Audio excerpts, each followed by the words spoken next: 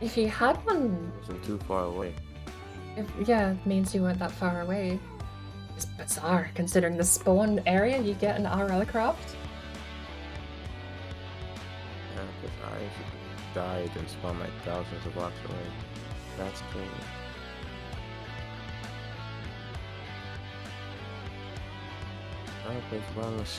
Do you? Oh, you would have way shrines at your assumption. Yeah, we have like two, I'm pretty sure. One at the main house, and then Trickster has one at his. So, Subaru has a way home, hopefully. Otherwise, welcome to your new home, Subaru. Leave it. I wouldn't be surprised if he just digs a hole somewhere and hides.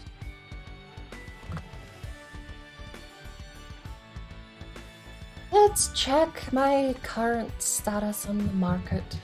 Trying to flip things with profit, and it's very slow. I say very slow, but it's barely been 40 hours since I started, and I've already sold a couple of items.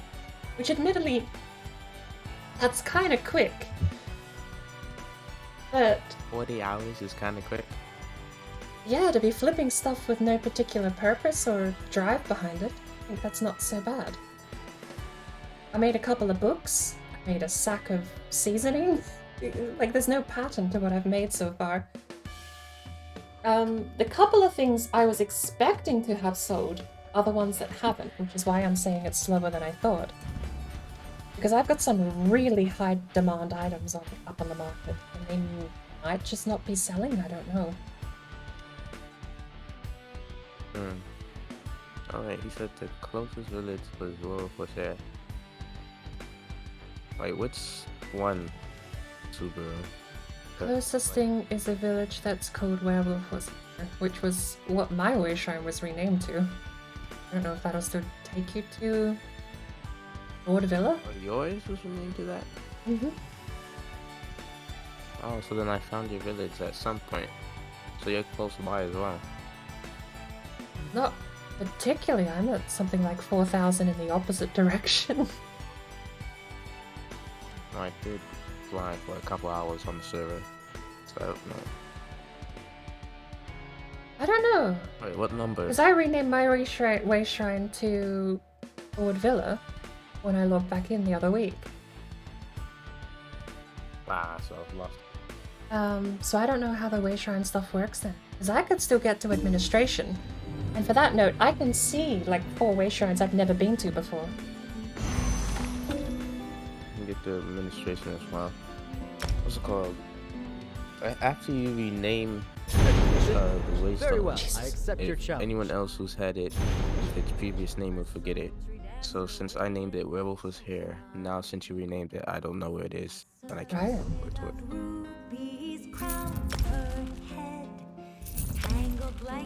Well, we had... Wait. Into the blazing fire. 100 regulars, so that's one of my baits has sold.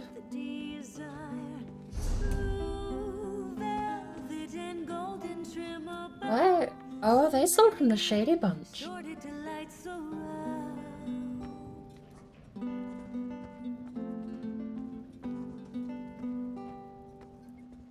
One day ago, 19 hours. I logged in... I think I logged out 15 hours ago, so I've only sold like 3. But it showed so many more than that selling. I guess, Master Merchant just hadn't updated.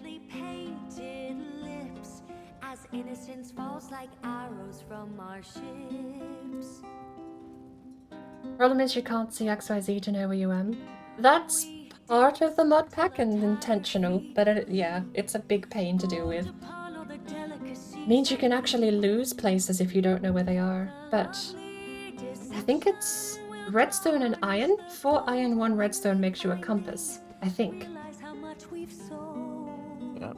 And the compass in your hand tells you your XYZ. So long as you can write it down and remember it, then you've got a permanent record of where you are at that point in time.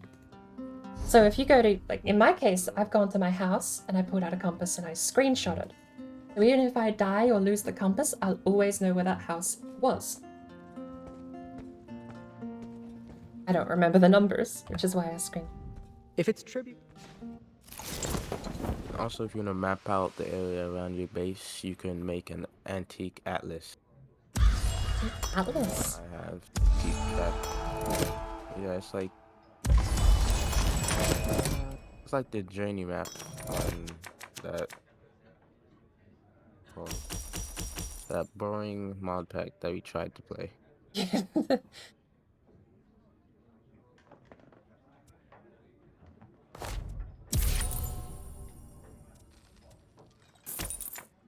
But yeah, you can make one of those. Yeah, and it'll map out any area that you've been to. So you made a compass, you're at X 1000, Z 4500. Make sure there are no negatives there either. Trying to figure out where that's close to.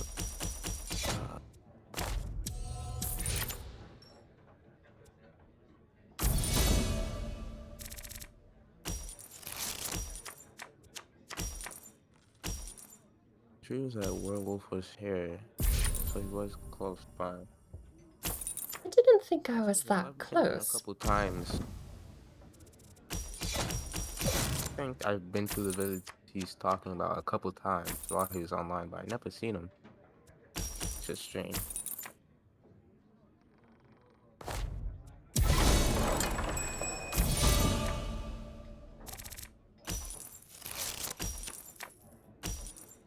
Because I've never known where your place is at. What, the place where me, Sparkle, and everyone else is at? Sparkle's teleported to me like half a dozen times, but I've never known you guys live. I'll have the coins if you want them. Yeah, if you DM them to me in Discord, because I'm kind of curious to know how far away you guys are now. I thought I was, like, super isolated in my own little world. And to be fair, I still kind of am, but...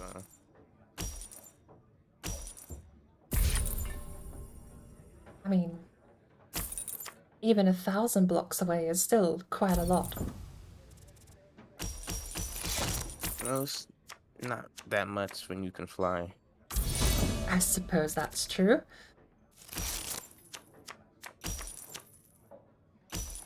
Me, a mere mortal, only having feet, I take about an hour to get 1,000 blocks. Oh, let's see.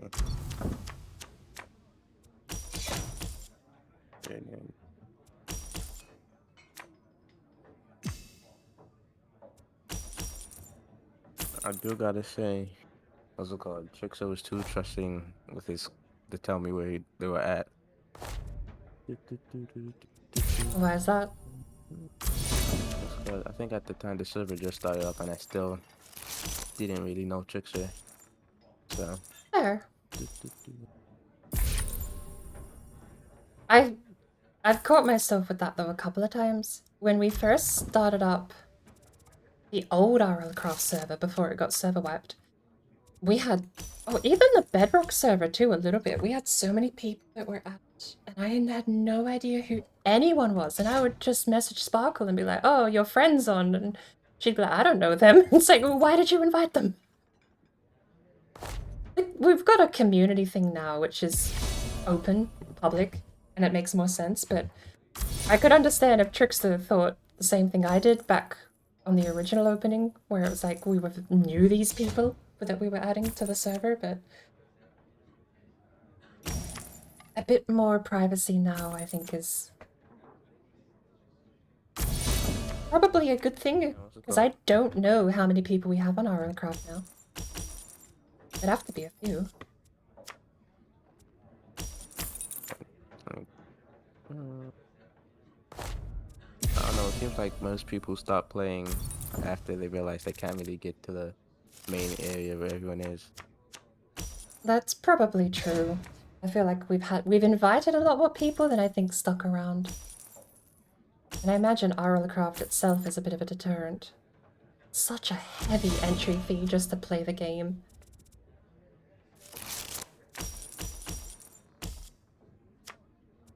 think I got quite lucky with my situation.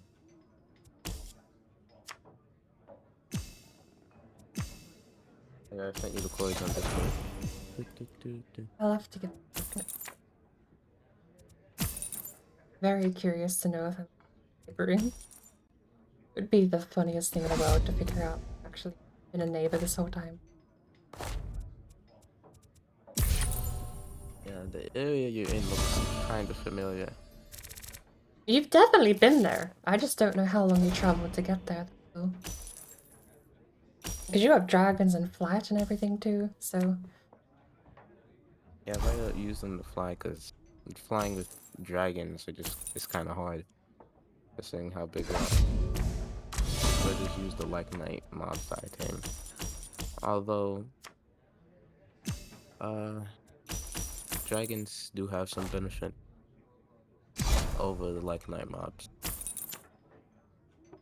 Like if I'm lagging really bad and I'm flying the like knight mob, if I disconnect, the mob despawns, so I'm just falling from the sky wherever I'm at. But if I'm on a dragon, it just stays there and I don't fall off.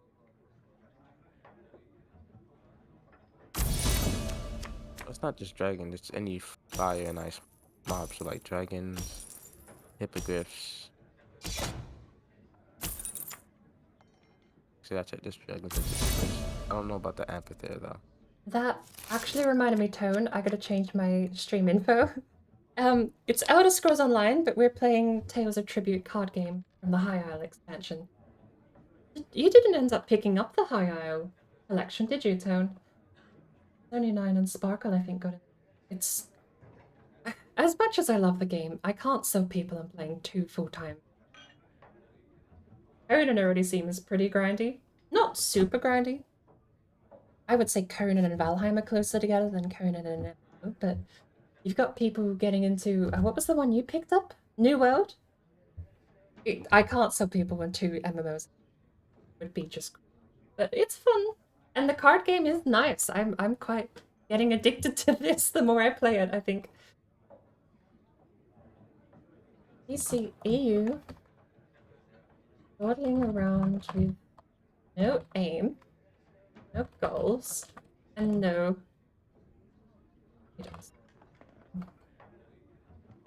And no money. Oh.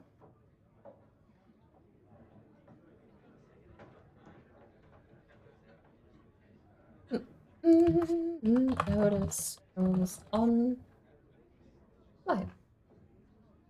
Updated and good to go. I'll even put a chapter in because I slack on my chapters lately. Problem is, antique outlets don't save anything if you lost it. Oh, is it a physical item you have?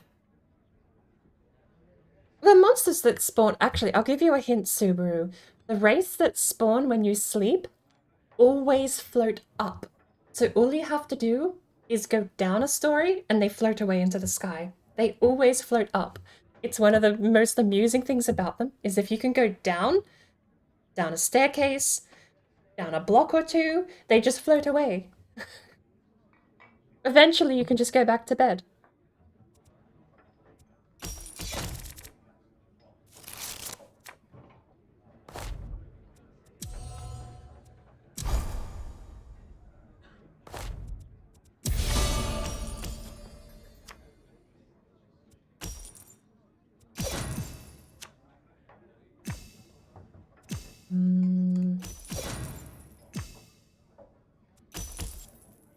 I didn't hear what you said before. I haven't. I was talking to Subaru about the wraiths that spawn in the beds and how they just float away and you can basically ignore them. Yeah.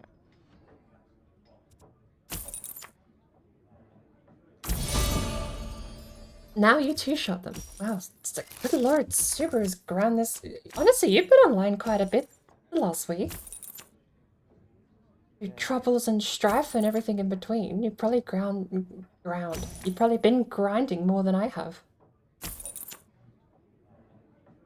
Seems like everyone's leaving you in the dust. Yeah. Not that that's difficult. I've been focusing on farming for XP. Like, actually farming, like wheat for XP. That's the other. I'm not exactly setting any standards for pace. I feel like it'd be easier if you just made a bigger farm. I've thought about it, just mass producing. Having like a giant square at the back of my house is probably going to be my next project, actually. And we have quite, like I said, a nice farm. It's not too big, but it's Enough that I could easily get 20 levels. That's going to be my goal. That was kind of why I ate the levels just now instead of throwing them back out. Because I want to aim towards getting a farm where I can easily catch level 20 without having to move between several different small farms. Because 20 levels on the spot is enough to get me high enough for the juice that I want to try out, just to see what that's about. And I mean, that's level 20 on fighting, combat, and everything. It's like basically ready to go. Late game there. yeah. With level 20, you can get Tide Guardian armor, which is the second strongest in the game. So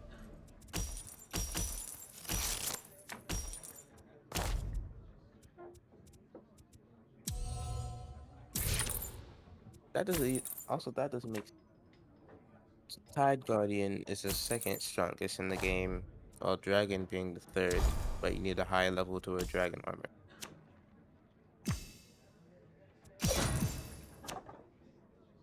Maybe they could be from competing mod packs. Maybe they just don't make sense because they're from competing mod packs and haven't coordinated.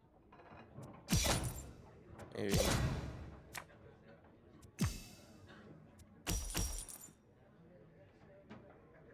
Wait a minute.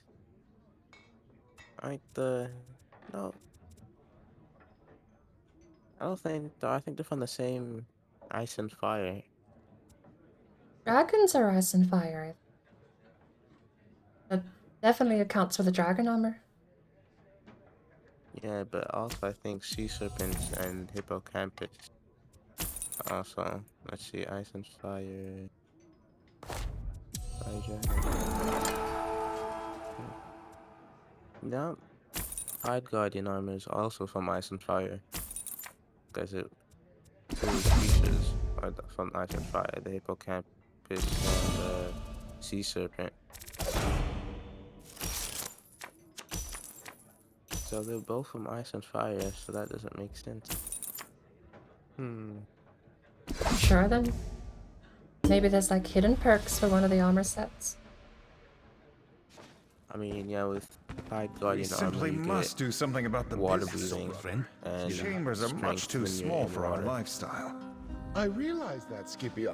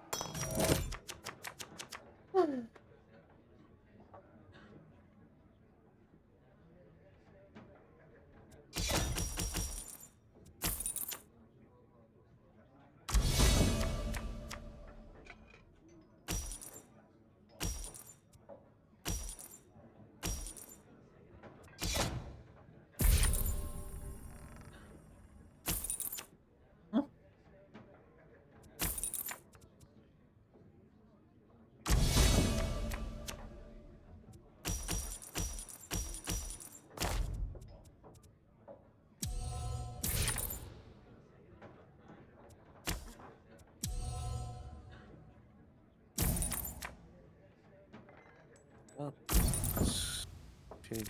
I should probably be going to sleep. Honestly, I should go cook dinner before I start streaming with Blue in the morning. How long have we been live? Only for 4. It's not longer than that troubleshooting that mod pack though. I think I'm gonna get off and head to bed. No worries. Thanks for putting up with us tonight, I suppose, since we weren't really doing much on RL Craft. Problem. Oh, Talk to you later then. If we don't get any headway with the Wasteland Survival mod pack, I kind of back to our next week. Yeah.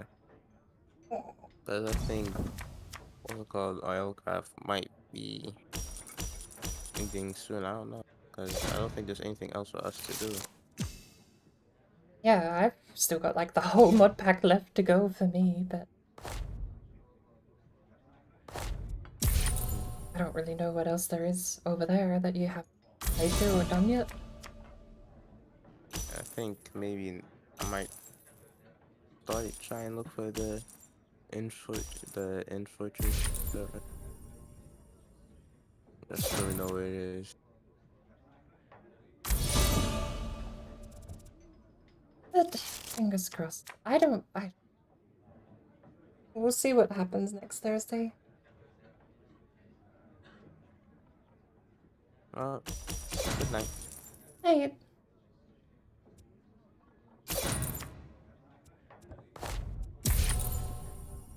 Hi. That's not cool. So, not saying where, but apparently there are only 1,000 blocks away from me. East or west, not north or south. I want to listen to some Kingdom Come. We've had my new soundtrack playing for long enough. I was thinking. We're playing a fantasy game after all. I have to do combat to him, don't I? I'm forced to, because as taunt, I'm not allowed to bank the points. Right. What is the plan then for the rest of the day? I'm in Secret Streamer. I might move up to Noble Snowly. Yes, that is combo 2. Opponent has 1 agent card or sacrifice. Let's do that. Trying to think through the rest of the night. It's 9 PM now, 10, 11, 12, 1. So we have 4 hours before we go live with Blue. I technically haven't eaten since yesterday. I woke up this morning and just zombied out of bed over here into Discord. And we messed about with some Minecraft stuff off stream. Sparker was testing out the Wasteland Advanced Survival mod. And I just sat here dead, basically. Started my 3-hour process of waking up, and then Sparker went live, and there you have it. You saw the rest, more or less. I logged on and started troubleshooting my own side of things. Okay, so if I was going to critique Tales of Tribute as a card game, I think they put way too much pressure on cards that are insanely easy to kill. This is a coin that costs 6. Now, admittedly, coins do nothing, so valuing the price of a card doesn't technically work, right? Costs 6. Every turn it's in play, it gives you 2 coin and counts towards combo, so any other yellow colored card can also combo into this. The combo 2, so if you play 2 yellow cards, then this one triggers, which is acquire 1 card from the tavern with a cost of up to 5. That's great. But if I'm playing an effect-based deck, or if I'm trying to play cards with effects, and admittedly this is where my critique comes in, I think the effect of gain 5 from the tavern is way stronger than just having a card permanently on the board. So that argument, for 1 less coin, I can get a card that isn't stuck on the board, and gives me any card from the tavern with a price of 7 or lower with the same effect, combo 2. I think I got rid of my yellow. I did get rid of my yellow startup though. Comboing that requires a different card then. So I'm never gonna actually be able to get the combo unless I buy 2 yellows. But still, to kill this card, To get this card off the board, all you need to do is collect 2 power. Which is like the most easy thing to do in the game. 2 power is like bare minimum. I think you could give double health to almost every card in the game and they would still not be worth buying over a better, stronger effect on an action card. I mean, I don't have any here, but there are some tribute patrons that will give you 2 power if you pay coin. Or more. Or more, right? It's such an easy thing to gather. This card right here costs 2 coin and gives you 2 power when you play it. If I play this card, I can kill this card. And there seems to be a power imbalance there, where I can spend so much more money and just have it be killed so easily.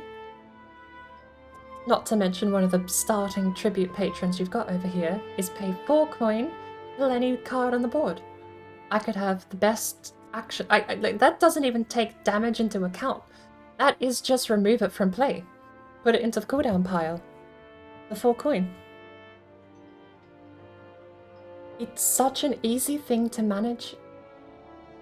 Admittedly, that can only be called in once, so you get rid of 1 card for free, or for 4 coin. And then you have to have the power to deal combat damage. And cards with guard have to be fought first. So there is a whole process, and if you were building an agent deck, you could definitely have strengths and weaknesses to it that would be hard to get around. It still feels so lame to spend an extra coin and get a worse power for what I'm looking for, admittedly. If we look at the on-play effect, it's gain 1 power versus 2 coin. I'm gonna take it. After all that, I'm gonna take it because I can sacrifice it for 5 prestige. This one would sacrifice for 4 prestige because this is price of the coin minus 1. Price of the card minus 1. But both together, ideally, probably would be fine. But to me, this card seems stronger. I don't know why I wouldn't just go for that card if I'm playing a... I'll get rid of that.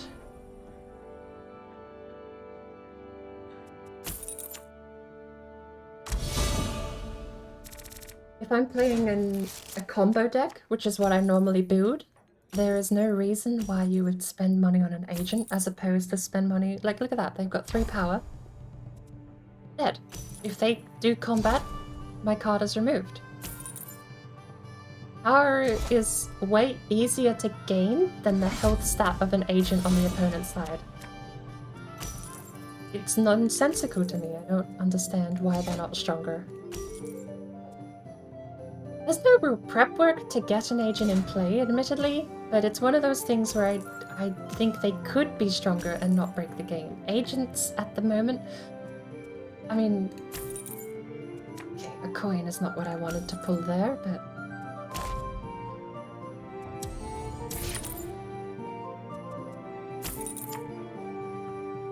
I want that one over there.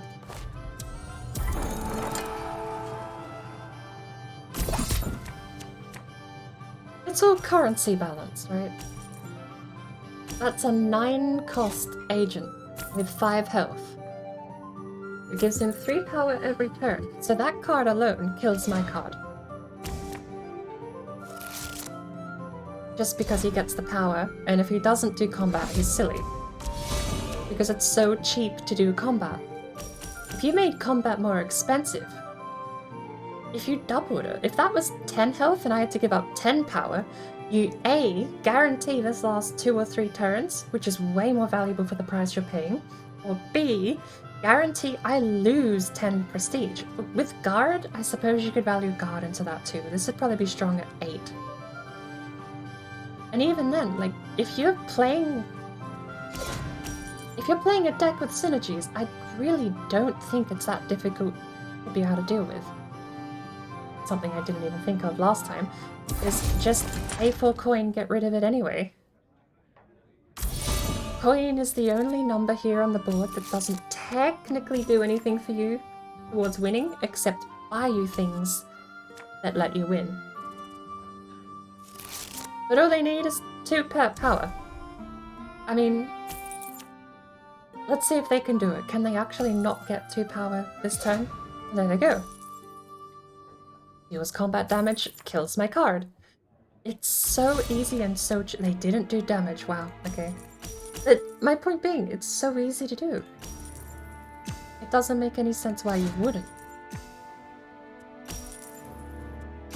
Agents come back around and cycle, so I suppose that's the trade-off, is that combat isn't final.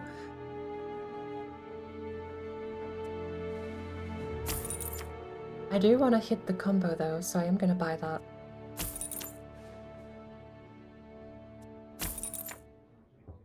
I'm splashing into yellows. I think the AI is going to prioritize the yellow cards, so I'm leaving it in play.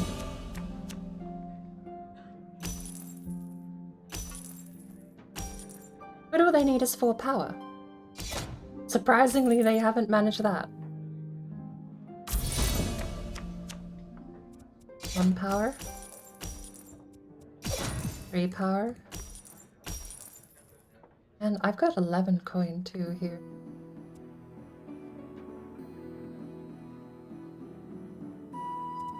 I really like that.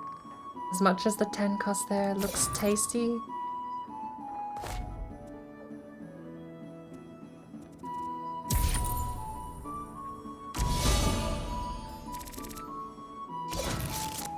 And now we're going to start sacrifice. But at this point we have enough points in our control that we should be better. The game does get more complex and admittedly way more finesse and knowledge of the game is required when you deal with the other tribute patrons. There's probably a deck that uses agents competently and scarily well. Is that combo 3? Wow.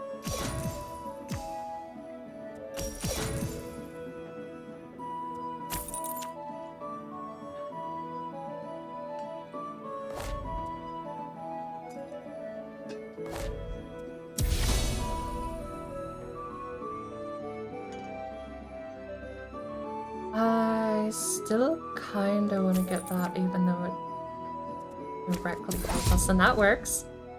Not gonna complain about that. Gets the black hand out of the oven, so they can't play it against ours, but I mean, they've got 5 power. I do not think there's a point in the game where you cannot generate 2 or 3 power per turn.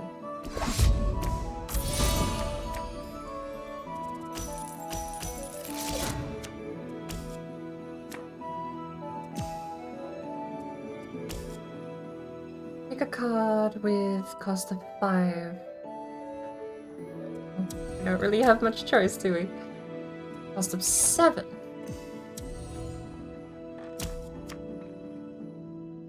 And then we can buy combo 3, gain 1 power. We just got rid of the trowel, which is sad, but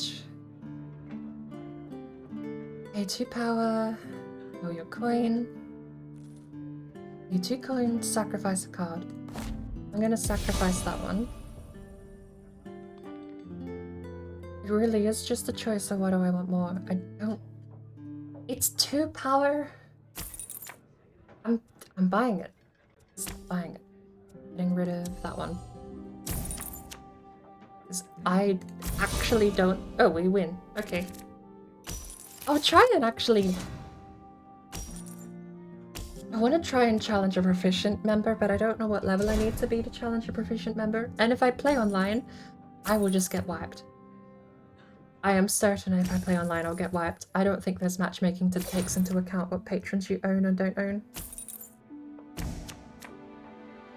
You could give it a go, though. Because there's not really much dynamics to the game when you're starting out with the 4 patrons that you start with. It says you unlock them from playing the quest, but I don't know what quest there is.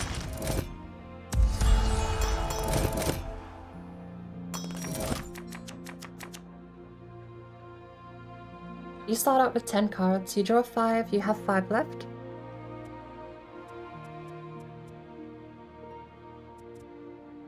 And the cooldown power. I didn't realize you could tab between these. But there, you start with 10 cards. 5 coin is like the best play you could hope for. The Harvest Season is great when you have a deck, but we don't at the moment. Have we played yellow? Is that combo 2? That's combo 3. There is really nothing to do here. G exclamation mark. That still redeems the board flap. Did I put that as a placeholder on TTS? It's amusing if I have, because it still does that, and I don't know why. But welcome in, Gradgar. The reason I wouldn't buy this to draw a card, because I pay 2 coin, and I either get 1 power or 1 coin back. Combo 2, I lose a coin by buying this, but it does refresh the market. And that's something to consider too. Draw a card, so I get a coin back. It costs me 1 coin effectively. I need something else in the store. I could scry this to make sure I get 3 coins. But this doesn't draw anything, it only refreshes the market. Let's draw 1. We got power. And, oh, for fuck's sake. 3 coins back. What an amazing start to the game.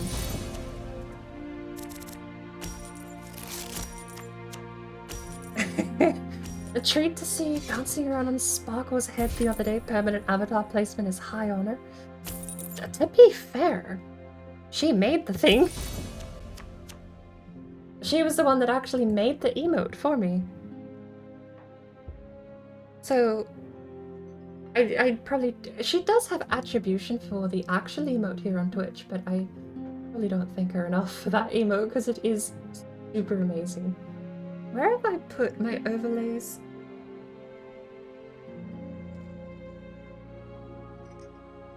Filters, opacity. I'm putting this down to an opacity of 5. Is chat easy to read? I put a shadow behind it. It looks fine on my end, but I could make the text probably larger, I think, at this point.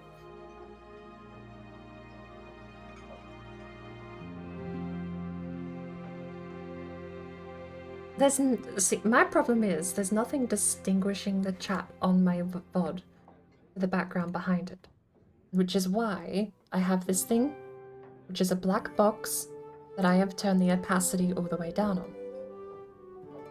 That's how I make the text pop, is I normally leave it at about 15 or 10%, which is there. But I'm trying to make the text more readable on its own, and Stream Elements Overlay doesn't exactly give you a way to make the text pop. I might just have to make it bigger. I think like a single font point larger or 2 font points larger would be all I would need. Wait, do I have a filter? What? You can't even read the card names. Do I have a filter applied? The scuffed isn't applied. Why is that so difficult to read the card names? That's surely not just 720p butchering the text, is it?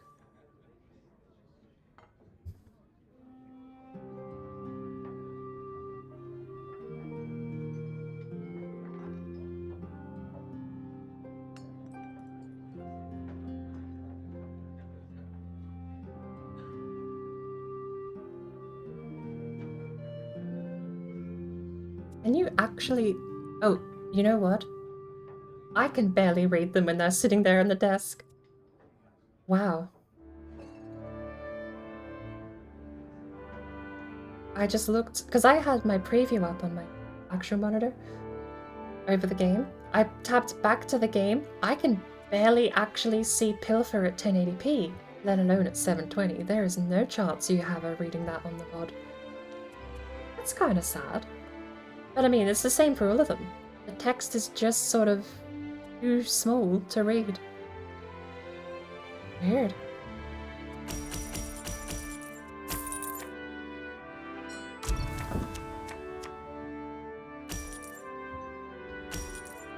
If I hover over it though, that's readable.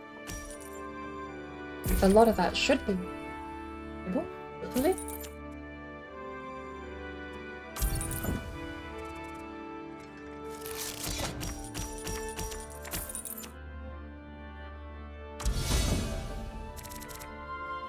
You can guess the second card says imprisonment based on the image, which would be correct, but if I hover them... Because I was looking at the preview and I genuinely thought for a hot minute that I had my scuff filter applied, but I definitely don't have scuff filter applied. It's just super tiny text for some reason.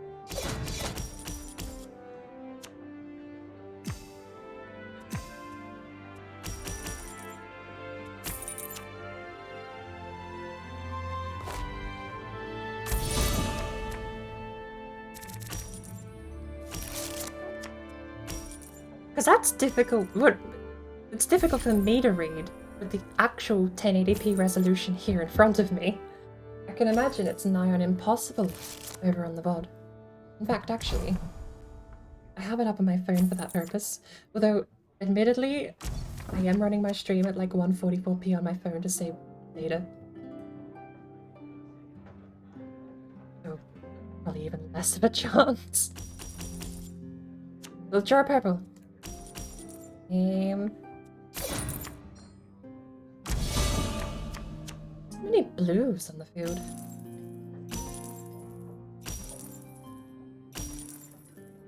All I'm hoping for is that portcullis is there as readable when I hover over it. Because if that's not readable, I think I'm not running at 720p anymore. Might have to.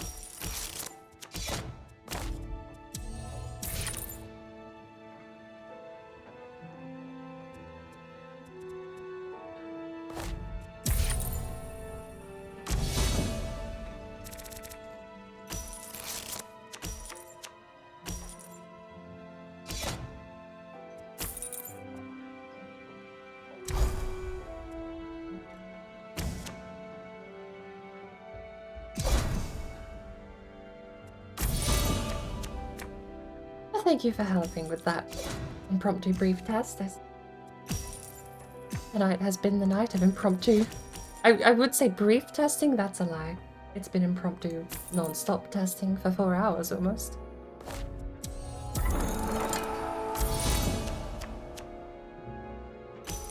Usually run at 480p so you can have heaps of stream opens as well as junk in the background. I do the same, but my other excuse, I feel like some of the settings have changed. Doesn't this look like it's not rendering properly?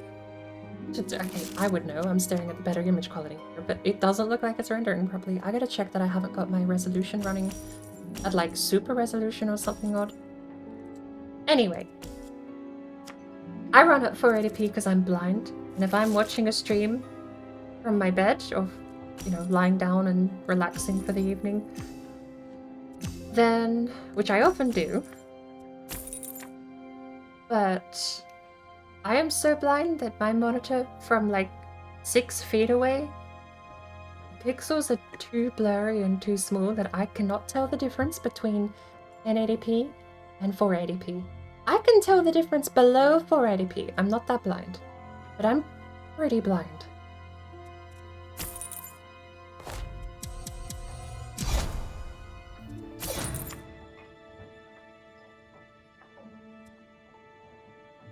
I don't think we can sacrifice those two, but let's give it a go. Nope.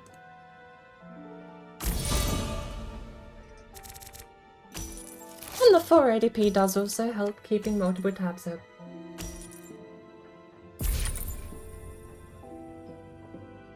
Just blame Twitch for all the shady stuff they're doing anyway. I gotta check after this game. I'm gonna make sure I've not got the super sampling, the resolution scale. It's very misleading because the setting is basically max is your resolution, and anything less than max is less than your resolution.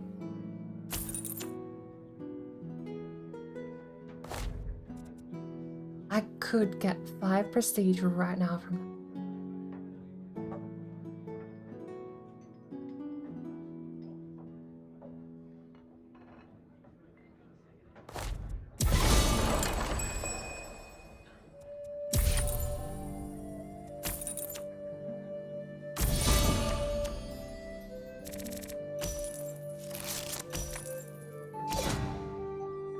I would blame Twitch, but I'm staring at the actual game and I'm still convinced that something's up. No, that was my card. That was like the only one I wanted from this set. We'll buy the 6 cost over there. Never mind. Oh, no, we can't afford the 6 cost.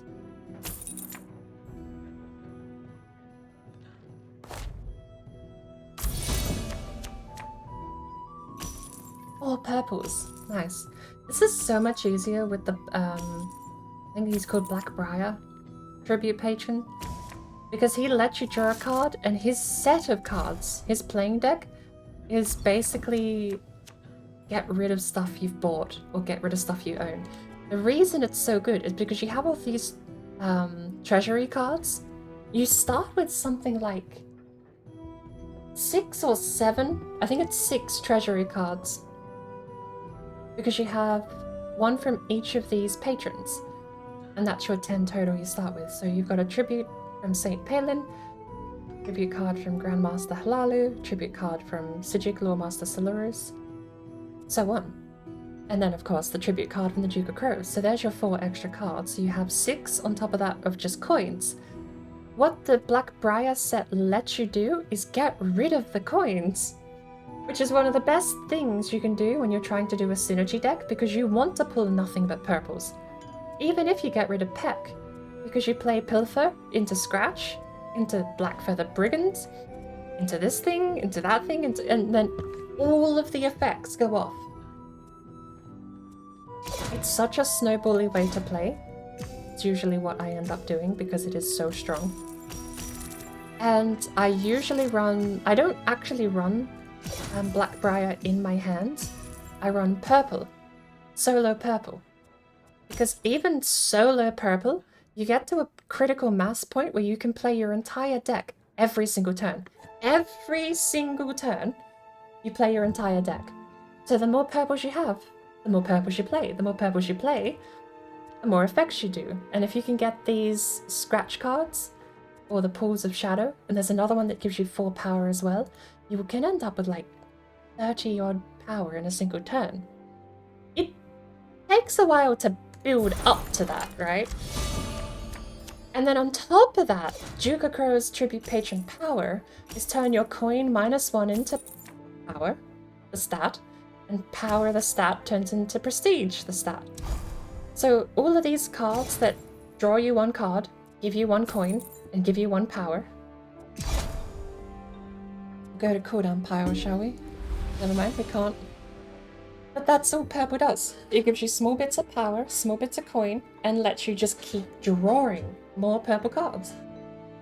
It's one of the best combos I've seen so far.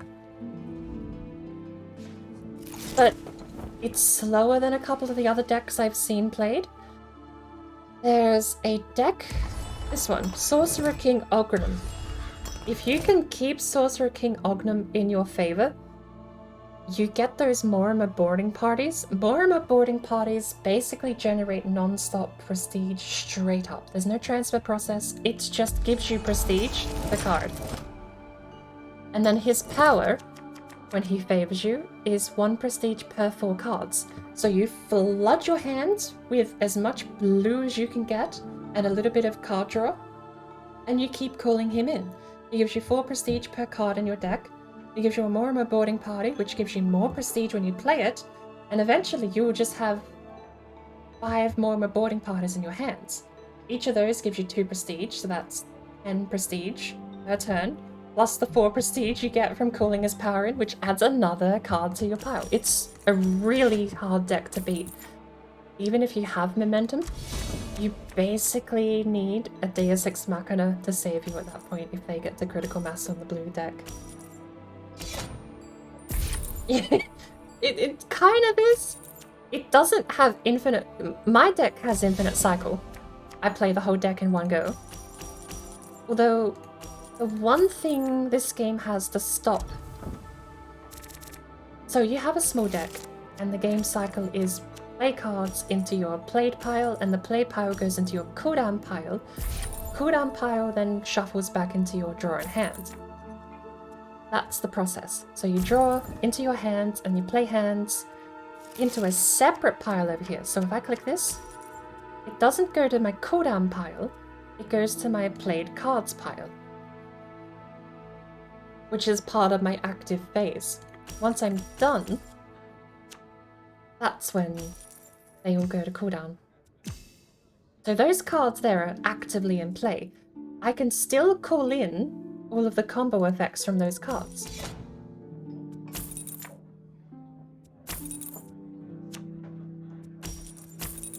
That worked out. Then they go to cooldown, then they shuffle, and you always have 5 cards in your hand at the start of every turn. So, with purple, even though you can play your entire deck once a turn, it's only once a turn. Because once they're all played into your actively played pile over here, you then have to end turn to put them into cooldown to shuffle them back into your hand. It's not infinite. Which is pretty good balance, because if you could just keep playing infinitely, then you would just have infinite numbers. I actually could have got the 10 cost there.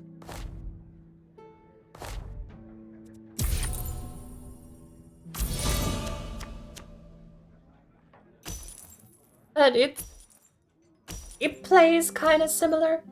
It's just keep drawing more cards until you can play everything. Agents are another thing entirely. So this card here is an agent. Agents are played to the left of your played cards pile, and you can get 5, I think, total.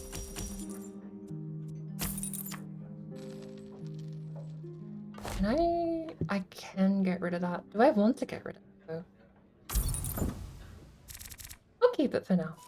The Blackbriar deck that I like is... It's a mill type strategy, but it's milling yourself, not your opponent.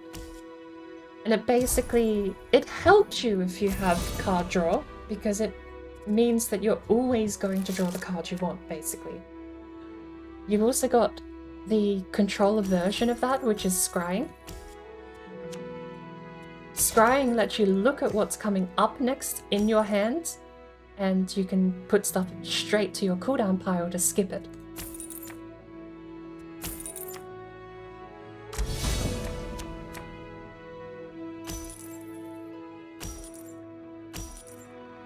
Where is that?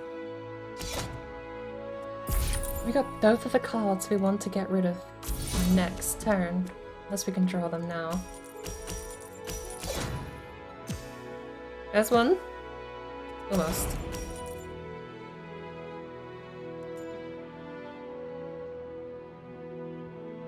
I'm gonna take that.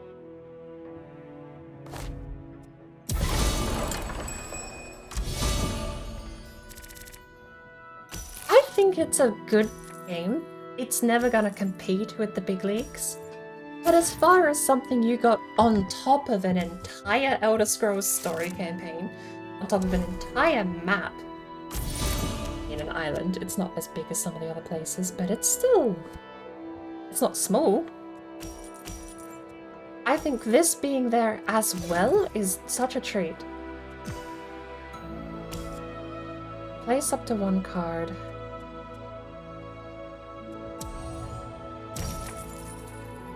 I do really actually kind of want that.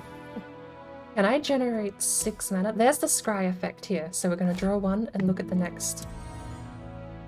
And we get to pick up to the entire next 4 cards. So scry 4, but you also discard 4. I really want 2 more coins though. I'm taking the 10 cost though. As good as that would be. Have we played yellow? We played 1 yellow. That's a combo 3.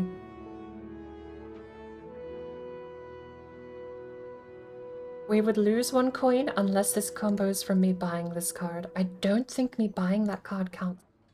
For science! We lost the coin. Oh well. Oh, I can put that into what's left of my draw hand there with that. Nice. And we can call on another patron apparently.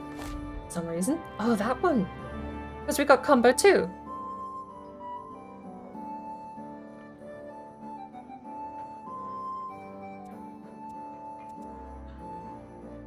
That card triggered combo 2, which is why we can do it. I was gonna say I'm gonna be upset if we should have got combo 3 then.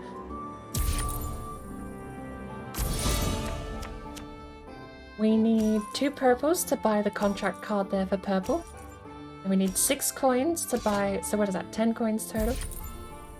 Oh, no, because we have this card in our hands. We guaranteed that true.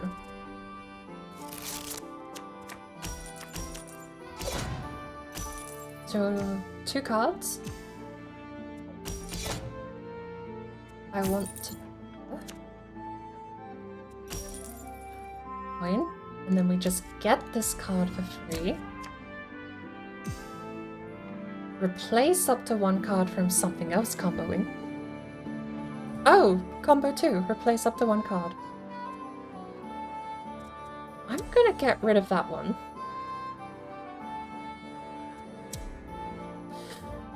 I kind of want the 6 cost draw 1 card Scry 4. It's one of the few blue cards I'll ever buy, because draw 1 card Scry 4 is not terrible with a purple deck. But I think I'm gonna get rid of that one, because even if I buy this card here, I'm not upset. If I lose that card, I'm still not upset. And we can get rid of... that. It's only a single point, but we might as well. If they play an agent, this is one of the things that sucks about low-level AI fights in the card game, is versus AI, they never play agents. The only way they accidentally play an agent is if they buy a contract agent with block. Look at this high roll here! Okay, so... I'm gonna just grab that. Then scratch, scratch, draw a card into this whole combo, 4 power and draw 2, into draw 1 scry, get rid of all of those. And then we have 5 coin, replace 1 card, and combo 2, call on 1 additional patron. They don't have an agent, which is the only thing stopping us winning this turn. If they had an agent, or if I could use this on myself, guaranteed victory this turn. I'm gonna get rid of that one.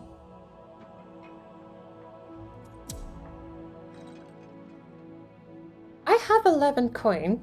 You know what? No, I am gonna get rid of that one because I want to call on Duke of Crows, because that's... replace another card, apparently. It's lethal if I Duke of Crows this turn. We spend all our coin, we're up 54 prestige. You need 40 to win. The only way we don't win, the reason there's another turn happening, is because the opponent has 1 turn to beat my prestige. Past 40 prestige is endgame. We'll do another one. I owe someone a cup of tea. Hold on. After this game, I'm making a cup of tea. So, I'll just read out the text here, because it does a fairly decent job of explaining itself anyway.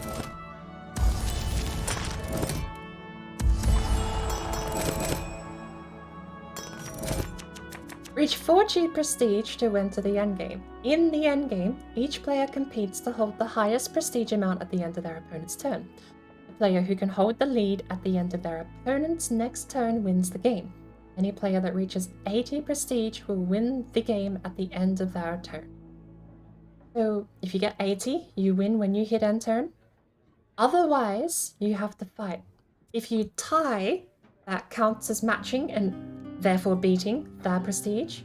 So they have to then beat your prestige. You have to have a lead to win. Tying does count. Once you hit 40 though, they have one turn to also reach 40 or higher, or whatever number you get to. So if you can pull off a one-turn victory, going from, what did I have, like 23 prestige to something like 52?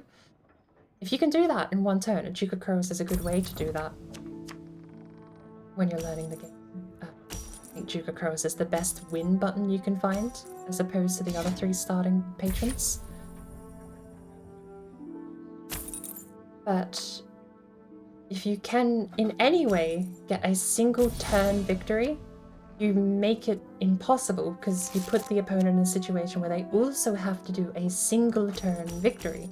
Not only that, they have to match or beat your prestige. What did I buy last turn that I couldn't call on a patron? What? 4 mana? I couldn't. Okay. 4 coin, I can't call in the treasury then. We can't call the treasury at all this time. I mean, buy anything, rather. Everything is so expensive.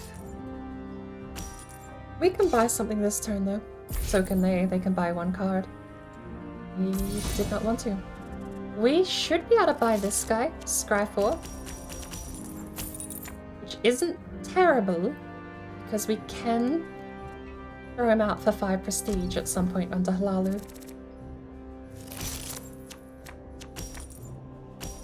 And it lets us start getting rid of the coin stuff once we get a good selection of purples going finally, or something else happen.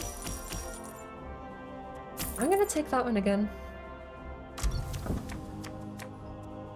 It lets us combo 2 call in a patron, and it gives us 5 coins when we play it.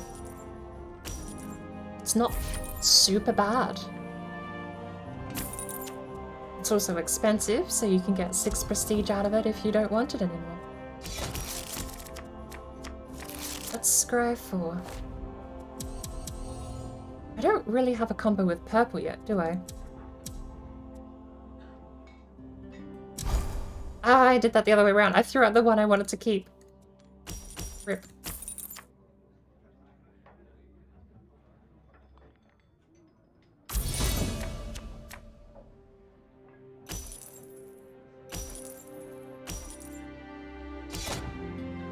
Why did I turn on reactivate? I wanted to out. And over on the other side of the screen, it actually blocks. There we go.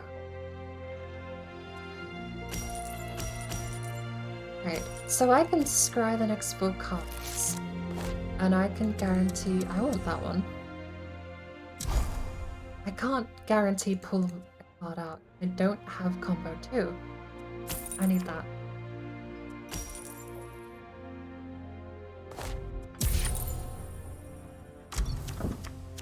I've not got enough to go online yet, and my other 2 purples are in here. A 2 power, refresh 1 agent card. So that's only agents, not actions. That's why I can't do it. He's got the basket! The weaving basket is like the best card you can get outside of the Blackbriar deck. It's the only card you can get that lets you get rid of coins. Every time I click that, it shuffles. I just have no cards in my deck, apparently. I kind of want some of those 8-cost cards. I'm gonna get rid of that one. Oh, I could get rid of this, though.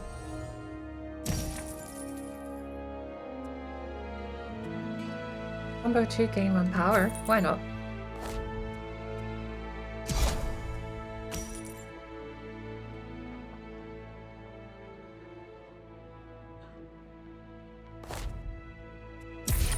That Scry 4 has come in super handy for me lately.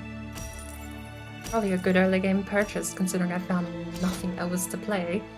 It would just be nice to shape my hand so that I didn't have coins at all. So far, no luck. Well, more specifically, I want to combo into coins now, actually, would be better. Because I still need to buy stuff. Let's scry 4. Let's see if we can't... 5 coins there would be enough. Do I get rid of Peck? Can I draw Peck? I can absolutely draw Peck. In fact, I could probably draw everything I leave here. Do I want Peck then? No. Because I can draw something else. Do I want... Peck is required for combo 4. Combo 2, combo 2. I don't need Peck. I also cannot click my cooldown pile, so... No. Sorry, not my cooldown, my played cards pile. I'm gonna keep Peck. And get rid of the Searod shipment. Although Searod shipment would be needed for call on 2 patrons. We're not going to be calling on 2 this turn. The 5 coins would be welcome.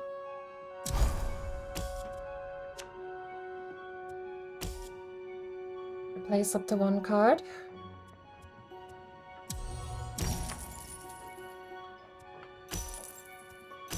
That should draw 2 cards, which would be Peck. I kept Peck because I knew or thought I had a 3rd card in here that was purple, but apparently not. We're gonna get rid of...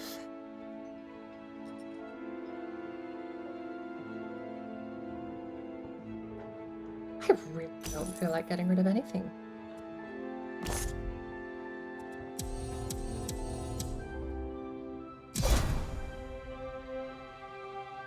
We have 15, so we'll have 3 left over if I buy the 2 yellows. And I can still call on...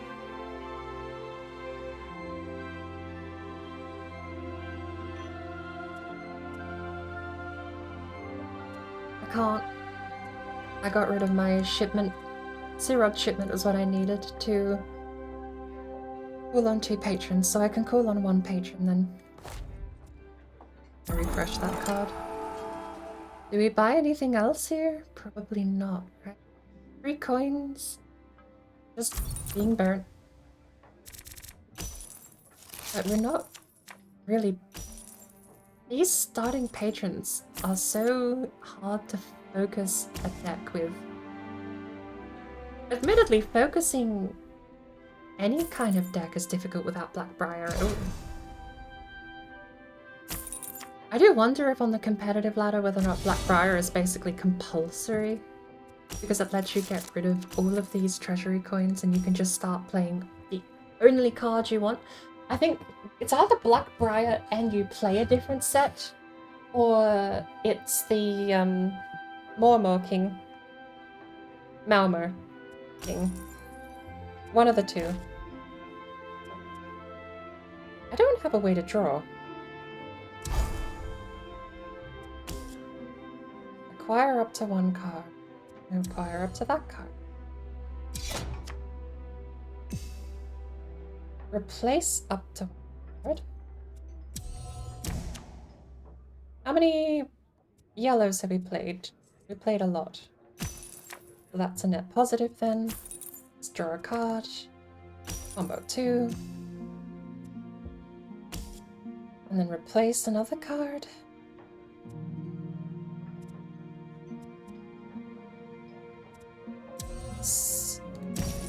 So many. We have 8 coins left. The 1 card. I want to get rid of so many of these. That. And then we can sacrifice that one. And again.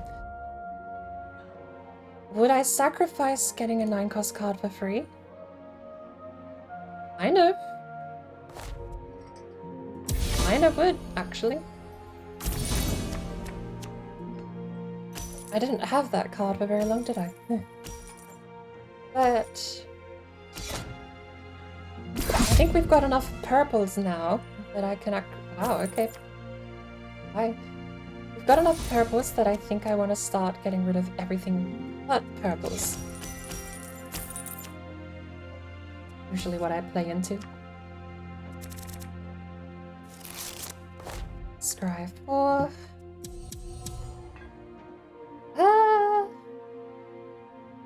I'm not gonna keep Peck, but I kinda wanna play this so I can get rid of it. We draw 2. We do not draw 2. Why don't we draw 2? Oh, we totally should have drawn 2. No! I got rid of Peck.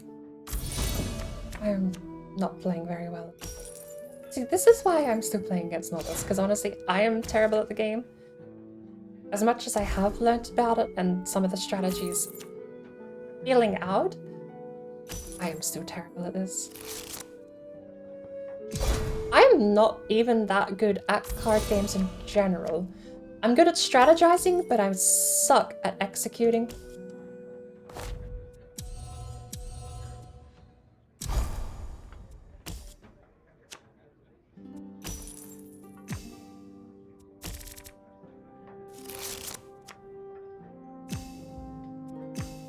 Oh.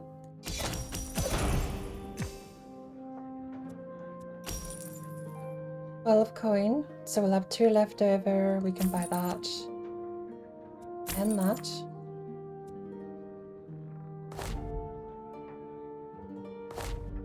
Get rid of that. What is that? An ebony mine? Is that the upgrade of the one we played earlier? Do you have to play the card to get access to the upgrade? Play 2 coin, combo, play 3 coin. Oh, bye. I swear the AI keeps track of what you're hovering over and reading. Oh, okay, I accidentally won. Amber really likes me playing cards. Makes sense, she's from the High Isle expansion.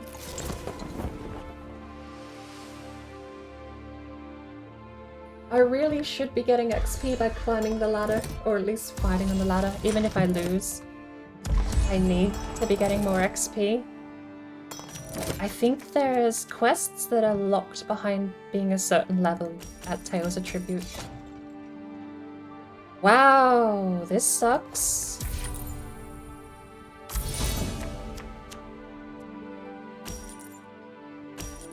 At least we have 5 coins this time, but we still can't buy anything other than the 3-cost contract. I wonder if he buys it. He's got enough to. What do we get? 4-cost Scratch? Scratch and Blackfeather Knight there are both technically the same card, except Blackfeather Knight is an agent that stays on your board, and it has combo 3, not combo 2. This card is combo 2. I still do not understand why agents have so much more price over them when they are really not that worth it. This one I get 10 coin, get a 9-cost card from the tavern for free. That seems good. Strong. Probably one of the best agents you can get. Any combo is a combo. There. Should I scry 2 coin? I don't think so. It just floods my hand. Scry, like, I could just not need to scry if I don't buy this card. If the less stuff I buy that isn't synergized, the better. Then you don't need a scry to get rid of the stuff that isn't synergized. I claimed a drop! Sometimes I wonder if those are even active on my channel.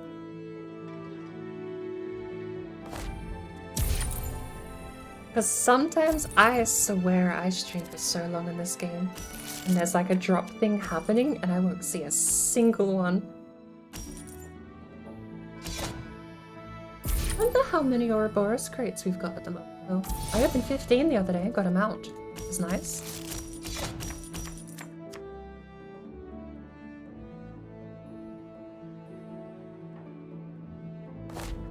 Apparently I can't do anything. This tavern is so expensive, though. They could probably buy something this turn. Never mind. They're still upgrading the treasury. They can get the blue card. There you go. Upgrades to that, nice. That's a combo 3 contract card, and I think it's the only contract card in the purple deck. I can combo 3 both of those, which is nice. I have 9 coins. I want that thing! And I want to refresh it. The only card over there now, so I guarantee get it. Look at that. Got the pop-up for the Ouroboros crate. Your dismissal drops though. I don't trust Twitch enough to integrate with anything I own. I mean, Twitch really has nothing to do with it. Suppose you do gotta connect your account, but it's just Amazon.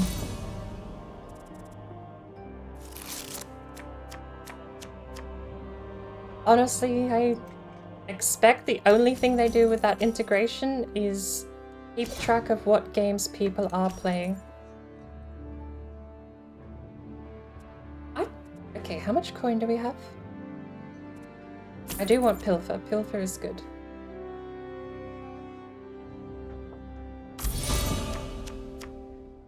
But the content, it's just the usual data on your account, how many accounts have how many games connected.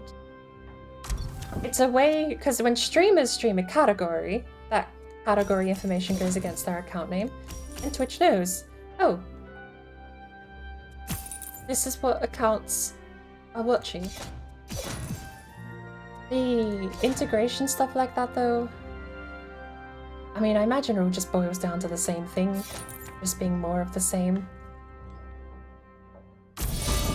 A way for them to keep track of who's playing what, even for people who don't stream. It's probably also an engagement thing too. I wouldn't doubt it if it was originally intended to be like a entice people to come over to the stream by offering free stuff in game. I mean, that sounds like something big companies would love to have happen. I want people to watch my boring company stream that no one ever comes to watch by offering them something. I will scry 3.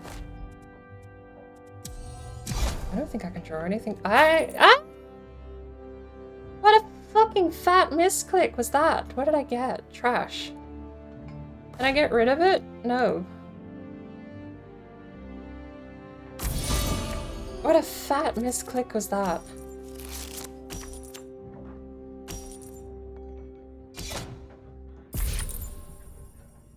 Hey, I respect I appreciate my privacy, my digital footprint. Probably more than a lot of people do. But you can trust a capitalist to only be interested in making money. It's the reason you would be worried about your privacy with Amazon. It's not because Amazon are going to do anything with it, it's the people they're selling it onto. You can trust Amazon just wants to know what things you're interested in so that they can advertise to you so that you will buy things from them.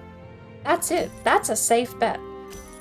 But if they are selling your data onto other companies, that's where I sort of get a bit less inclined to be giving up information. It's why when you have companies tied in with government systems, like in other places over the world, where I get really iffy about giving my data over to those companies. Because yes, it's a company and they want to turn a profit, but those companies are with systems, government systems of those places. So then you have government interest in your data as well. It's kind of scary. I don't mess with that kind of stuff.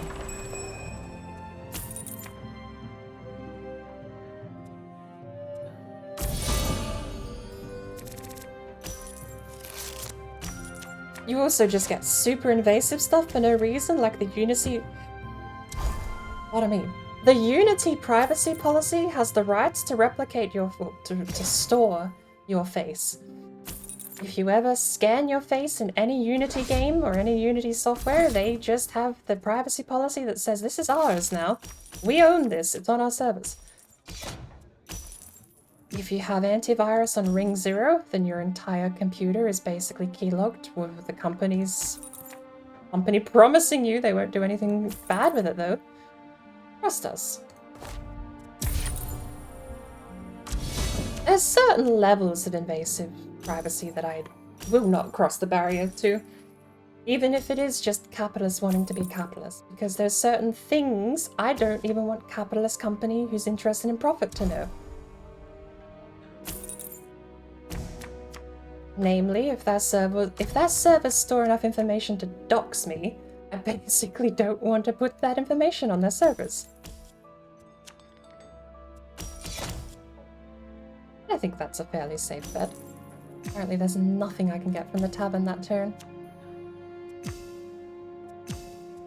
But that's kind of like the muddied picture of it all, though.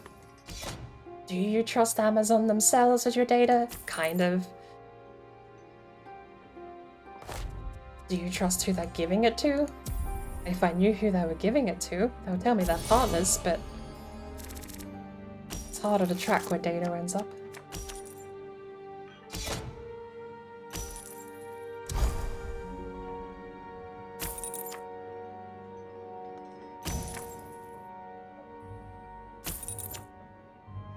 Privacy, and especially data privacy in and of itself, is always going to be a trade-off of convenience outweighing the data you're giving up. If it's tribute. Once upon a time, it used to simply be for your benefit. It used to just be, we will provide a service, but we require this information to operate. Such as an account, an email address, and a password. And then that went from that to let us know your date of birth. When were you born? Curious customer of ours. Oh, when were you born? We can't target advertise based on that attribute. Trust us. I mean, that's not even the worst. Targeted advertising, I think, is like the least evil outcome from any of these situations. I should have brought that.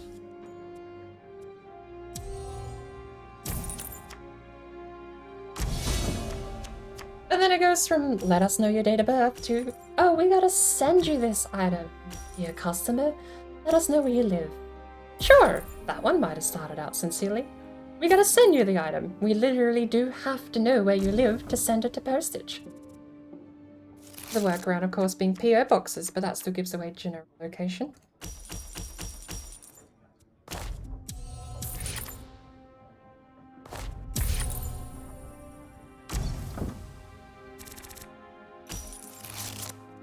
And then it keeps going until you have Facebook keeping track of everything you click in that app, everything you say on that app, searching your posts for keywords that they can tap into, listening to your voice anytime the app is open, probably even more than that, keeping track of words you say, just in case you end up saying something that they can sell you.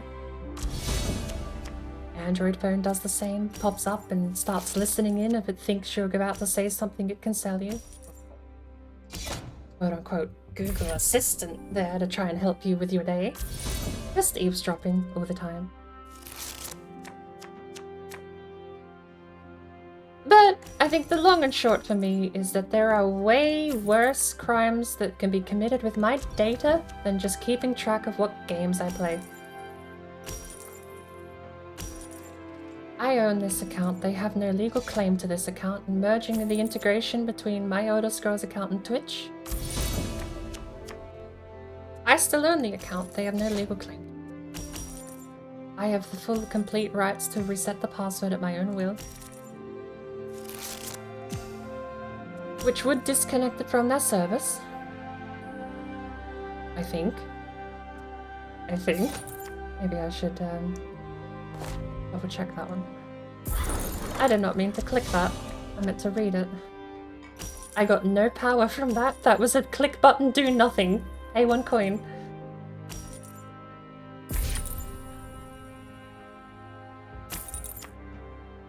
And hey! I get like $1 worth of fake pretend items with an Ouroboros crate. It's the closest I'll ever get to be paid for my own data. Ever. It's free loot drops on Twitch. I don't want to get rid of that. I'm going to get rid of that one.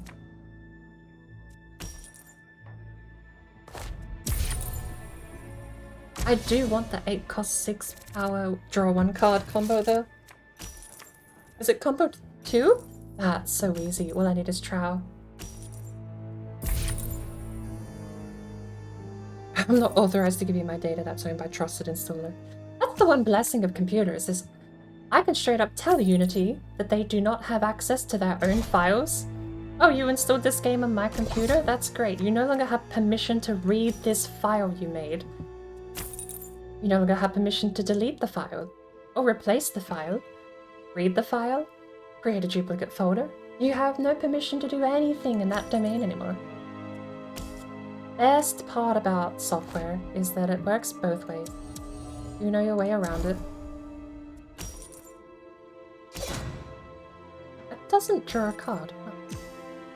There we go. And I get... There's my... Wow, I got a lot of coins out of nowhere. Do we have... We don't have 2 yellows, because that's combo 3. But I still want that 8 cost card. And Scratch! Scratch is fine. I want the prestige out of that compared to the... Compared to the 1 power it was going to cost them to get rid of.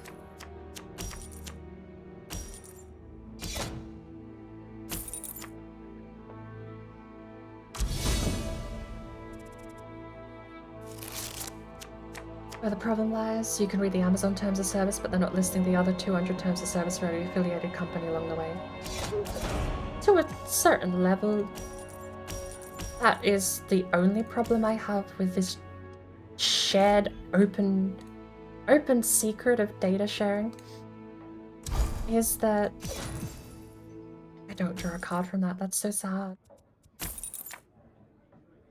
You can go read it all yourself. They tell you what they are legally bound to do under their own rules, and those documents are legally binding. Patreon had a clause in their terms of service that said you were allowed to arbitrate. In fact, you were forced to arbitrate if you had any complaint. You were not allowed to class action lawsuit, you had to arbitrate. Now, California law, which applies to Patreon, states that companies pay for arbitration. And I think it's something close to $2,000 per case levied against them going to arbitrate. One patron, one person using Patreon, suddenly had his contract forcefully cut off, and he said that's tortuous interference by Patreon's part. You guys should go arbitrate and tell them that it's tortuous interference. Patreon was almost out $500,000 in arbitration alone. Before the court cases were even begun, they were out so much money, and they tried backing out, and they got in more trouble for it. They reworded their terms of service to say that you were allowed to arbitrate but weren't forced to, and the judge said, look, stop it, stop acting like children, you wrote it in your terms of service, deal with it. Because they could carbon date the data. Well, that's a terrible phrasing, but you know what I mean. Like, they can just check. Terms of service was changed on this date, because they are legal documents. That combo too.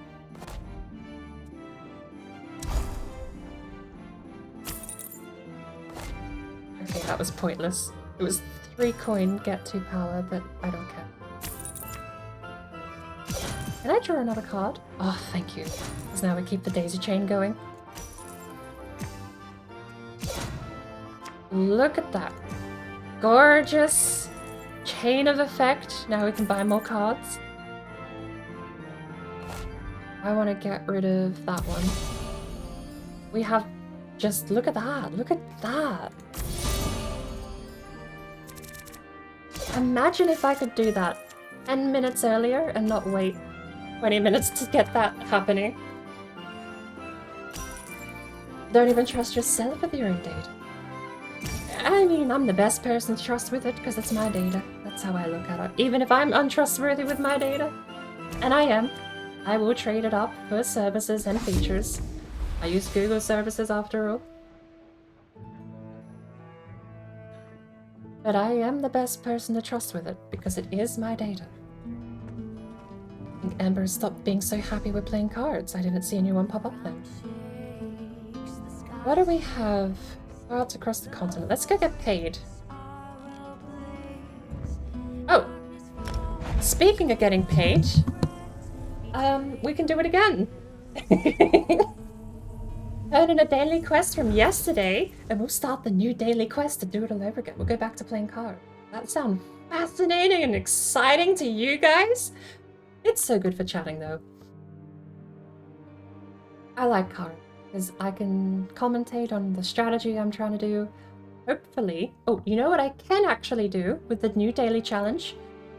I can take that and challenge an expert player. The expert AI will show you the more and more boarding crew. The more and more the pale blue deck is so broken. I struggle to beat it if I can't get online quick enough. And because I build purple solo, I struggle to get online and build it quick enough. Let's get rid of my preview though. I don't need any. This game chugs in high isle. There are so many player characters that load in here.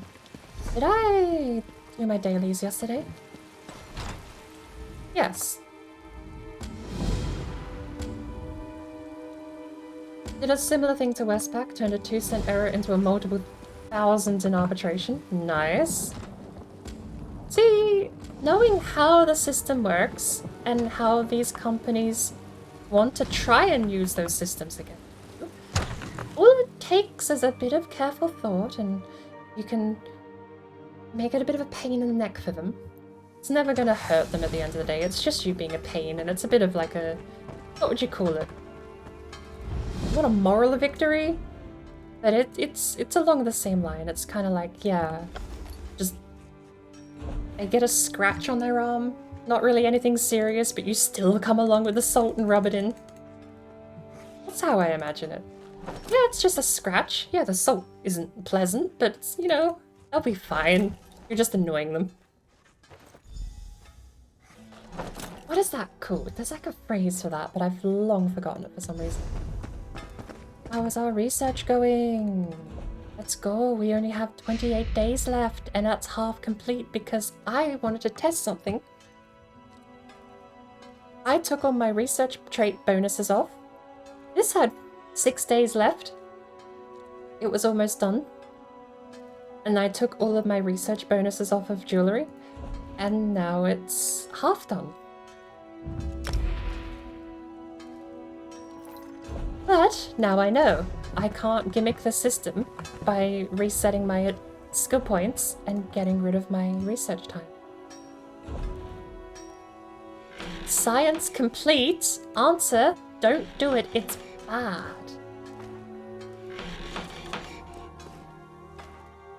There's a level of safety with Amazon's site. It's not like someone is going to buy them out and use those, and their systems are secure. That is very true.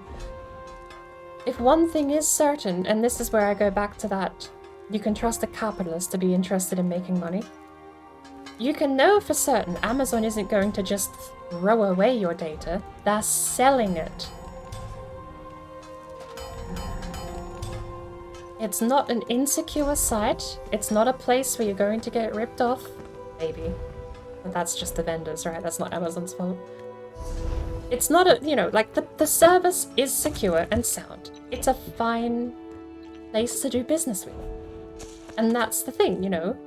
The liability is just, do you want to sell your data to third parties by telling Amazon where you live, what you're buying, what your interests are, put things on your wish list, like, that's all it is, right? They can take that information and they can give it to Google AdSense or to Amazon Ad Services themselves, and they can just then send you advertisements that you're likely to click on, which then in turn makes them more money. It's a fairly safe bet that that's the process. Are you okay with Amazon selling your data to Google and Google giving you ads that you might want? It sounds fine on paper, right? It really does, but then you have the weird ones like Unity Game Engine having access and the right to keep and own your biometric data if you so give it to them. That one is way more on my radar. Amazon Web Services and Amazon themselves are not inherently evil. They just want to make money, and they can make money off of you and not pay you a dime. But that's, again, like it's a fine, safe service and you get a good product and good service for what you're giving up. That's the trade-off. That's the decision you have to make. Do you want access to the service? Do you care about your own data privacy? And if you do care about your data privacy, is the benefit going to outweigh what you're paying? And the payment, admittedly, in day-to-day life, for my boomer parents, the payment for them is negligible. In fact, it's almost pure benefit because they get ads for things they want from Amazon, from Facebook, from Google, and they get access to the service. There's no downside to my parents, right? Technically, there's no downside for me. I'm just slightly more annoyingly principled against certain companies.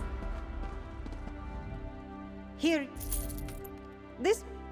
Ooh, we got paid. Let's go. Back to work. Cards across the continent started. Let's go. We can go fight. Who are we fighting? Haven's Watch? Where's the way shrine? Oh, it's just outside the gate.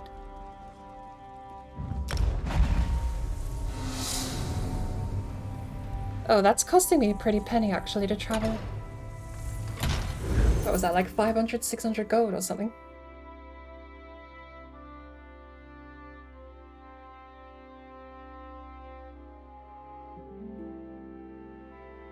I do recommend people consider reading the Unity privacy policy though. Unity is used to make a lot of mobile games, and I would be very damn careful if any games made with Unity ask for your fingerprint scanner to verify a purchase, or ask for you to face recognize to log into something. Be very damn careful, because Unity has exclusive rights to say they own that data, and it's theirs. In their privacy policy, that legal claim to it could be disputed. But I would be damn well careful, because the moment they think they own it is the moment they can start reselling it as their own property to someone else. Not to mention just collecting fingerprints and face scans. Like, even the FBI don't do face scans.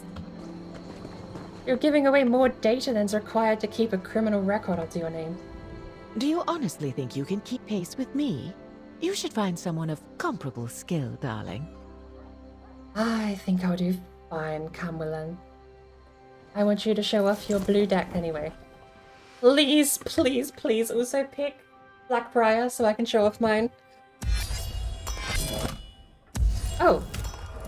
She did. Unsafe Fronda Hunding. She did not pick Sorcerer King Ognum though. Interesting. That's the strongest deck I think I've seen currently. Regine is just super annoying to play against. Druid King, literally do not know what the thing is. Fronda Hunding is just a free coin. I don't know. The deck is built around choice, which is nice. And Red Eagle, not Blackbriar. For some reason, different color, different name. But hey, I was close. I had a color and a name. That counts, right? He's the one I like because his cards let me get rid of other stuff I don't want. But now we have a pick from our four beautiful, lovely, kinda lame starting patrons here. I can get rid of an agent they have for free for 4 coin. I say for free because coins don't really amount to anything. A couple of these other ones cost power, which is refresh an agent in your cooldown pile. I think I'm gonna go...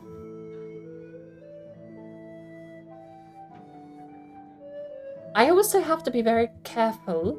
There's a contract agent from Red Eagle that I don't want knocked out from Sijic Lawmaster, so I'm probably going to go St. Helen and the Duke of Crows. I actually have to try now too, by the way, because we're playing against the highest level AI and they do not mess around.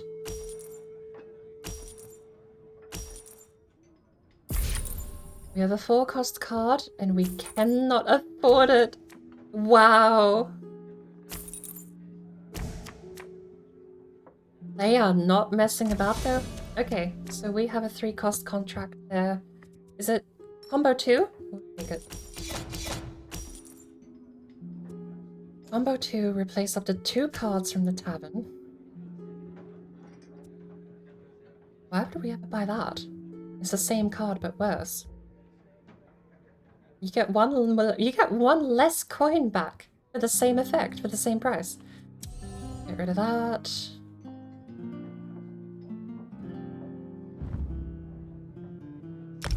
Can I cancel that transaction actually? Because we somehow got 4 coins out of that. Am I allowed to ask how we got 4 coins out of that? 1, 2, 3. 4. Am I... Okay. 1, 2, 3. But that says 4. Can I please ask how? Because if I actually have 4 coins, I kind of want that card instead. How? And I'll pay 2 power just to get the coin per turn, I think. Because now, every turn, gain 1 coin. Super helpful early game.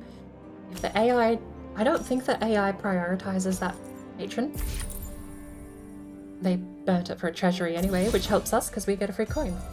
That now! That there! I should have got 2 coin, an extra coin now. See, I've already got 1. Last turn, I don't know what happened.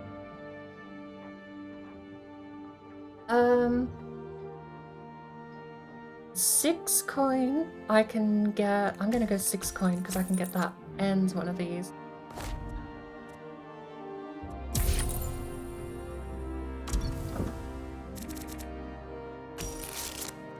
That's... I'm gonna have to watch the VOD back on that. I don't know why I started with a coin. Do you start with a coin? Oh, you know what it probably is? I probably never noticed before, but it's probably the person who goes second starts with a 1 extra coin. That's probably exactly what happened.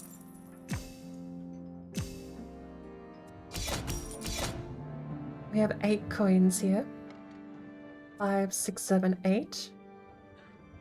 Which means... I think I go power either way, right? I could get that. Why not? And then we have everything except the imprisonment. Gain 3 power, acquire 1 card from the tavern with a cost. Or... Oh, no, choice. That's it. Gain 3 power or acquire 1 card from the tavern.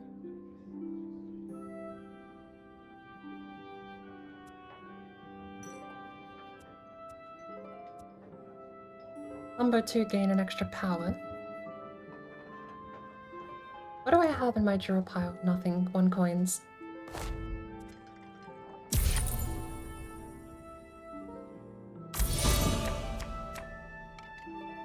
It is what it is. I really, really, really don't want to buy these though. In hindsight, I'm thinking forcing the AI to buy one of those is way better than me buying one of those. Even if I get 2 coins back. 6, 5, or go 4 and treasury, or we could go 5. If we buy this though, we give them possibly whatever's next.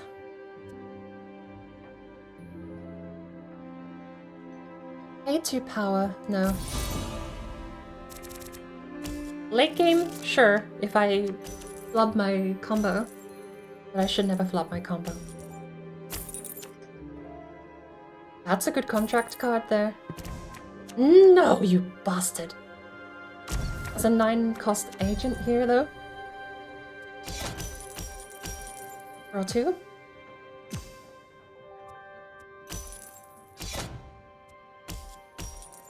Nine cost agent, lovely. And pay 2 power. I want him up next.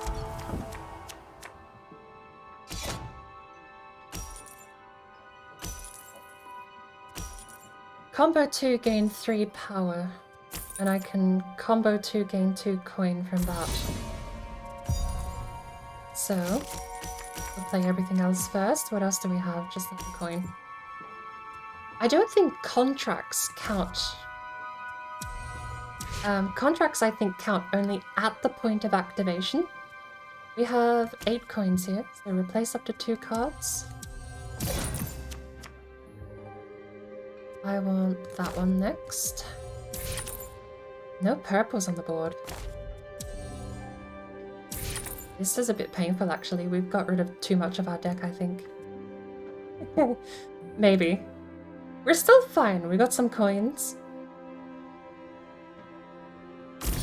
See how this goes. The last coin left in my deck, I think, actually. But I do need to work quickly. I was kind of, sort of almost gambling on... What did they get from Favored? Pay 2 power, draw 1 card. Oh, it's the same the whole way through, so that doesn't change. I was kind of hoping to get more purples in play on the tavern, but that wasn't so lucky.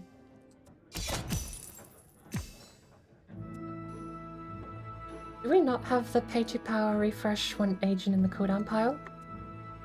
I don't have 2 power. Okay, so power, refresh, click, boom.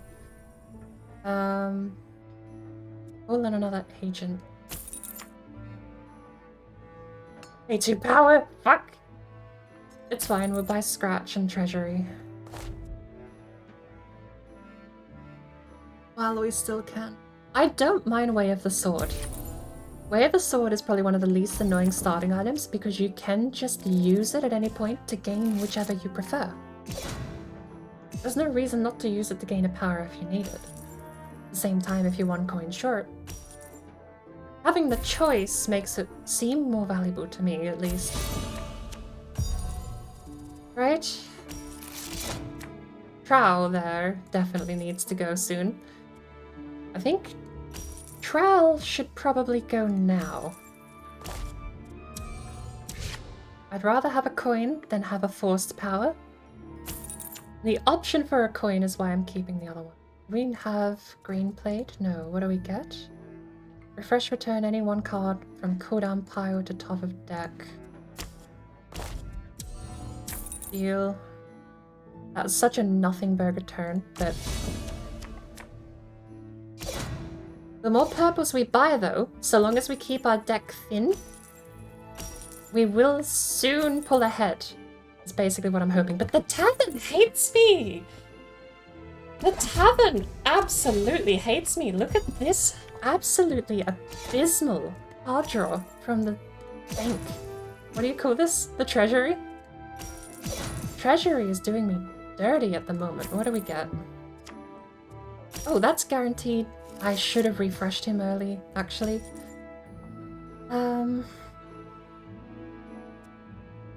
Gain 3 power, gain 3 coin. Draw 1 card. What do we have next? Coin, coin, purple, black, agent. I'm gonna put a power in. Pay 2 power. Oh, look at that high roll. This is the point where I do want to actually get rid of Way of the Sword, though. I think I do.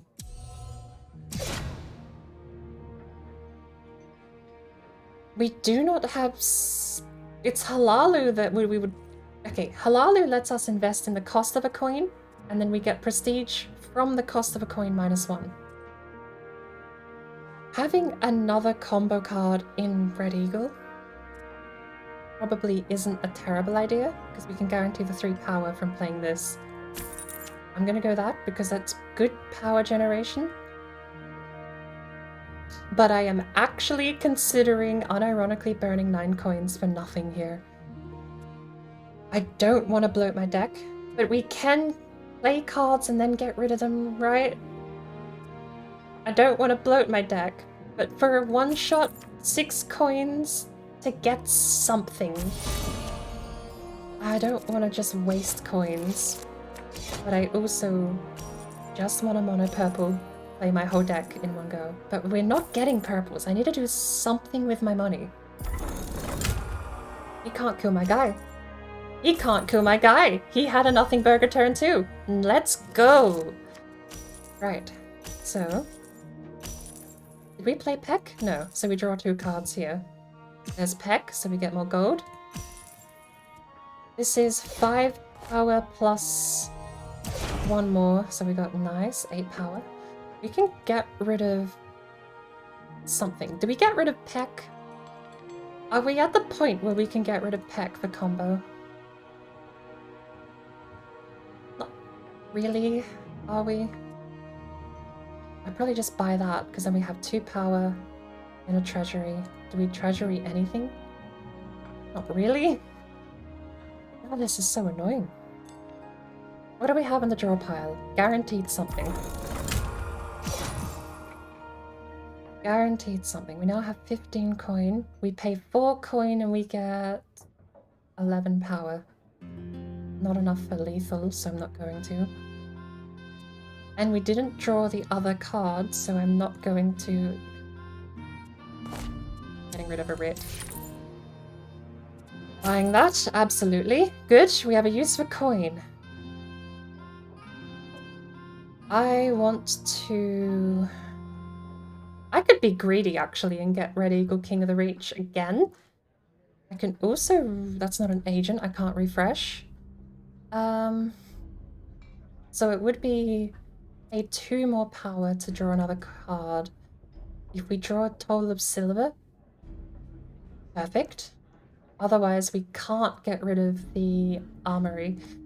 These cards destroy 1 card that is in play or in your hand, which has to be the played cards pile.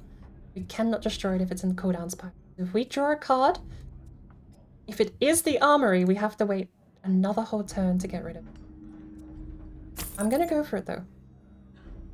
Oh, I mean, get rid of that, I suppose.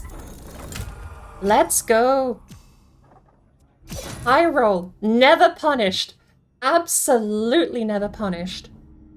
But we're still burning 6 coin. But we got our 8 power back, so it's basically A2 power, do nothing. Whatever, right? Hey. Patron's in our favor. We are actually 1 patron away from victory. If we can get Duke of Crows and Red Eagle in the same turn, we win.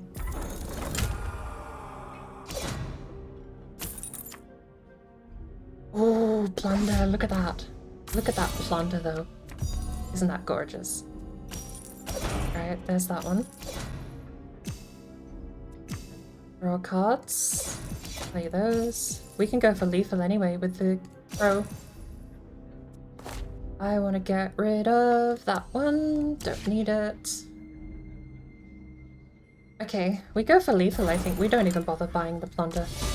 Here's what it is. Victory is a victory. Building towards victory isn't needed. I probably way over-strategized that for just an AI fight, but... You can see how much the game changes when you introduce other patrons, though.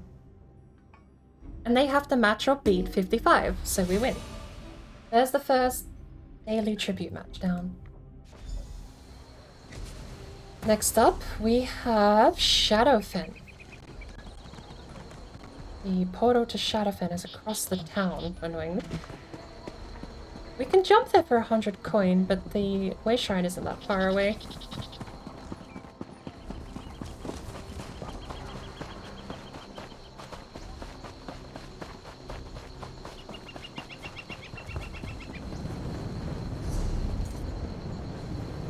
I actually don't know where Shadowfen is. Oh, is it this thing? So it is. And it's over there. Right. Well, I kind of want to risk it a little bit with a novice game. Probably over-strategize that. Things that Boardbrain and Sun Tzu said.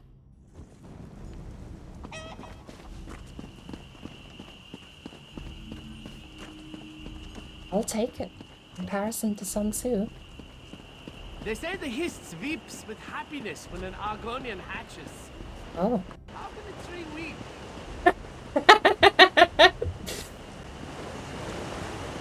Best Nord in the game, I just found them. They're in Shadowfen. Am I rich? I'm rich. Hey, do you have stuff? Sorry, I'm gonna do a complete sidetrack thing at the moment. I need trait material, raw trait. 1300. You know what? I'll take it. What is that worth? Pulverized slaughterhouse. Almost. One more.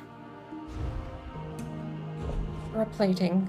Selling them for 7,500 each. That's a mark up. Come on. What do you have? Chromium grains for 24. That's minimal profit. Node grains for 100 though.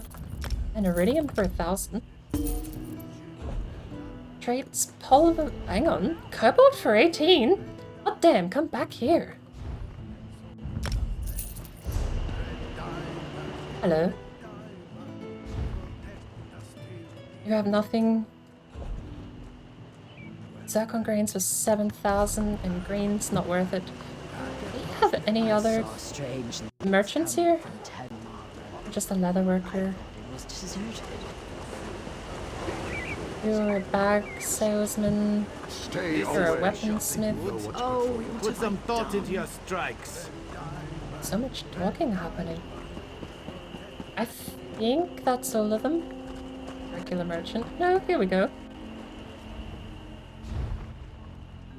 You have zircon grains at 6,500. That's expensive. Tempting. 1888, I don't make profit.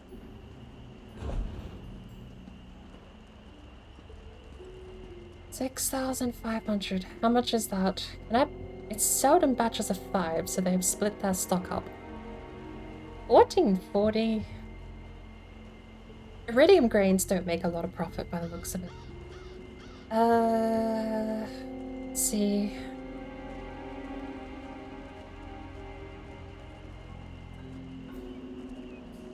A listing below market value. The average is about 7,000. A lot of people wanted to undercut the market, but I think the stock is being bought up pretty quick.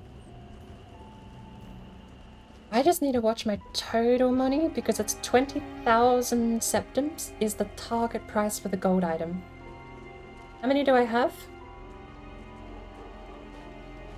Would I pay an extra 250 per to get the 10 needed with the 2 down here and the 10 up here? Oh, 5 up here, sorry. Because I'm 1 short. If I buy 5, I'll have 9 and I need 10.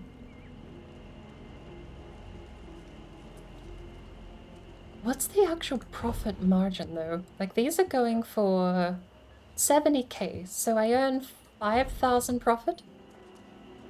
I'm gonna go for it. There's a couple of hundred there on that. Hey Warbler, welcome in. Stopping into my way to bed and say hi. And I never got the chance to say actually, but happy birthday, or was it Christmas Day or not long before Christmas Day?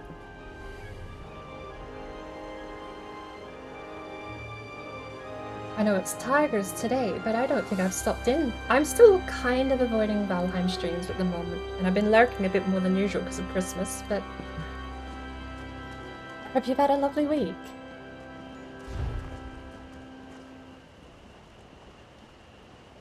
Ooh, 1,000 for pulverized. I'm gonna take that. It was the day after Christmas. There you go. Ah. We're a little late to the party, but happy birthday all the same.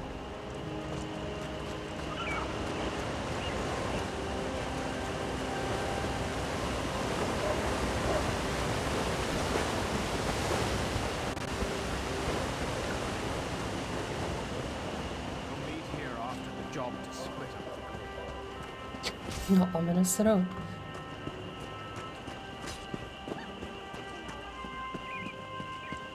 Just beat murder yesterday. I've been playing it safe. I don't... It's kind of torturing me not being able to go into the regulars that I usually watch and lurk on.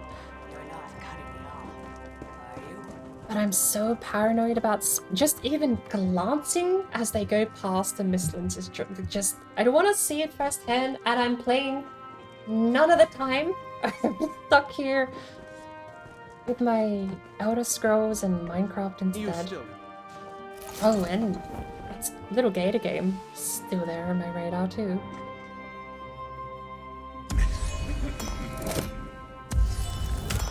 I should peek in. Oh, look, they've got the annoying one I hate, and they've got the one I like. But I should be peeking in more. I can't put it off forever. I'm just gonna have to bite the bullet and just say at some point I need to just start watching Valheim again because it's been released for over a month now.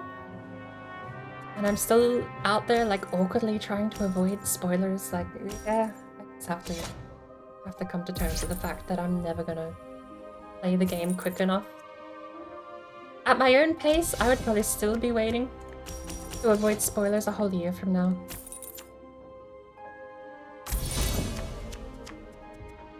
On a new seed, started from scratch, so we aren't very far and just beat Moda yesterday.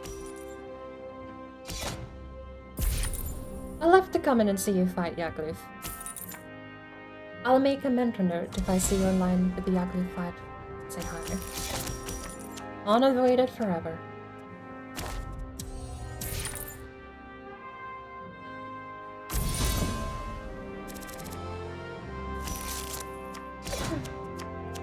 After this though, before we do our final match of the day,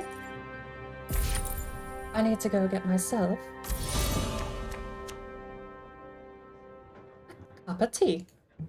I'm redeeming that myself because I don't owe myself one. Do we have combo?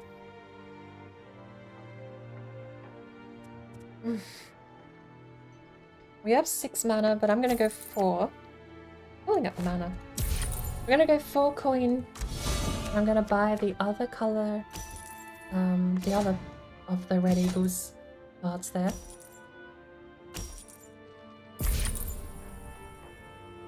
On the off chance that that contract card lives, we get to buy it this turn, don't we? No, we don't. No, we don't at all. Well, pay 3 coin, have a bewilderment card, I guess. At least with okay, I went to call him Blackbriar again. With the Red Eagle set, we can counter Regine the Purring Liar. Because this is probably the only way to get rid of those bewilderment cards permanently. What do they have? This card has no play effect. Cursed cards must be played before non-cursed cards. But there's no burn, there's no vanish. It just stays in your deck so you can accumulate so many of those cards over time. 5, 6, 7, 8. What do we get? I'm probably just gonna do more of these. No reason not to make my fight easy. 1:30 AM there. Oh, it's 10:30 PM here. I wasn't even keeping track of time.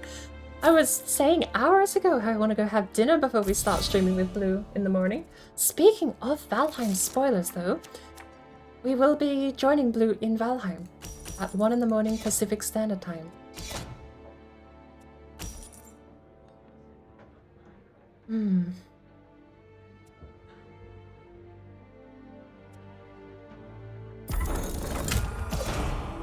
I think that's a worthy trade.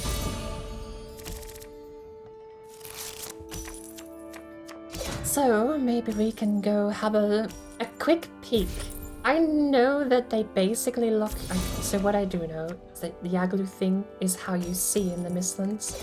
That much I have figured out just from what little I have seen on the sidelines. But... still want to go kind of have a peek. Knowing I'm just gonna not be able to see anything is gonna be the worst part. Rather, I don't know how well you can see without Yagloof. I don't even know what Yagloof thing is called yet. How bad it is.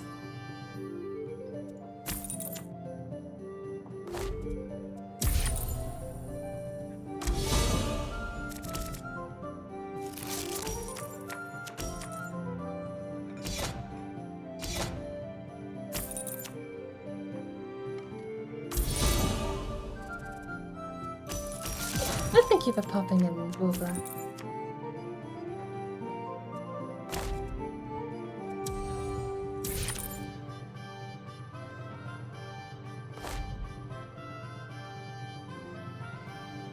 What?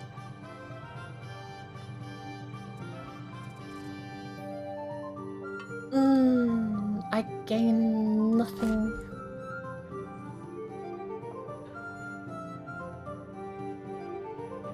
Why not? Right, why? That paid 2 power. Okay, that was not what I... Okay, that's why not. It's 2 power.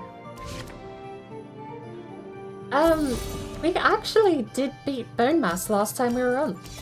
And I completely forgot that Bone Mass, as a boss, does not draw aggro from other biomes. Bosses are just immune to every biome in the game. Which was a very sad realization as we dragged him up to a goblin camp and just had to fight a war on 2 fronts, really.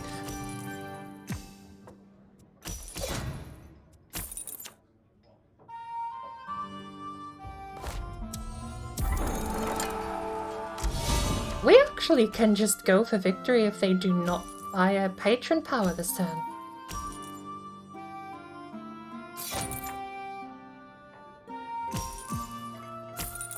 Did they change Yag's, don't tell me what they changed it to. Did they change Yag's power?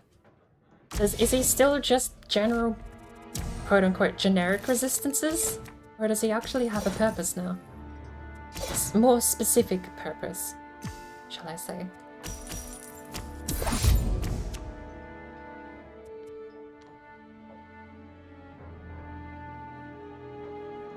There are so many of these Red Eagle cards that don't make sense to me. 3 coins. Get rid of 1 card.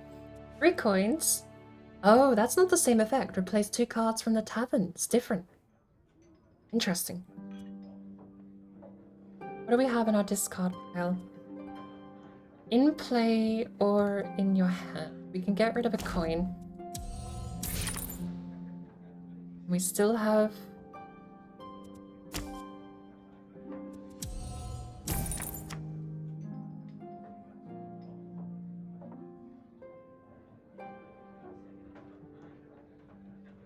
Oh wait, yeah, that's winning. What am I doing? They all favor me! Woo! Look at that. Alright, I need to go get this cup of tea before we do the next one. So, give me 6 minutes, because I have to boil the kettle, and I'll be right back. Don't go anywhere.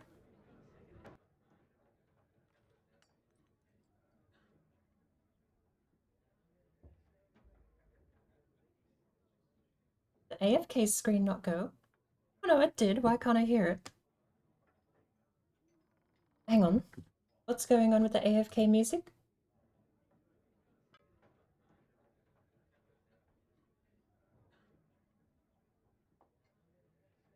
I turned my AFK music off.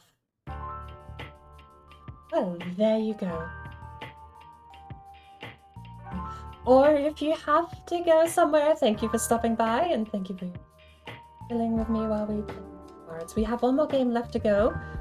I think I'm done with my dailies and then I gotta think about getting dinner.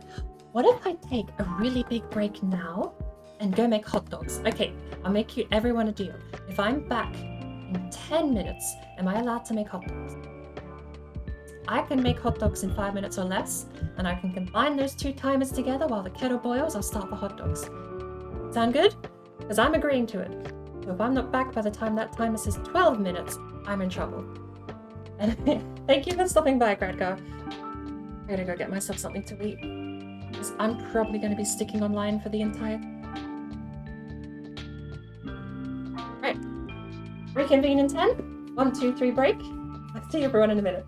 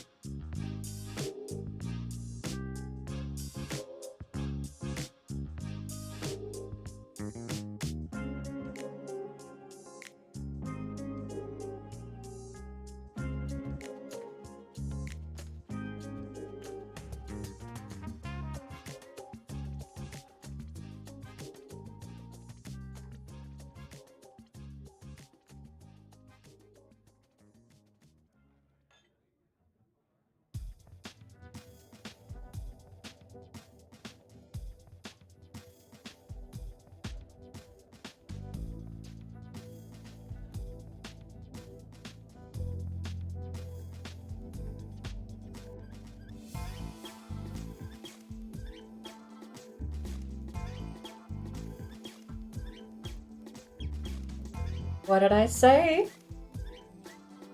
10 minutes. I can get a cup of tea, cup of coffee, and 2 hot dogs. You have to go get the plates. I've got 2 seconds to do that.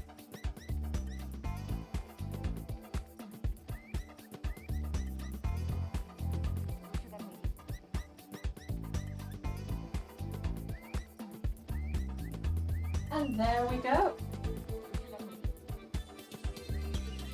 Right on cue. Bad turnarounds. Got myself my 2 hot dogs. Cup of tea. Cup of coffee. Bird in flight and swift in diving for its prey. Sat back. Ooh. But the peculiar structure And of ready to do our last. it from making It was a perfect tribute game, I think. Ah, well balanced.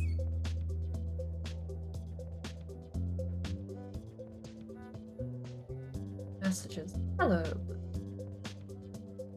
Over work, do note I'll need a thing address. Near this game. Let me know I can get it shipped along with the other.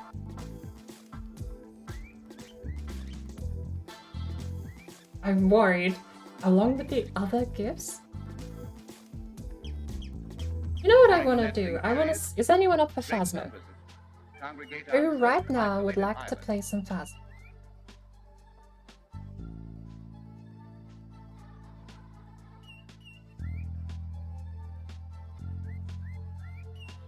This island alone, more than 6,000 come annually.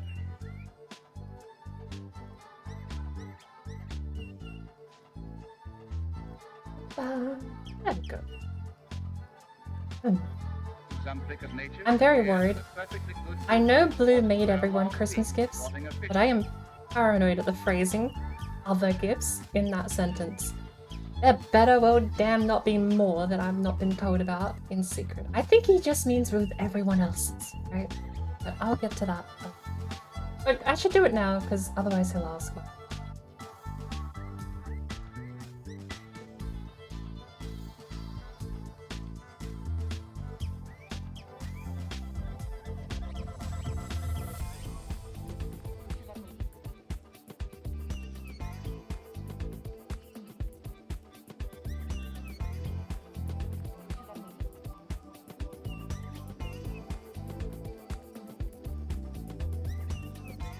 soon these young will reach adulthood.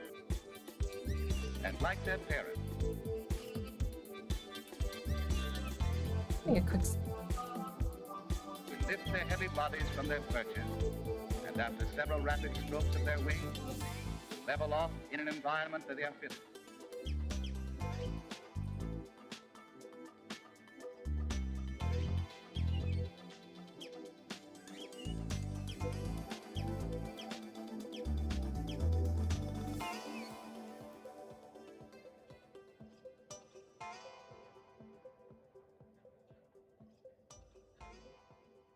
I've actually forgotten where my parents live. Fuck.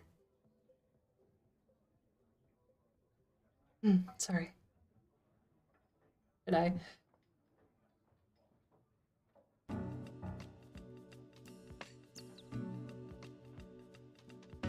Dealing with children. I suppose it's not much of a secret. If I've ever told you an address to send things to, I need to get a PO box. Genuine. Actually need to get a PO box set up.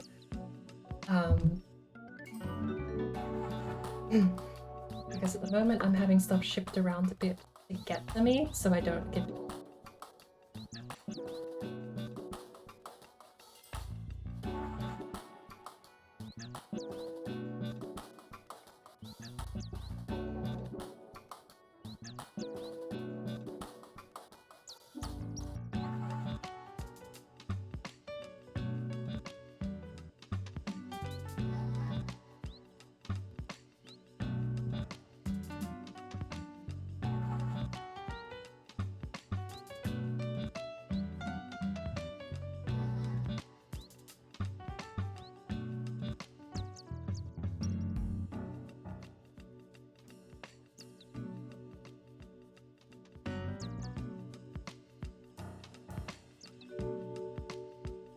reason.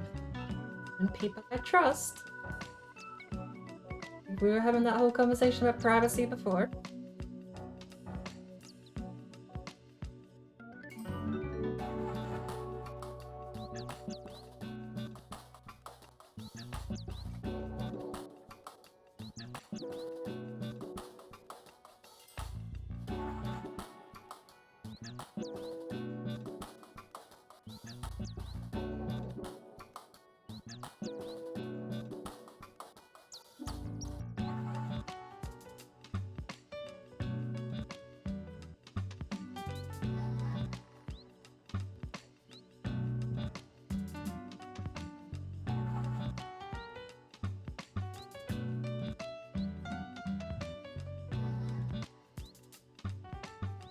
Yeah. My partner drew that. Because we had this sort of conversation where I was trying to plan out stuff for the stream. And he threw that together within an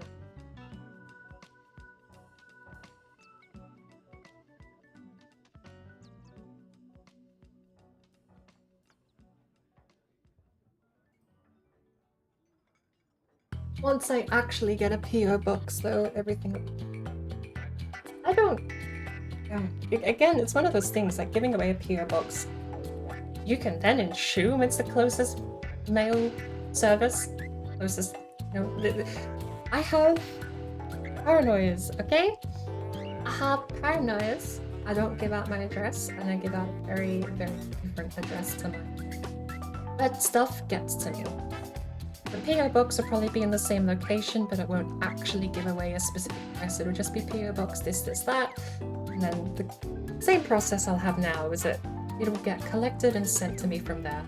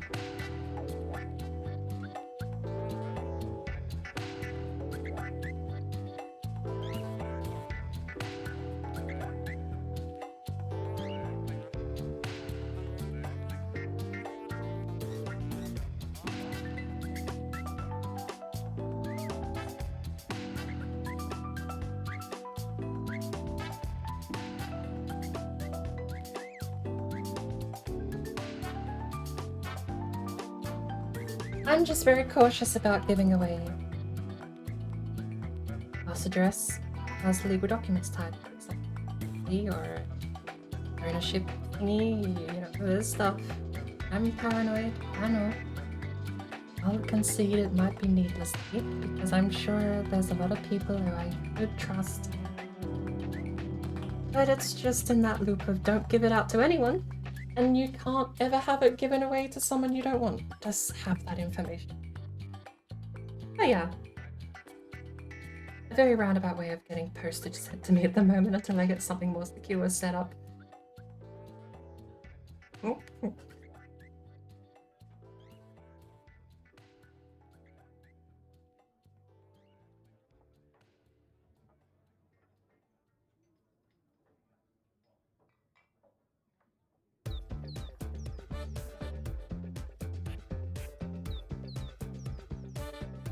Then we're gonna get back to the game, I suppose.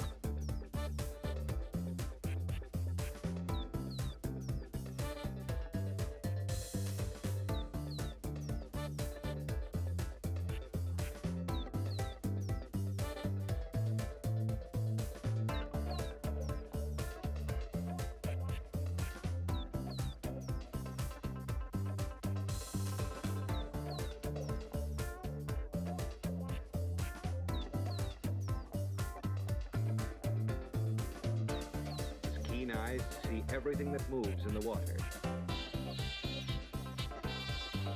Oh, I've pinned the maximum amount of pins on Windows paste thingy. Oh no. And seizes the fish with his I bill. wasted 10 minutes. I do apologize. I'm gonna get back. Let's jump back.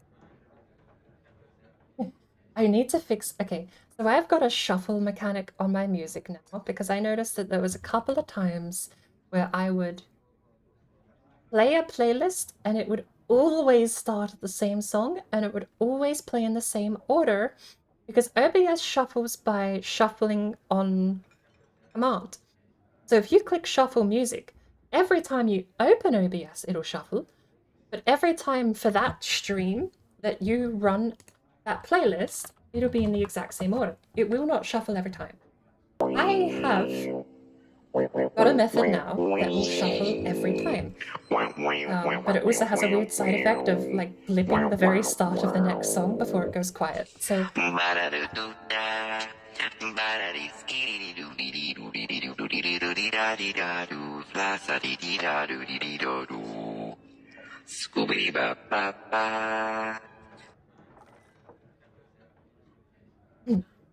I need to change it though. I need it to shuffle.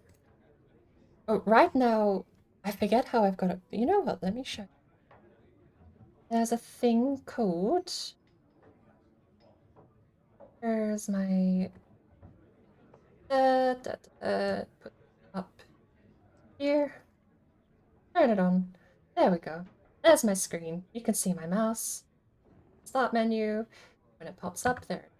So what I'm going to do is I'm going to go to Tools, and the plugin is on GitHub. It is called Advanced Scene Switcher. I apologize if some of the text is fuzzy. But Advanced Scene Switcher is what I'm using. Now, the general settings are just settings for the mod, the plugin. The macro is where you actually configure it. And what I've done here is I've configured AFK, which is what just triggered, to... It's loading. There we go. I've configured AFK here. If stream item visibility, stream anything, AFK be right back is hidden, then shuffle these sources. So this is all my playlist stuff that I use for my AFK screen, and every time I go AFK, it shuffles it.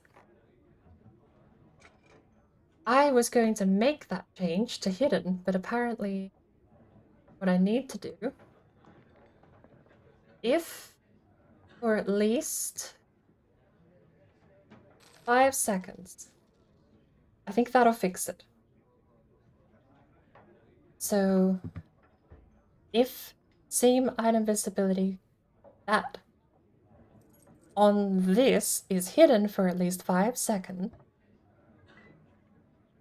then it will, every time it's flashing, I should explain that. Every time it flashes, that's it detecting. This tick box here stops it from shuffling every 0.3 of a second. Make sure you have only on condition change ticked. Alright, so that's now auto-saved. If I go AFK and then back again, it'll fade out properly like it should, and then shuffle after 5 seconds. There you go. Beautiful, very beautiful piece of software you can add to OBS. I don't know if there's a version for Streamlabs, but it allows you to do a lot more than what I'm using it for. It's a very, very advanced version of what OBS comes with, which is called Automatic Scene Switcher. This gives you so much more control over everything. Let's say I want to go do a thing. And I'm going to do a thing over here. We add a condition if... let's say... What are we going to say? If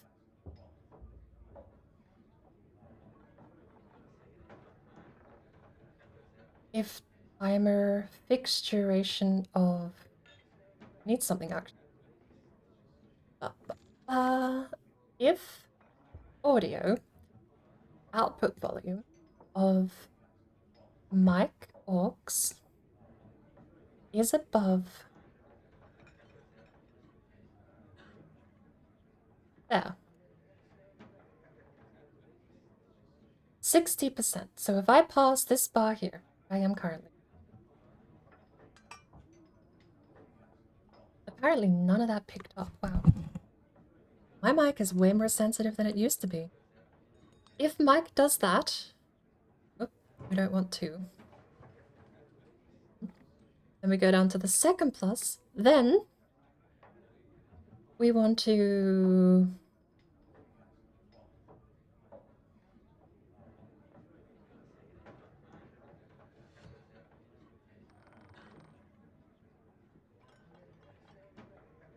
We want to enable.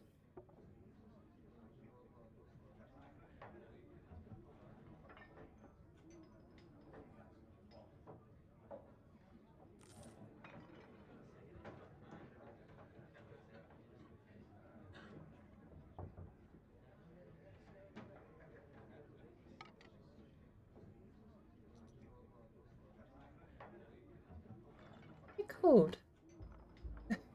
I've actually lost my own life. Hell. Oh. Scene item. Stream it. Show source. Hell.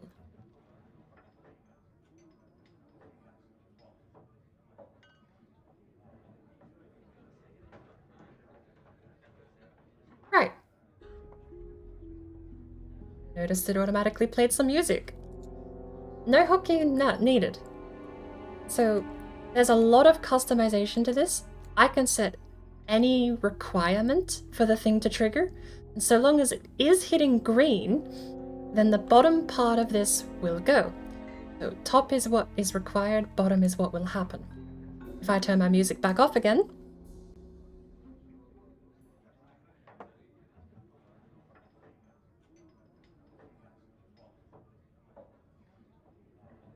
let's even just showcase this a little more, so I actually have to be loud. 86% is the red part of this graph, and if I go, woo, the music goes. Isn't that neat? It's such a cool thing. Do a thing. And I can have it just start my music automatically. I can have it do anything. The way I've got it to shuffle my playlist, admittedly, I haven't got it shuffling Kingdom Come. So we're gonna shuffle Kingdom Come.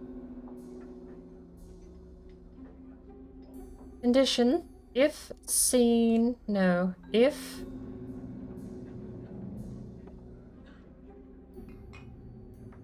This is a plugin for OBS.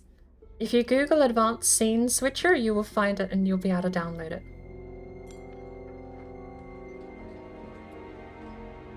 I also need to not get timed out from this, so we're gonna... Where's the next location? It's in Gratwood. It's not what I want. I want that. But yes, if you Google Advanced Scene Switcher, 1.19 is the current version, and you will find a GitHub link for it.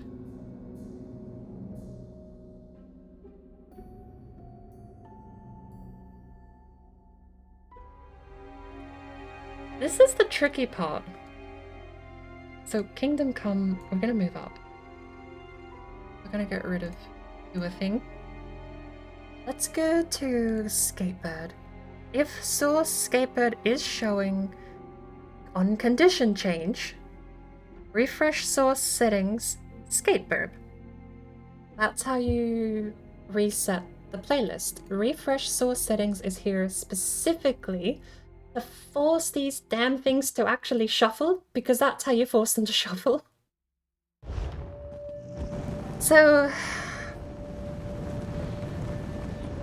thinking about it though, I never unhide Skatebird. Skatebird is currently... How would one find them? The tree is so large. The thing... Okay, we're gonna black hole the entire universe here, but the thing I actually change here is Live Music Player 1 and Live Music Player 2. Now, give me a sec, because I need to studio mode this, so that you can still see it. But if I go to Live Music Player 1, then you've got all of my songs over here, and they're all hidden. Except for the one that actually plays.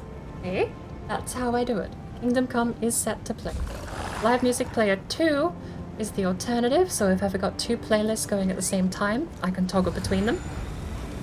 Alternatively, this one usually stays with nothing enabled, so that I can turn my music off.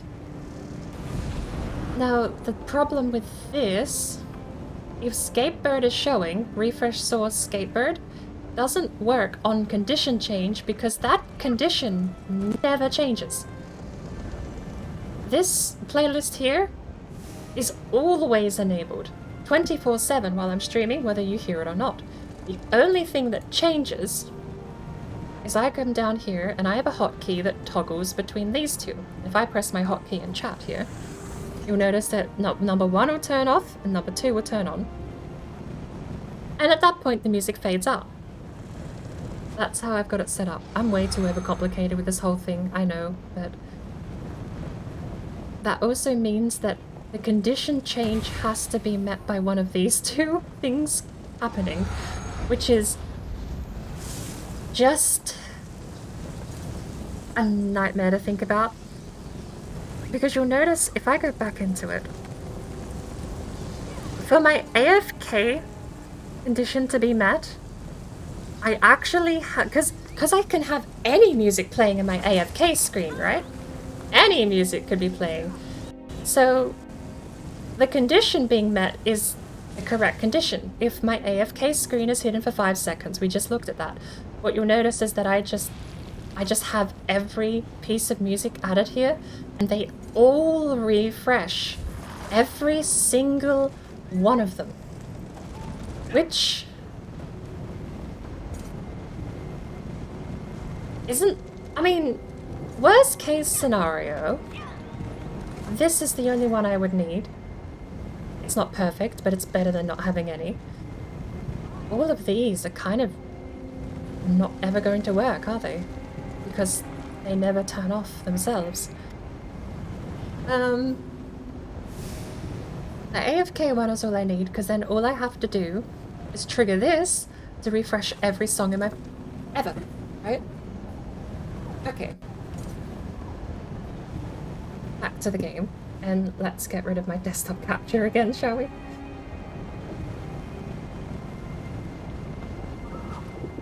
It's a neat thing. I definitely recommend getting it if you're into more advanced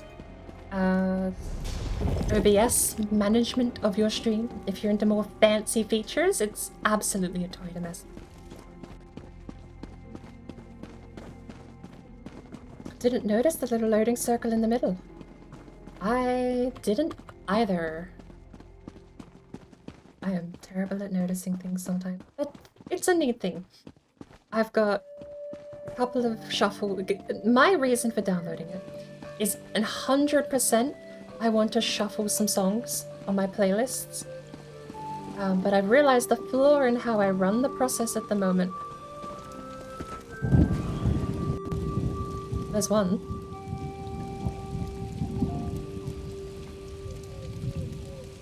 There's the other two.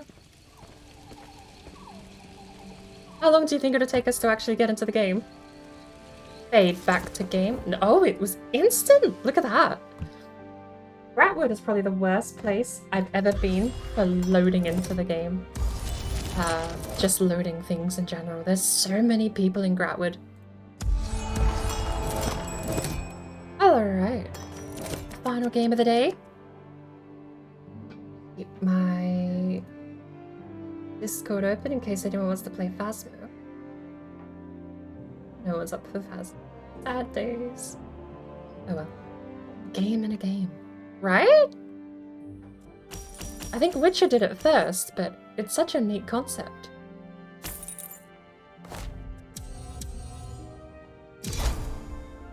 I don't know what that does for me. I think we just guarantee... yeah, we guarantee the chow. Should I splash red? Because we're doing the standard 4. I think I'm going to splash red, because red does tempo up the power gain. But it slows down the card draw.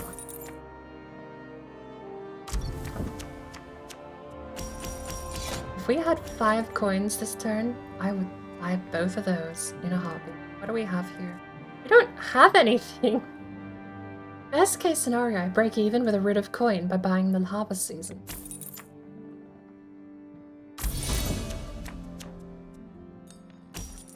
I really need 6 coins. We have 6 coins. Beautiful.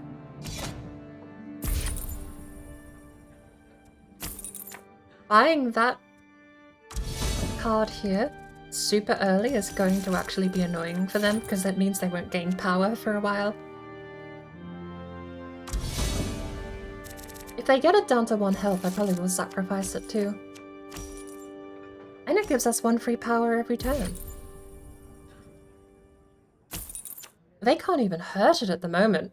How annoying is that? 2, 3, 4, 5 mana.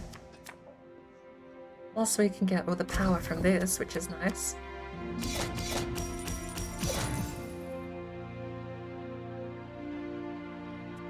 Getting rid of that so they can't play it.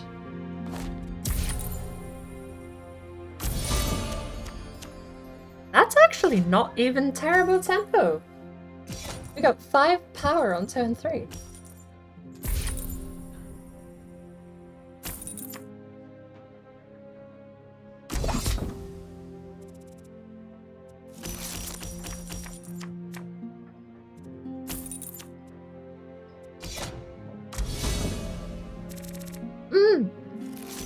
He has 1 health left. I should have sacrificed him. He's dead because he has 1 power in forced combat.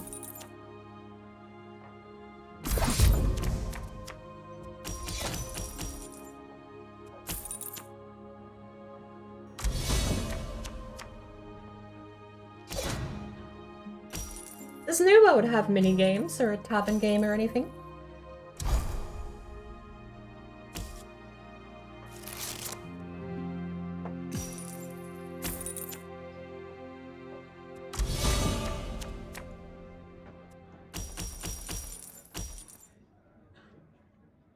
How is my hot dog? I've only just started eating.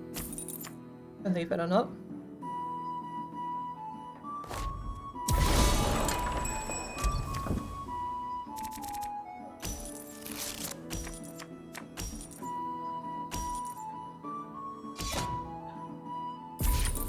To answer your question though, quite nice.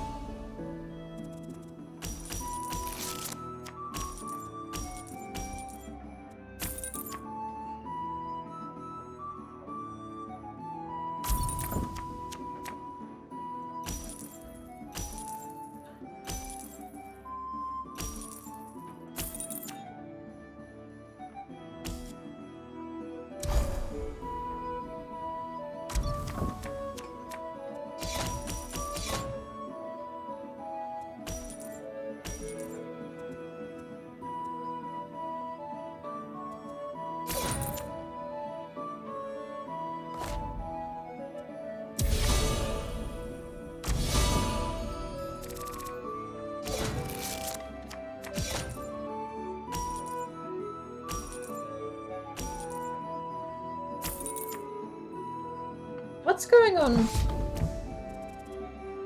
Why is the... Oh, hang on. I checked my phone to make sure stream was actually working properly. And it's so blurry and foggy. I actually think it's just my phone's resolution.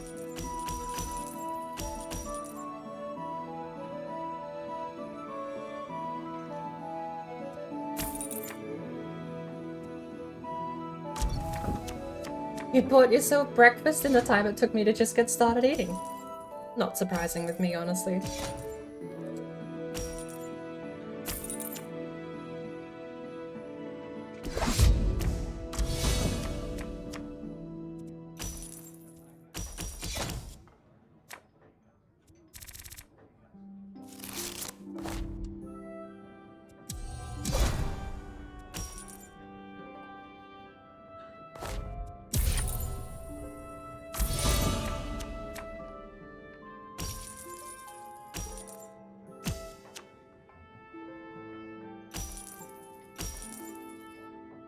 Ooh, tone! Actually, before I forget to ask, how are you enjoying Fallout?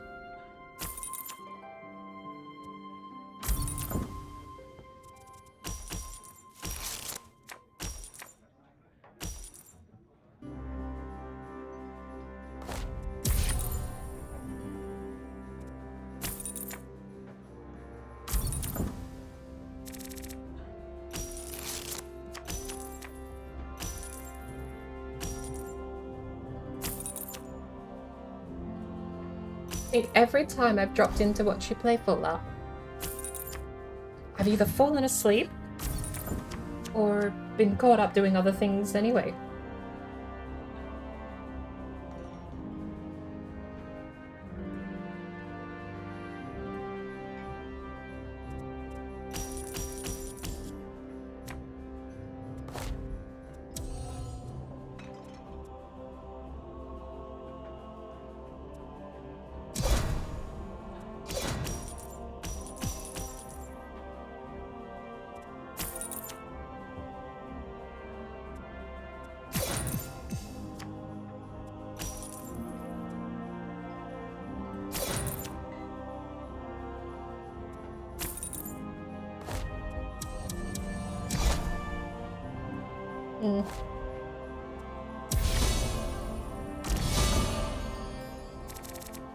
A bad turn.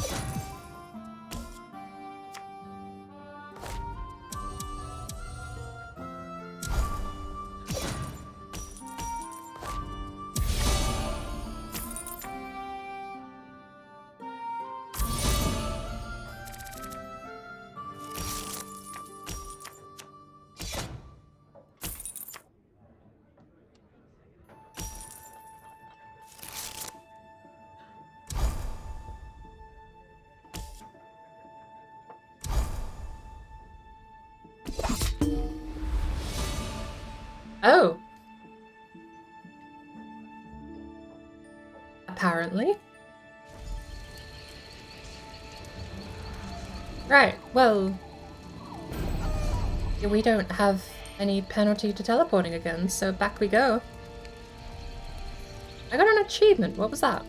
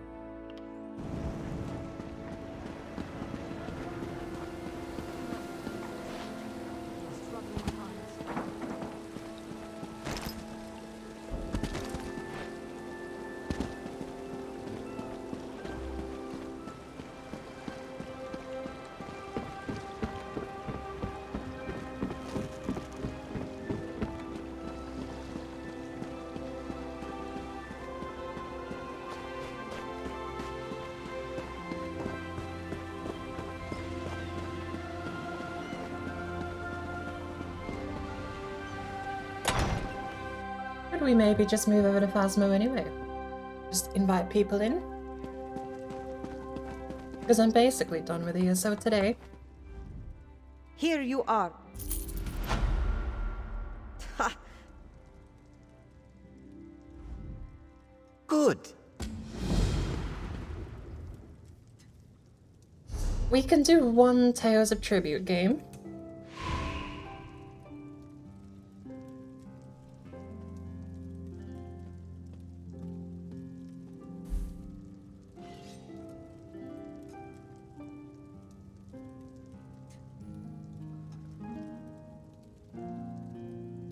We get another coffer for doing it, we might as well.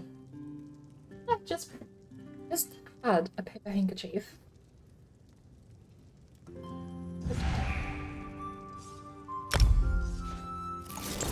Might take a game or two, but we'll give it a go. I only have the starting ones, but I'm gonna go St. Pillin.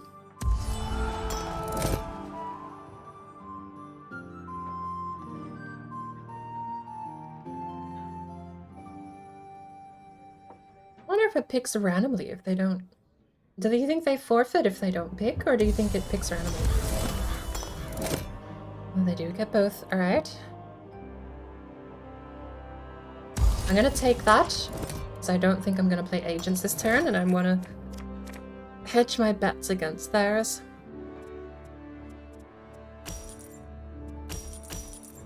Oh my lord, that latency.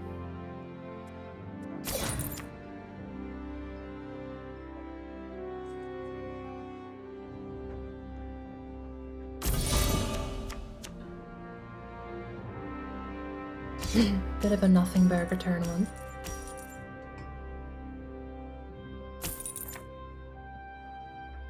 This is kind of what I figured would happen. I might have to go ranked casual, unranked casual rather. Oh my lord, just click them please. Please click them. We can grab this again.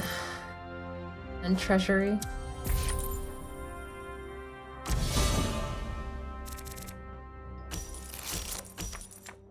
Do you think they'll buy the imprisonment? No.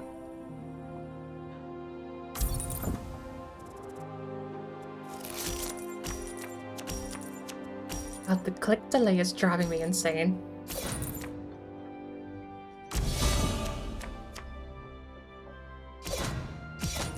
David, combo 4 passive. Add the Chimera to your cooldown. Combo 5 passive at the Chimera to your Chimera is. A2 power replace up to 2 cards from the tavern.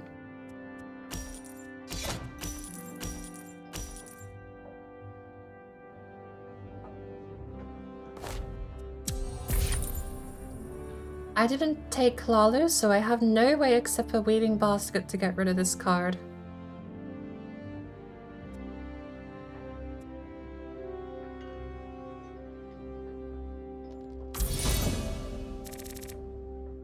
It tells him I'm not building blue, though. It also lets him buy it, too, if he wants. Purchasing for denial I don't think is even worth it. Even if we do get a Weaving Basket and get rid of it, I don't think buying it is worth it.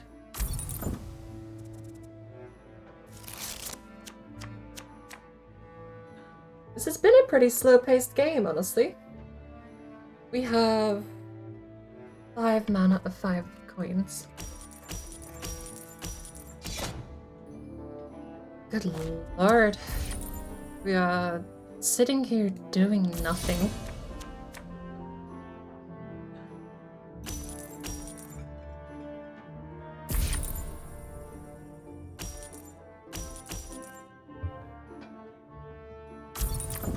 Lalu is fine for buying things from the tavern and turning that into prestige, but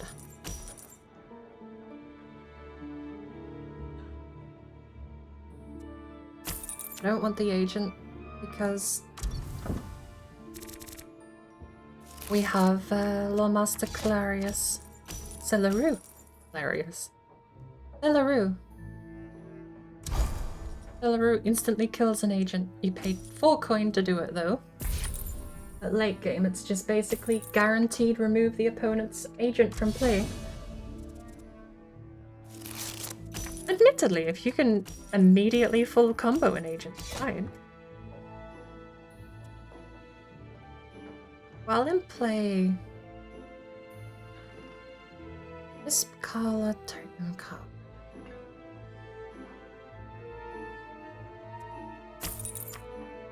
Sticking with purple. I know I just gave a pitch. I gave a pitch for why I prefer the action card over the agent card, but I'd rather both.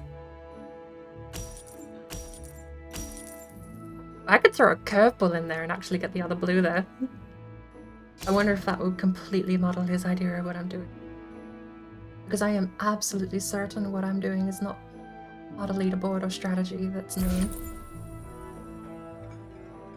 Oh, true! You could turn any card into a treasury.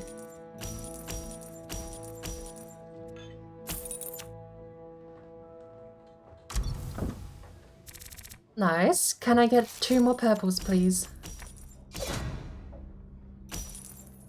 We can draw 4 cards this turn, and 2 coins will draw a 5th card this turn.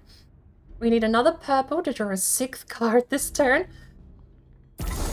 Let's see if we can't get a decent Duke of Crows play here.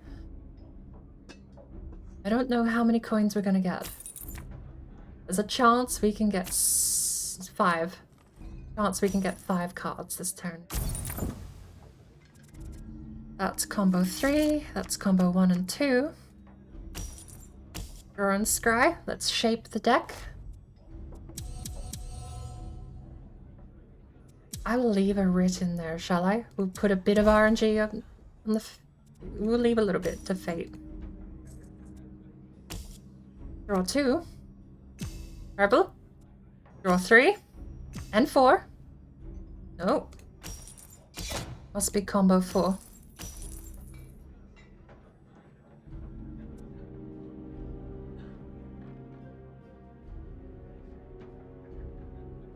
That's a Wisp Cola totem, so that's what that gives you.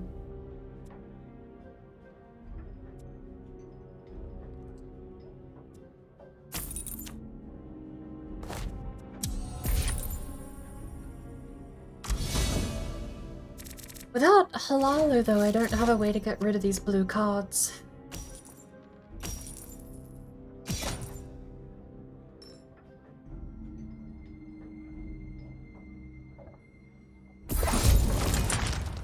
There's the freebie, right? If you can't buy anything or don't want to buy anything, that's a free kill a guy, basically. 8 mana. 4 and 4, 3 and 5, 6 and 2.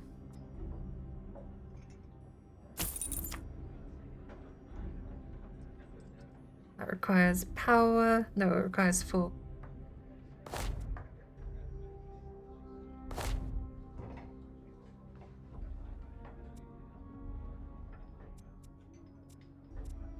These are combos that give me power, so I kind of want to keep the Lore Master. And I am buying green now. We just pass on the 2 coin.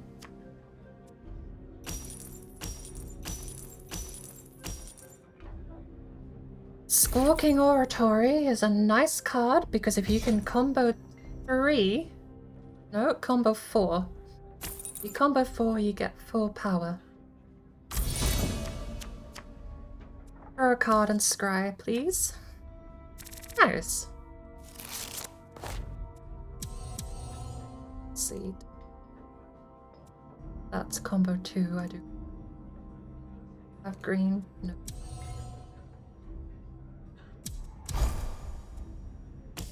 Next.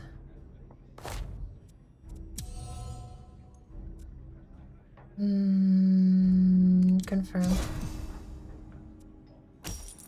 Combo 2. 2 cards, please.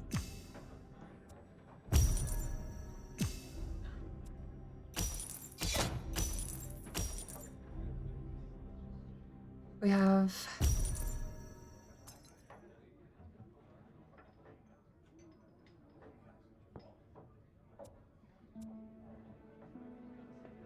How many of greens have we played? Only the one.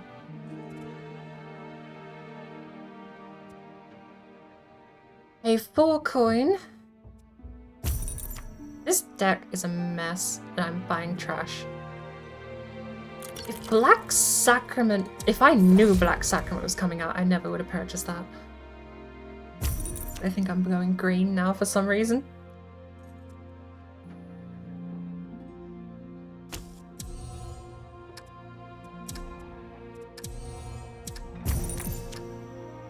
Ah, that's even like a better one though. Cheaper with more stuff. Price of cards is the only thing that baffles me here. some cards.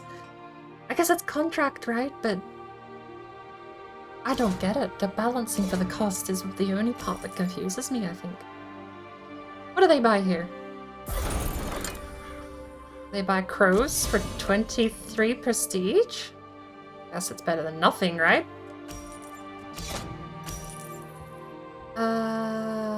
That. Row 1 scry. Doing that. I could do with that. Could do with Peck. Is that combo 2? That's combo 3. So I could do with Peck. What else do we have?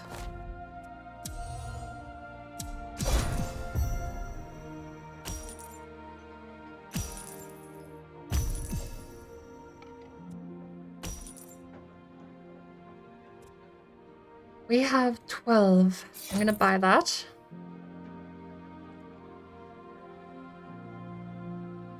We have played 1, 2, 3, 4. I'm getting the crow. I'm a little bit of everything, apparently.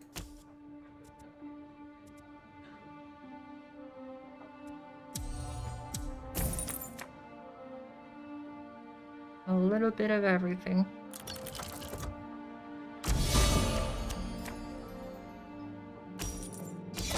I have fucked up. I have fucked up. I am so lucky they do not have an agent. I almost gave away a victory there. I fucked up so bad. I need one of these patrons back.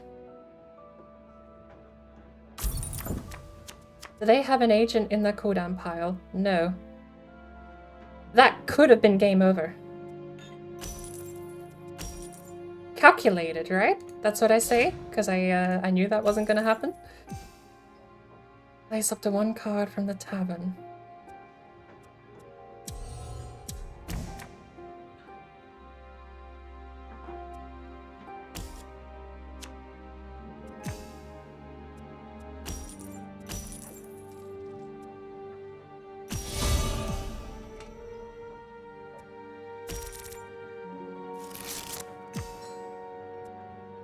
Honestly, I don't know if that's lethal. It is lethal. Okay.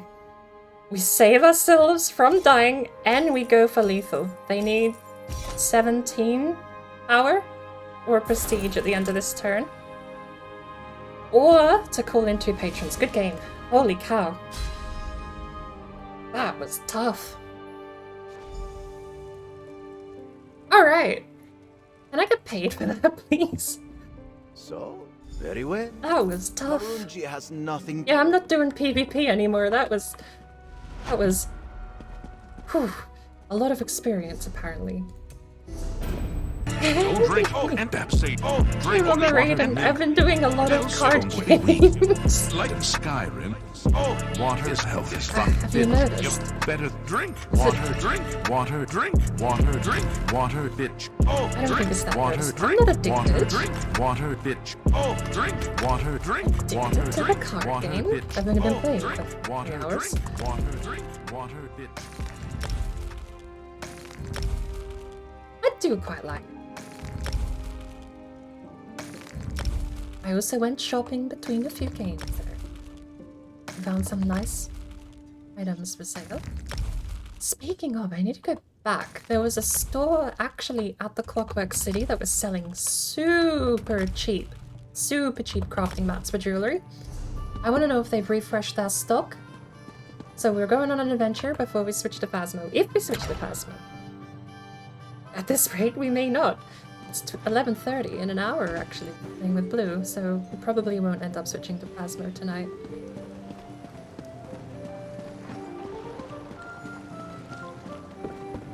But how have you been? Have you been well? How many crates did we get? Oh, we still have our crafting stuff here too. Okay. We've been playing a little bit. A little bit. I need to get the other decks. Honestly, I need to stop playing the game and I need to unlock more stuff. Because at the moment, not having access to the Red King is killing me. That's like a key component of my deck, and I rely on someone else having it at the moment. Oh, I never got that. Beneath the drain pipes along the river. Shall we do that afterwards?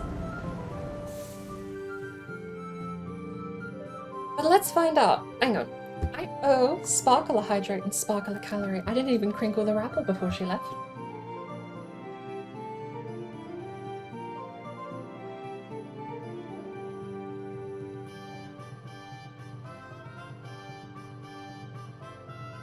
So we'll take a big sip. And we'll call that 2. And a bunch of raisins. The emptier the packet gets, the less satisfying that crinkle is.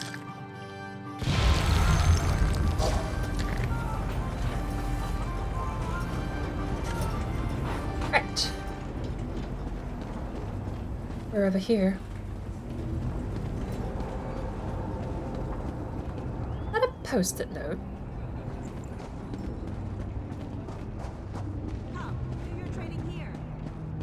Warning to all residents.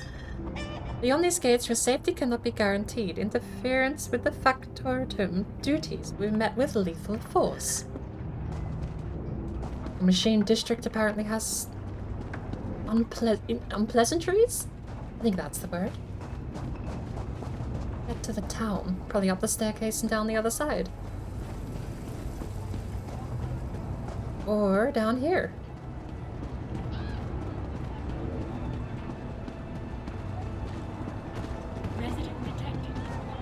Resident detected. That is not something I want any automated robot ever saying is resident detected. Have you seen the statue of Lord Set in the square? Isn't it just so gleaming? How glorious to be watched over by such a handsome god. Oh.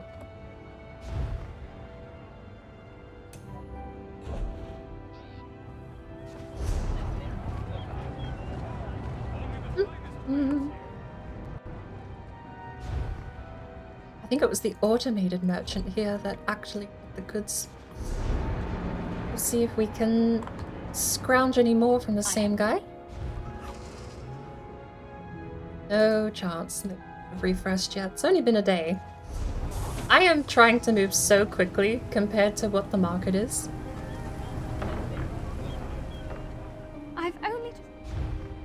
I need to come to terms with the fact the market will move at its own pace, and I have to step with it. Or suffer, basically. But it's fine. There's no harm in searching it.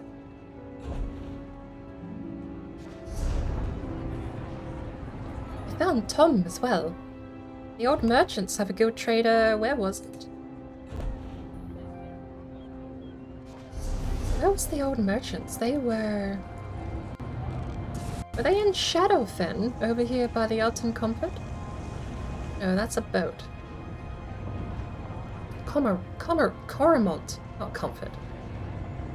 Almost didn't get it out a second or third time. Where were they? It wasn't Mournhold.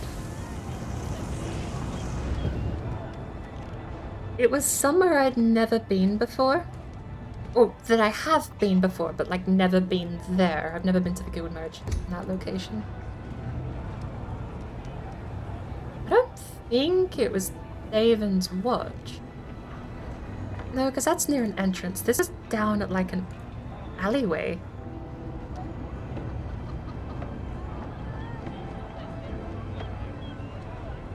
I'm trying to think of the architecture. It was definitely over here. Blackwood has Leowin. Gideon.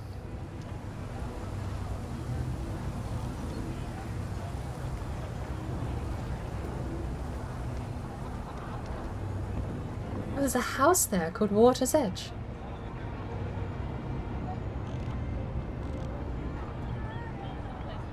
Gideon doesn't look like it has good traders. The last place we have is Merkmire. Definitely didn't look completely unsure where it was then.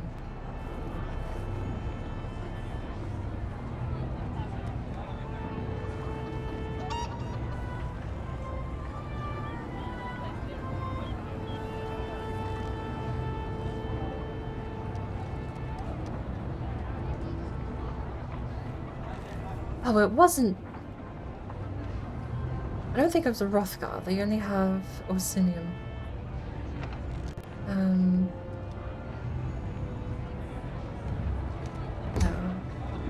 Rather there. Wasn't there?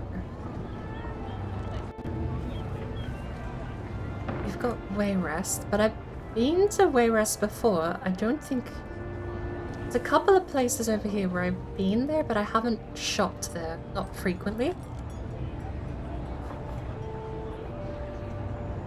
Where's Rivenspire have? North Point?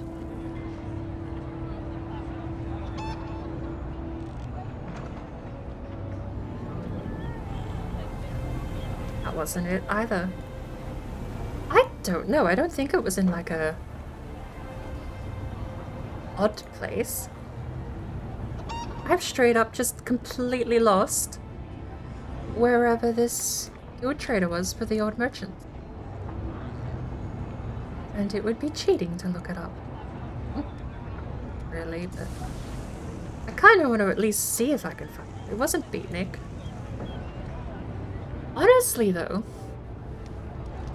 the plant, the place was like a dry beatnik. It was like tropical, but not after a rainfall. It wasn't Alakir. Lenumbra has Daggerfall and Aldcroft. I don't have guild traders here.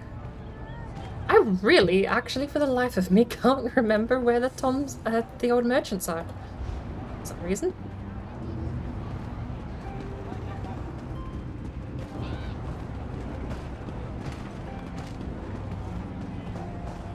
Oh! I came to the Clockwork City the other day, and I had the biggest moment of disappointment I think I've had so far in the game. I got a couple of those free attunable crafting stations, and I held on to them because I thought I'll save them until I can get something I actually want. So I did. I held on to them, saved them until I could get something I actually wanted. And I finally found it. I walked over to that set in the Clockwork City in the reactor district. A moment, if you please. I saw those workbenches and I thought, that looks gorgeous, give me those. And then I attuned mine, and it gave me the set, but not the benches. The benches were made of brass, they were gorgeous. Honestly, I could kind of care less about the actual set. It's bonus health and then armor 3 times.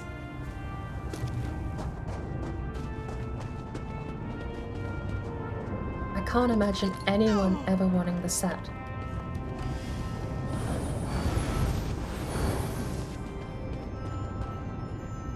I just wanted the shiny benches made of brass.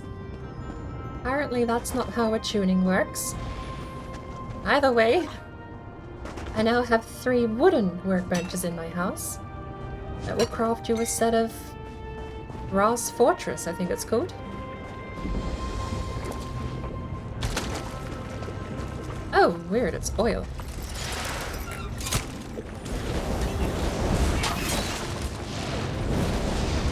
Oh, I finally got my necrotic orb.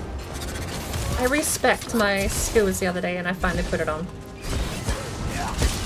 I overdrew by a long time, but now I know what I actually need. And what it means when it asks for orbs on my screen. I know how to get there.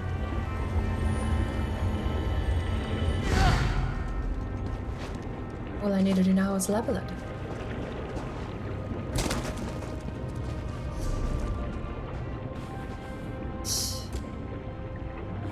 I think that's kind of it though.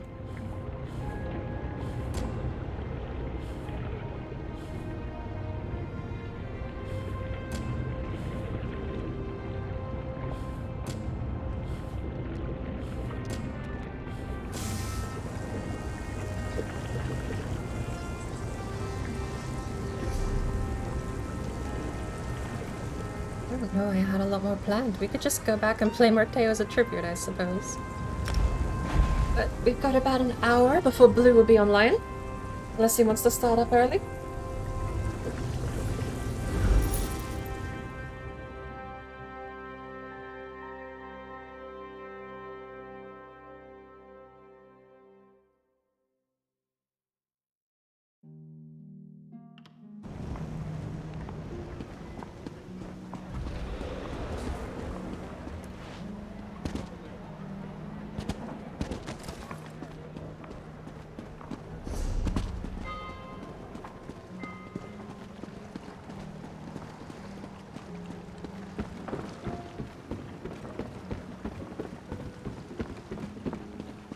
don't think we get paid.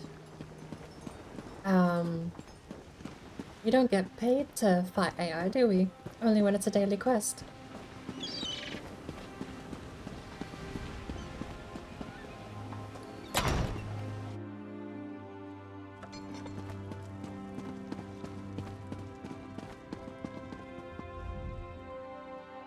Ha!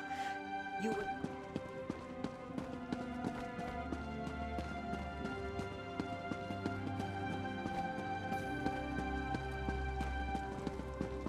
How many people wearing nice red clothing? I am almost tempted to buy a second outfit slot. I can definitely see the appeal of having it's set There is no... for fashion. Also, just because I like to change it up a bit.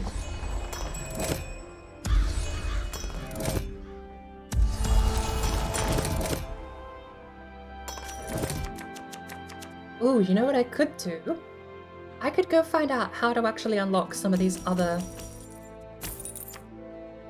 sets.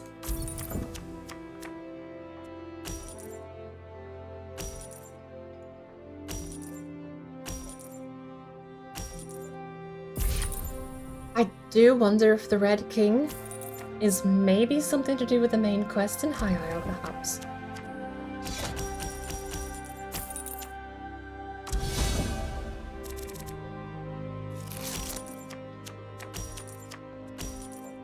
Because I mean, it states that you have to play through the quest line for Tales of Tribute, but the only quest lines I get are the daily missions.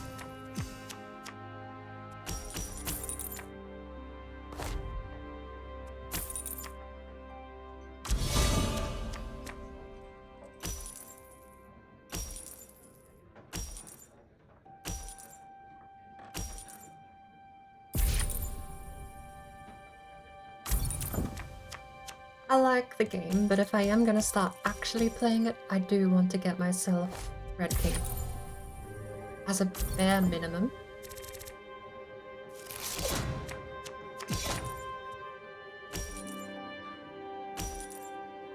I think there was another suit that also looked kind of okay to play.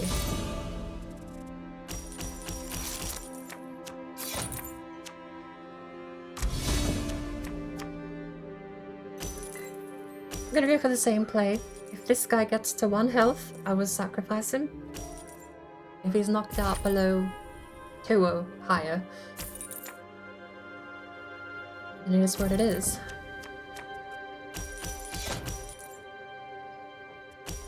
Combo 3. Ouch.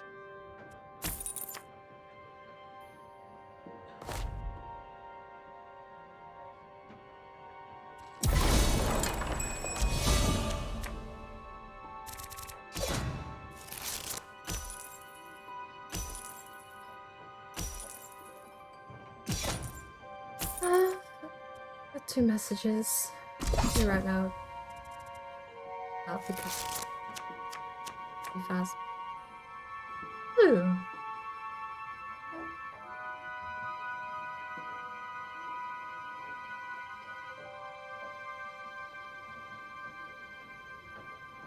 Blue's gone for a nap at 11:40. It's a very short nap.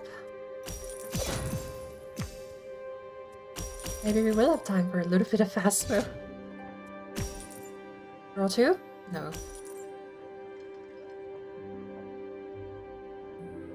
12 coins. That's 11 prestige. That's 14 with current power. That's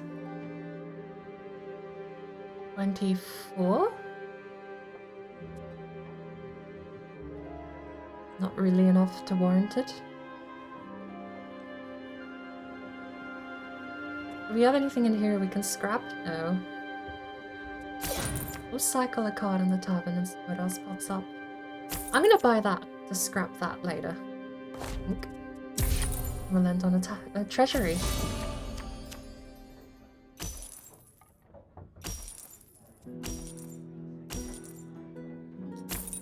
Ooh. Ooh, ooh, ooh. I did not notice that my tank there is on 1 health. Misplay.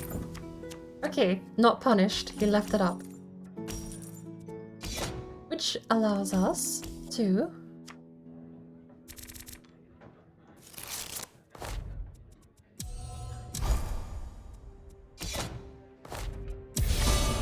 scrap it for 5 power. Or 5 prestige, actually.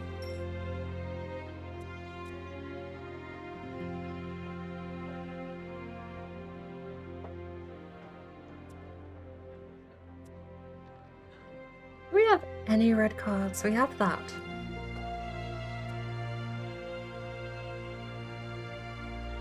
I don't like wasting coins, but at the same time, I don't... I'm only taking it because I can just use Halalu to get rid of it again. That's... It's a process, but it works. You get power, or you get the effect out of the card, and then you scrap the card for its cost -1 benefit. This turn, though...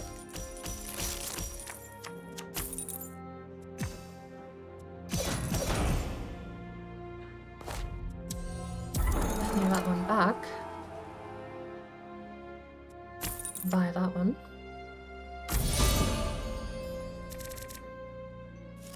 Get a couple more purples. One more purple is fine. That's combo 3. That's combo 2. So we draw 1 card, 2 cards, and then we hope we get another purple. We only have 2 more purples to draw, but we could also get the Dreaming Cave again.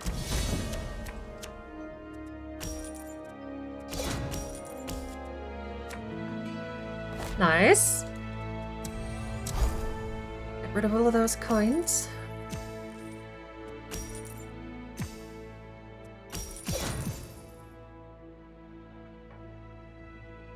Up, 3 coins.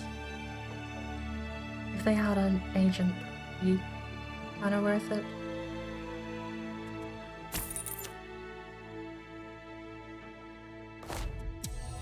Suppose I can do that, can't I?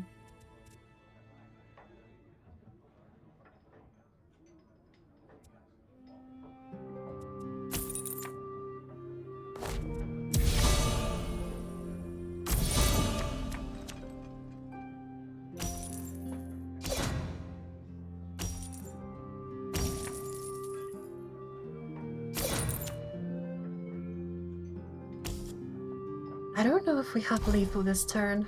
We can draw 1 and scry 4. That's not a bad draw. We may have lethal here.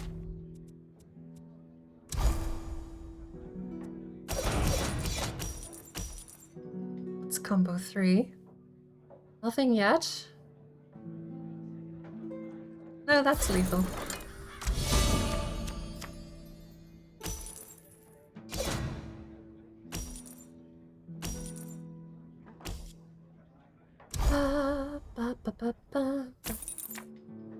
Do we get paid a cut purse?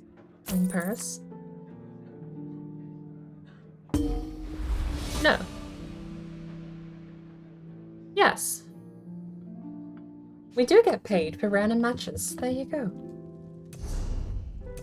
It's probably not a special one though. No, it's green. Well, there you go.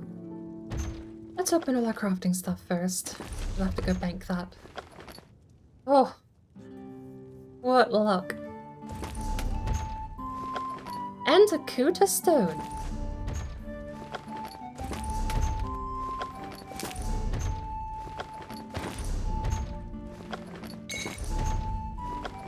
And tempering alloy. Right, some dust. Some mats. That's nice. Burn grains, always welcome. Dragon. Whoa. Okay. That's interesting. I know there's still stuff out there I haven't found, but it's always really neat to actually see it. We're gonna have to eat one of those, by the way. We're gonna have to eat whatever dragon's room is. A Knight Commander clue allows you to discover an upgraded tribute card.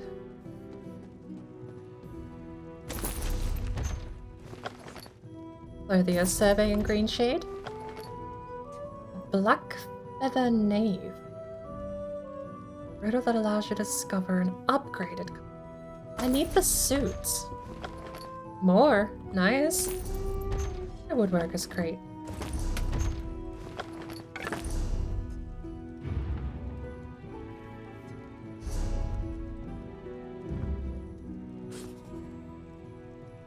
Apparently I picked some up earlier. Didn't know about it. Or anything else we picked up?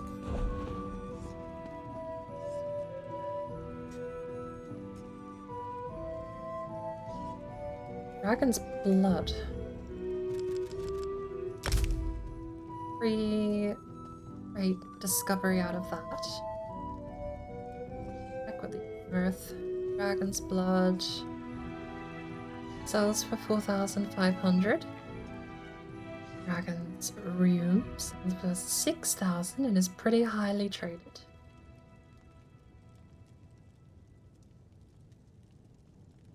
Crimson Nine Root apparently doesn't sell as well as regular.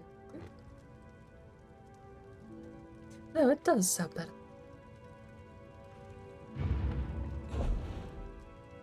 Munch. Store Magica.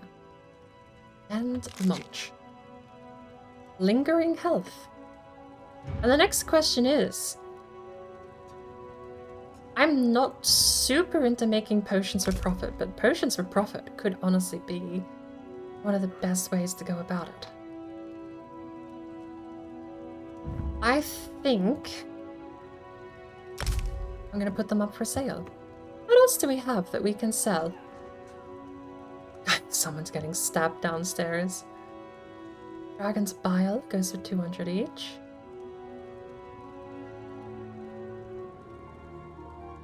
Not really a lot of alchemy that we can sell. We could put 2 more Kuda stones up. I do need to put more bait out. We need to entice people into the shop. I am almost tempted to put ethereal dust up. Almost. But I'm way less incentivized to just sell things because I can these days. I would rather make something with them than just sell them out. Even if it is just to sell the finished product. I can always buy more mats so long as I'm putting them into something at a slight markup. That's the idea. What I wouldn't mind trying to figure out is whether or not dawn prisms are super easy to profit from. Because I know that 12 or 20,000. Wait, when did Rosen start selling so much? 26 sales for 130 items at over 2k each.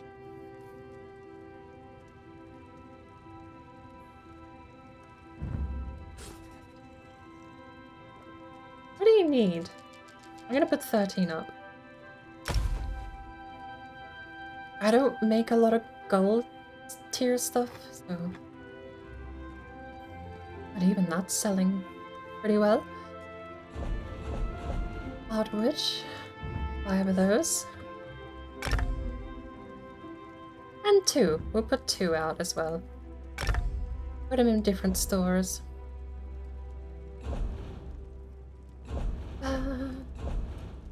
One tempering alloy.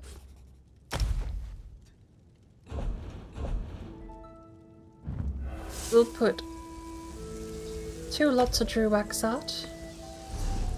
Right, let's go.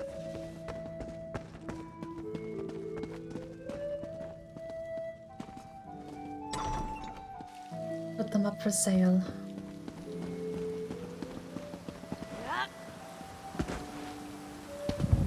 I think the only thing I dislike about Gonfalon Bay and High Isle is that everything is just that slight bit too far away from everything else. I mean, you've got a gorgeous spot for Tales of Tribute down there on the bay. The bank and the portal and the inn and the tailoring and crafting stuff is all pretty close together, but it's just that slight bit too far away to be awfully convenient. Still probably one of the better places I've found so far for crafting and portaling back into. Alright, well, let's see, we got 6 decorative wax. We could do 4 and 2. We're in Unicorn Brigade, so what are we putting them up for? 400 flat. How much spot do we have? Hello there. Thank you for the follow. Hansi, welcome in. I'm gonna we'll split the Drew Wax. We got 2 spots here. We'll put the Dragon Realm for, shall we say, 6,000? Actually, the actual sale price is way lower than what it's suggesting. I might round up instead of down and see if it still sells. What's the volume? 30 items in 2 months. We'll try 7,000. That's a lot of money. Now that I saw that print out. The usual 15,000 for the Drew Wax. That's so high volume that you can ask pretty well on market value for it. And that's it. So, off to the odd misfits. We'll put... And it sucks that Heartwood's gone down in value lately. Apparently... What did that list for? Wait.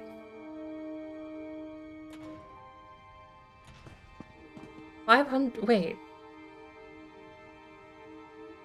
5 times... What? Rain? Come on. That's almost 1,000 each. 2, 4, 6, 8, 10. Okay, that works out. That's 800. For some reason that didn't look like 800. I don't know why. That's fine. And we'll put the Cooter up. 3,500 is my asking price for Cooter. But Tempering Ally, why not? No, we'll keep some of this. The only downside is going to be that whatever I don't put up is going to go back into my crafting bag. Do we still have anything for sale here in the Shady Bunch? Yes. Nothing that we're trying to flip except the furniture though.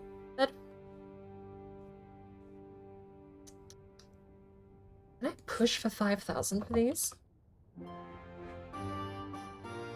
I'll give it a go. And we'll put this down. As a bit of bait, shall we? Drew Wax 2? Why not? Let's see how many people we can entice over to the Shady Bunch, even though I've not got a lot over there. Maybe we sell one thing, or we only sell the bait.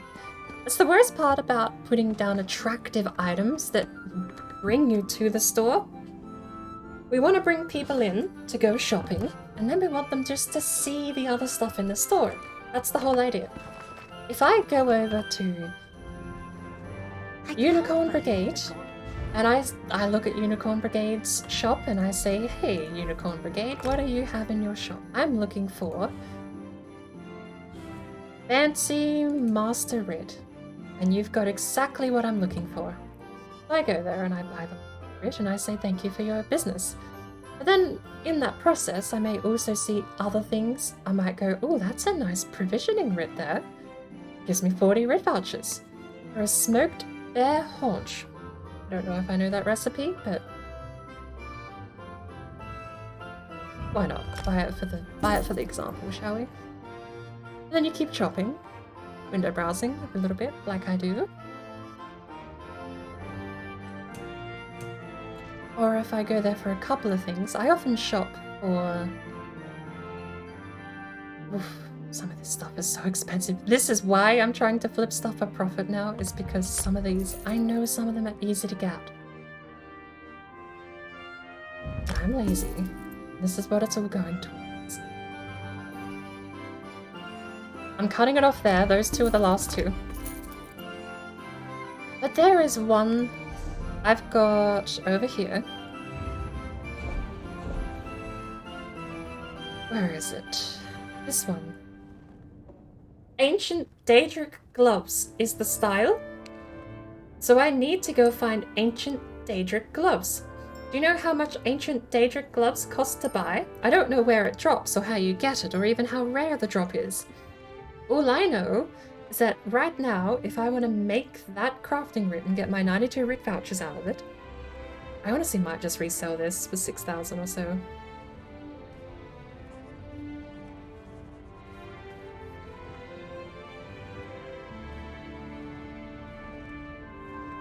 Ancient Daedric gloves cost 500,000 septims. I've handled that amount of money before, but I've never run into it frequently. And that's what I'm trying to do. I'm trying to pave my way through the world so that I can actually start buying all of the fancy things. I want all of them. Every single one will be mine. And I'm lazy, so I'm buying them. What I find is what I find. It always stings to spend $10,000 on a crafting motive and then pick it up the next day. It is what it is, you know? You win some, you lose some.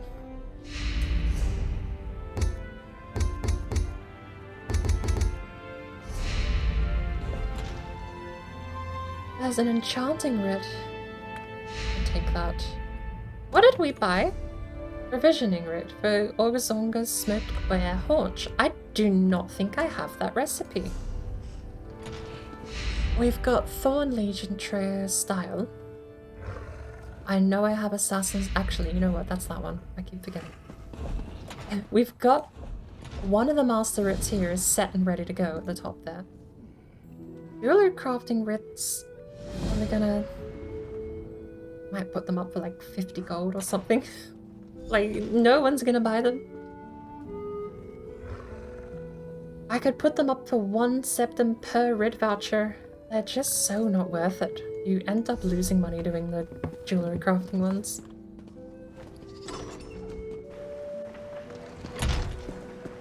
Alright. I just need to calm down. I'm so excited to try and actually start crafting for profit that I'm just itching to do something, you know? But... do it.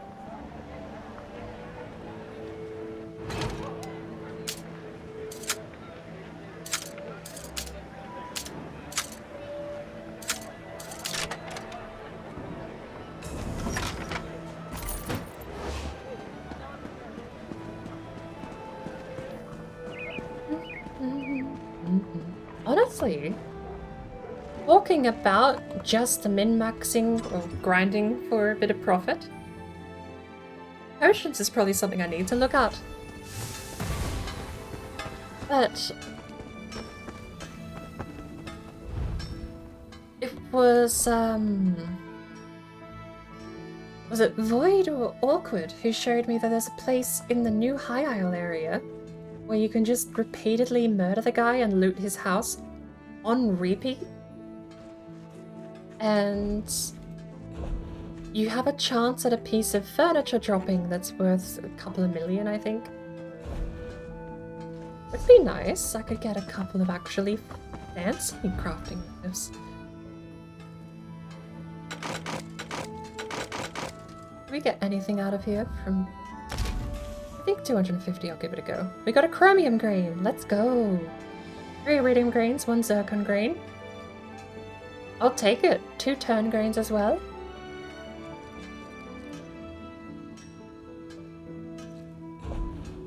I don't know if every single time rolls the dice on what you actually get out of turning stuff into paste, but I normally like to have 200 or more before I do it. Now, hang on. 3 out of 3. That's definitely set. I don't need to check jewelry crafting. That's got a month left. We've got 21 days. 3 days and 10 days. Blacksmithing is 4 days, 20 days, and 1 day, 16 hours. Oh, no, we only had one all the research, so I only need to check blacksmithing, don't I?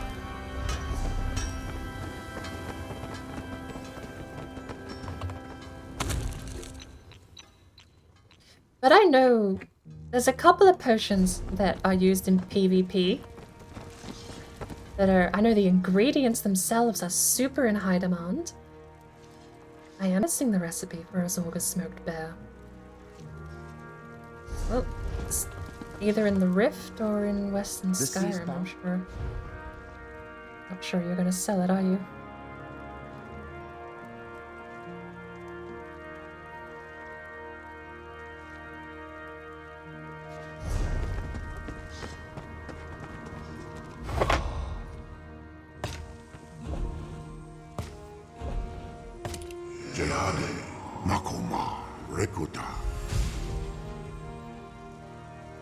It's a bit easier.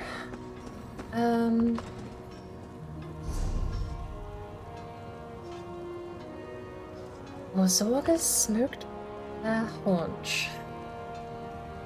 Off phone. You are required for Google. Or Zorga. Smoked bear haunch.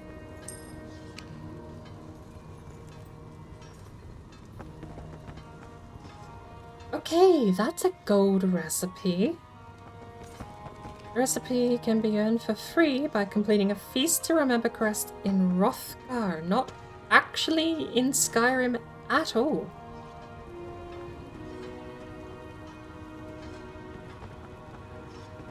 Prepare a main course for the King's Feast.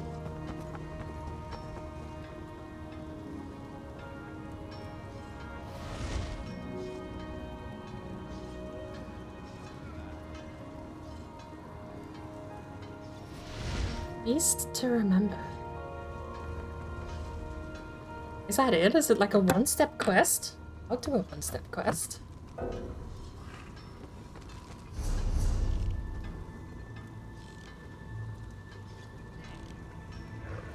It just says Hrothgar. Wait.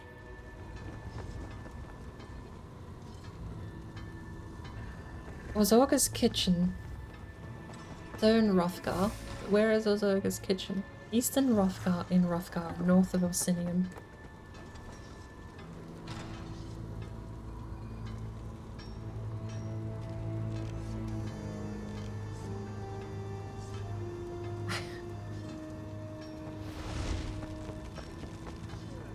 Right. Shall we just travel to Hrothgar, Orsinium? View on map. Ooh, that helped.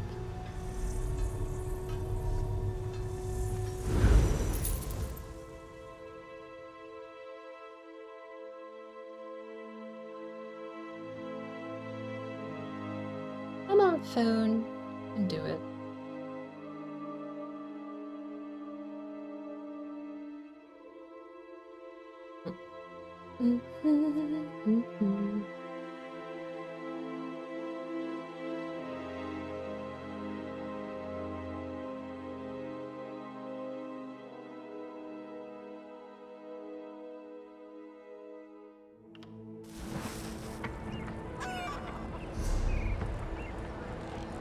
It is there.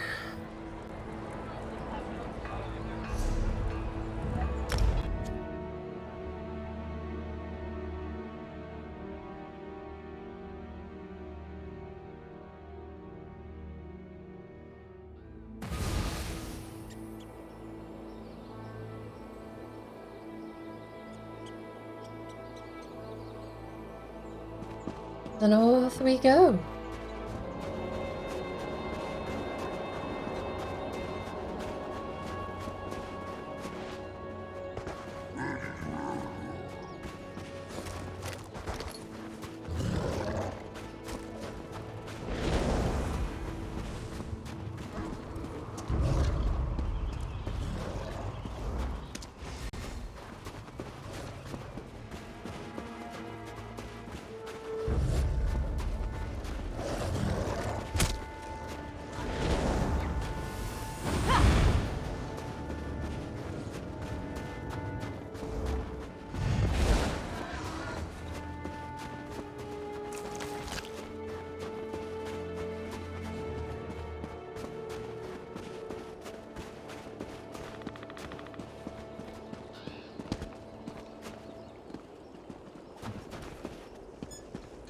Oh. Oh, we found it. So...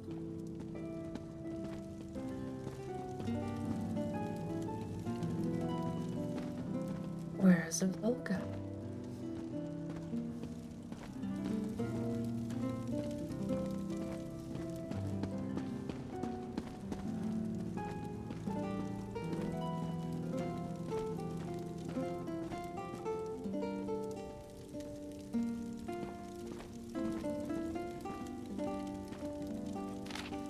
Commander Azorga, please reconsider my offer of reinstatement. You are more than capable of commanding the irregular. I can think of no finer an officer, been through so many. What happened on the shores of Lake Grimaire is a tragedy. That is a lesson every officer must learn. Soldiers are a resource like any other, to be expended as one would the ammunition for siege weapons or the feed for horses. They are a matter of logistics, nothing more. Think on my words, the White God Tower is within our grasp. General Proximus. I like to imagine that had nothing to do with the war. You just had a bunch of soldiers go swimming in Lake Grimaire. But where is she?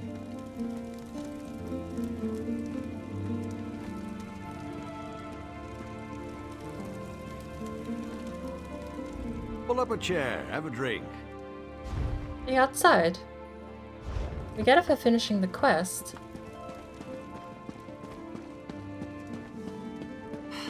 Another distraction.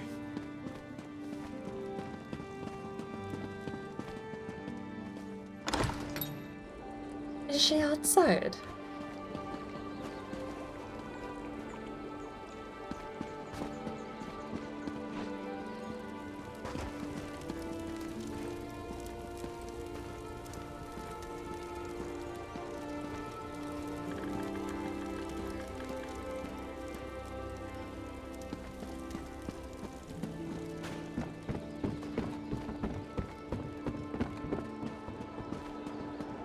Is there? Is he? Oh. There's late, and then there's this. No. Did you happen to see a tattooed Breton on your way here? Stupid hat, droopy mustache, carries a mage staff he doesn't know how to use. Answers to Hamelin Serpy. No. I hired an assistant to retrieve some ingredients from the wilderness, but he's late. Very late. I won't let his absence ruin my chances to restore the good name of Orc Cuisine. Orc Cuisine? Not just meat. The King's Hearthwife is holding a competition to celebrate orc culture. Without my assistant, I can't finish my classic orc recipes. Unless you'd care to make some coin. If you're interested, I can get you a list of ingredients. Sure. I'll need some rathberries and a skin of ice stream water.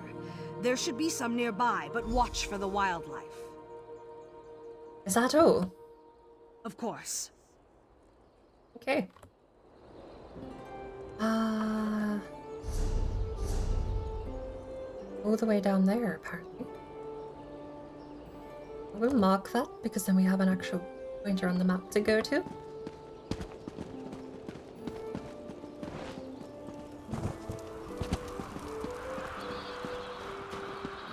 We run.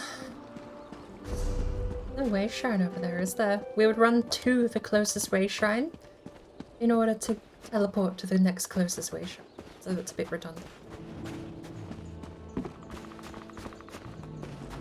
We just need to head off, I think.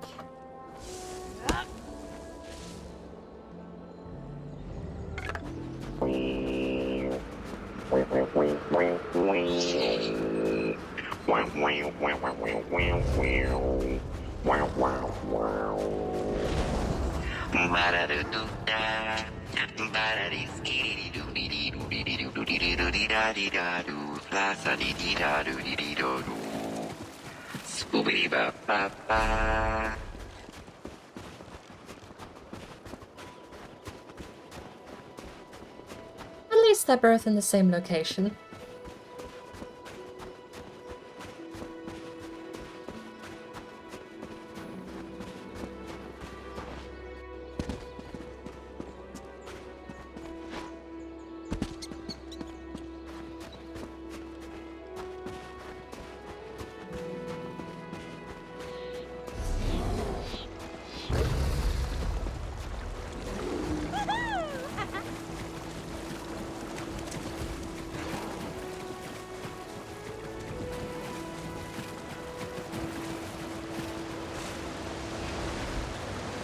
10 raspberries. That's 2.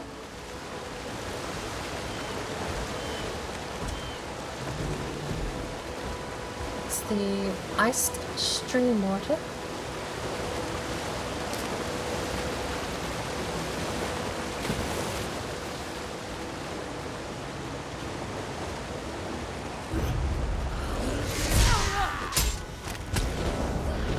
Come on.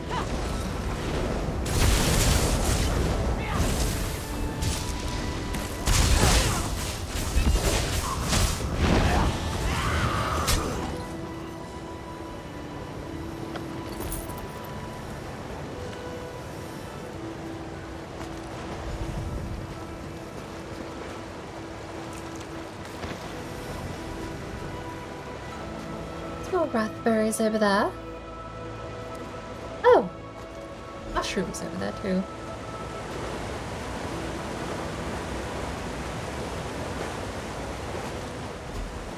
More raspberries. Probably not over this way.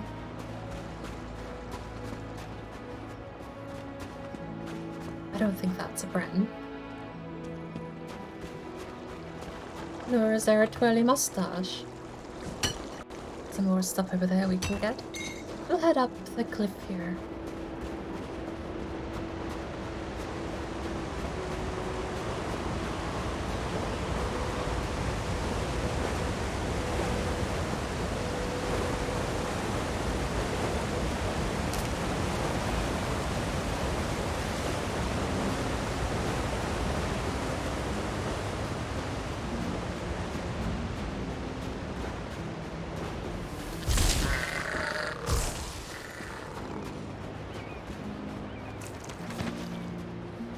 Raspberries.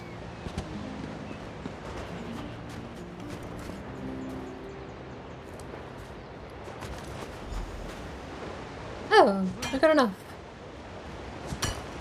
I didn't happen to find a Breton though. With or without tattoos.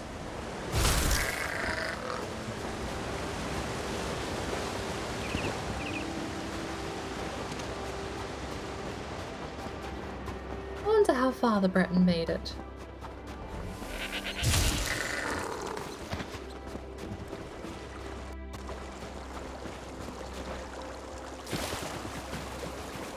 What's that?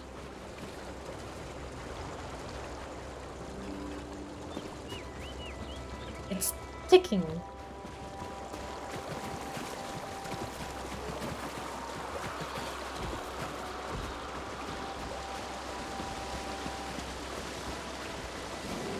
Why is it ticking?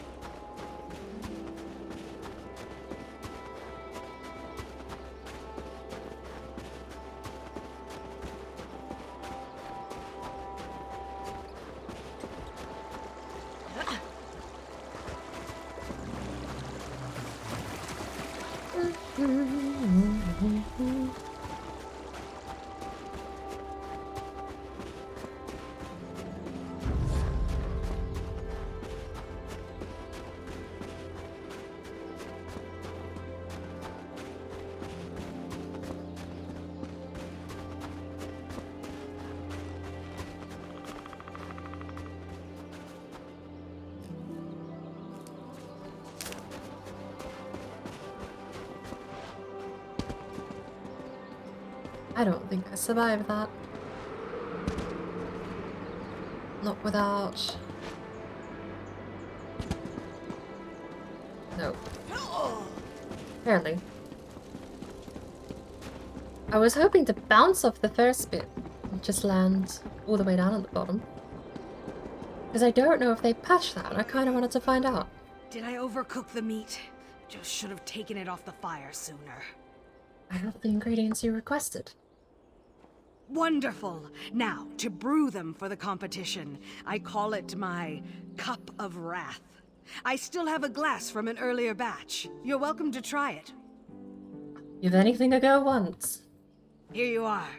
So, what do you think? And please, be honest. If it's not ready for competition, there's still time to perfect it. Well, my tongue is burning. Is it supposed to burn? I could ease back on the raspberries in the next batch. Oh, Echater milk will cut through the burning sensation. If that doesn't work, place some charcoal under your tongue for 10 minutes. But you'll lose some of the flavor. I don't think I'll ever forget the taste. Wonderful. It should stand out in the competition. Still no sign of my assistant.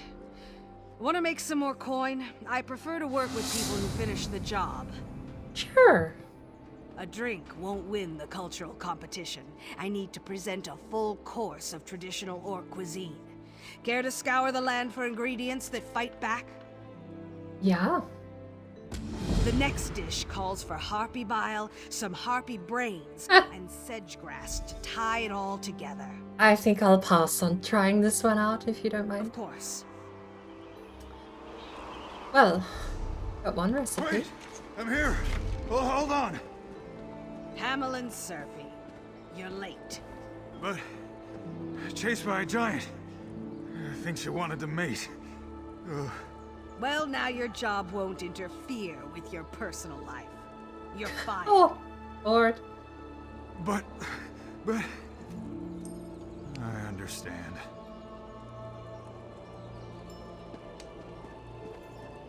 Okay, wow. Did he bring back the ingredients? Do I still have to go? Excuse me. Sir? Oh, you're just off. Okay. Through the door that I probably can't enter. Or I will enter and he won't be there. What's he there?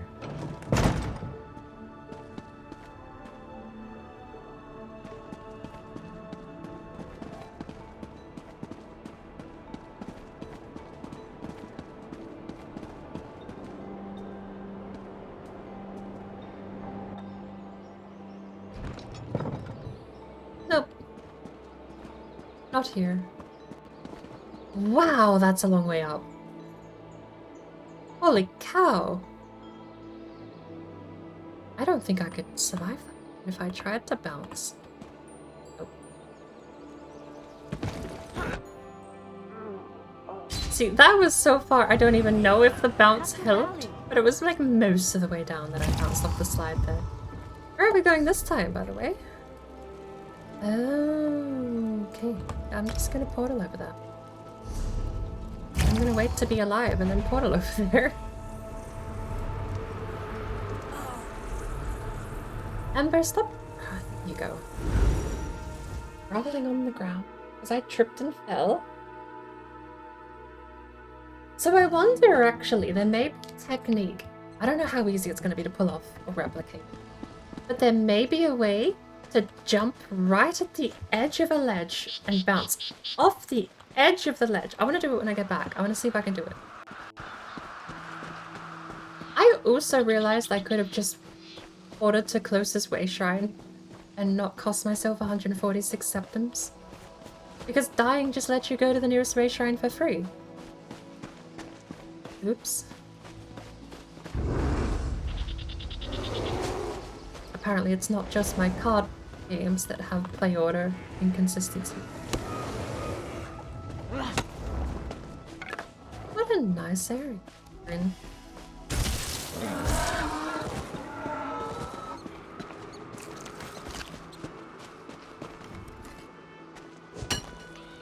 In fact, this place almost seems familiar.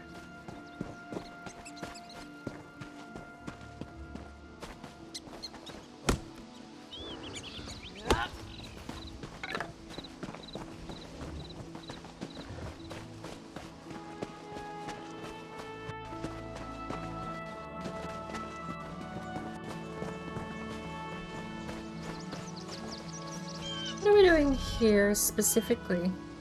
Hoppy bile and brains.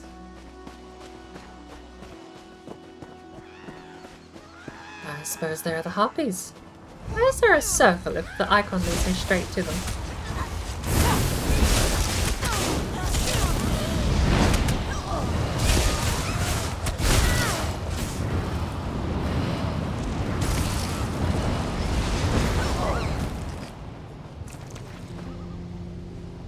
Harpy Bile and Harpy Brains. This one was sedge grass. I'm sure we know what sedge grass is. Kinda like reeds. Hello, don't mind me.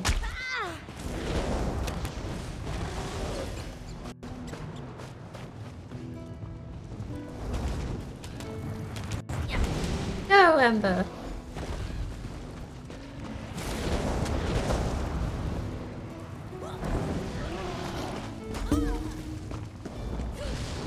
A beep. 2 beeps.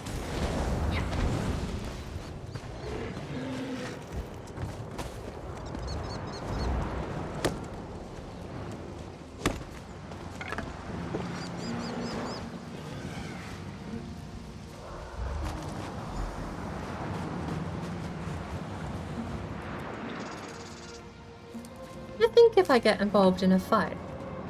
Trying to think. Ember draws aggro, so there's no way I would die to the fight before she draws aggro. Because I was thinking, die before... I can die before the thing is killed.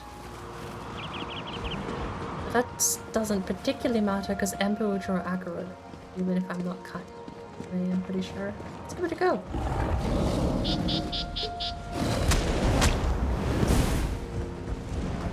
Pretty immediately. I'm ignored. We would need to be haunted by more than one thing then, so that Ember can only draw aggro for a couple of things. We've got 6 minutes left. How much does that cost to port out? 700. It's good. Is it really 1 septim per second? Almost.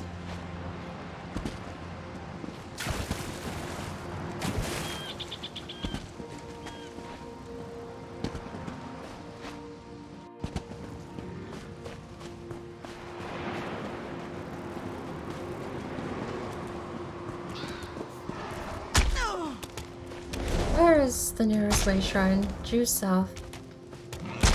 I'm missing 2.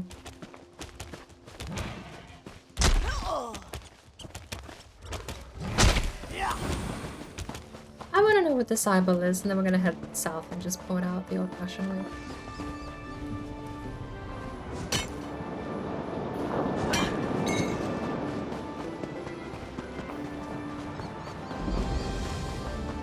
Shipwreck Cove!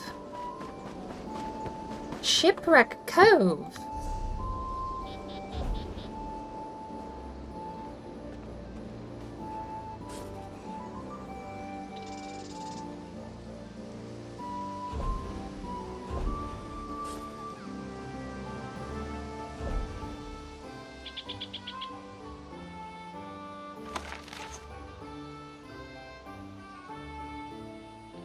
I swear there was a clue I had ages ago that linked to Shipwreck Cove. Maybe there's more than one. As if well, I mean, I shouldn't have found it if this is the place. I've never been here before.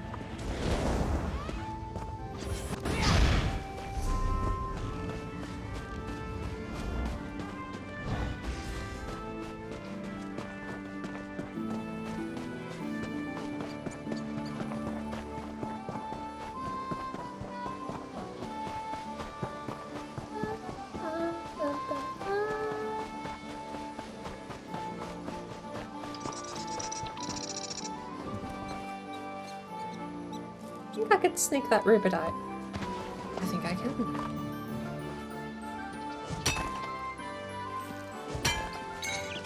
And 2 regulars and platinum dust as well.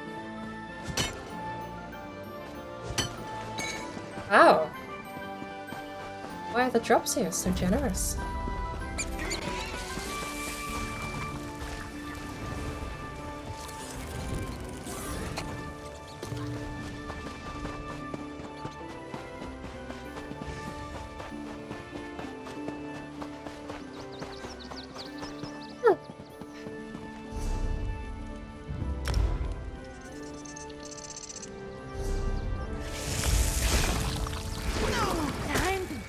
lightning!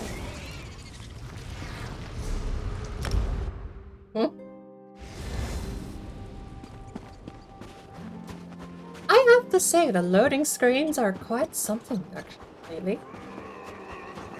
I've had 2 loading screens since the last update that have just snapped. They've been instant.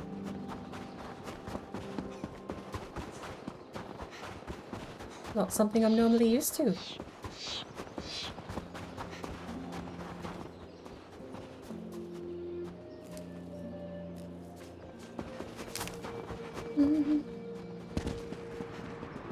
Okay. This didn't kill us before, but we can sort of pseudo-try the thing I want to try. If we can get up here. That clear jump. We could just do that. So my idea is jump at the right time. And you may bounce off the ledge. And if they haven't changed how that works, the first bounce should be the only calculation for full damage. Right. Here we go. Too salty. 1 handful of salt next time.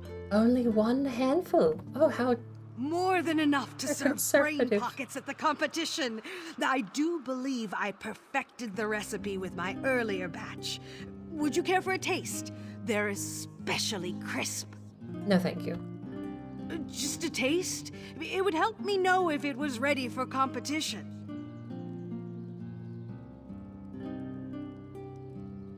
No, it's fine. Fine. Here you go. Pull it apart with your hands and scoop out the... yes, like that. So, how is it? I just lost sight in my eye. I like how you can just compliment them or say the most bizarre things. Oh. What did you put in there? So it was bile, brains, and then plants.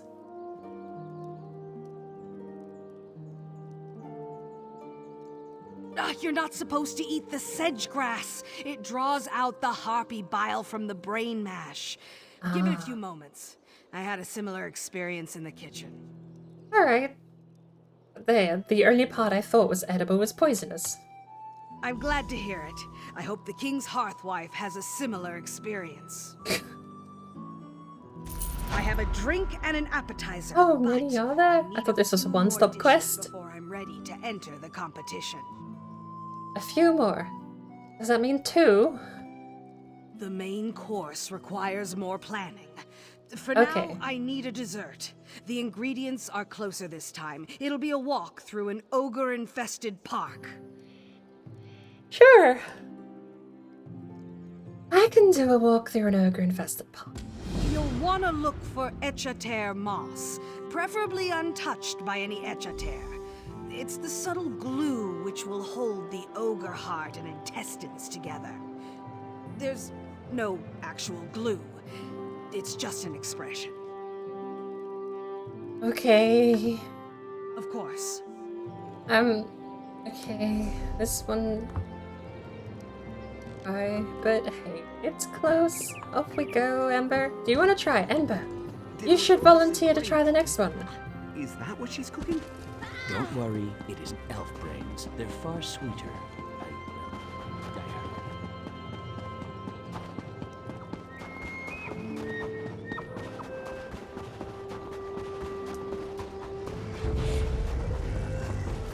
I should volunteer Ember to try the next one, I think.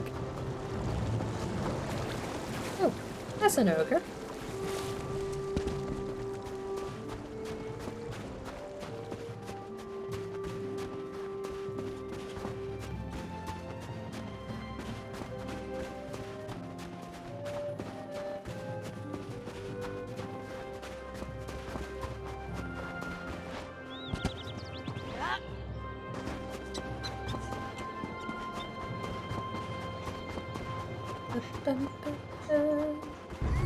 Ah! That's not moss, that's a harpy. That's a rock. Oh, you're just an ogre.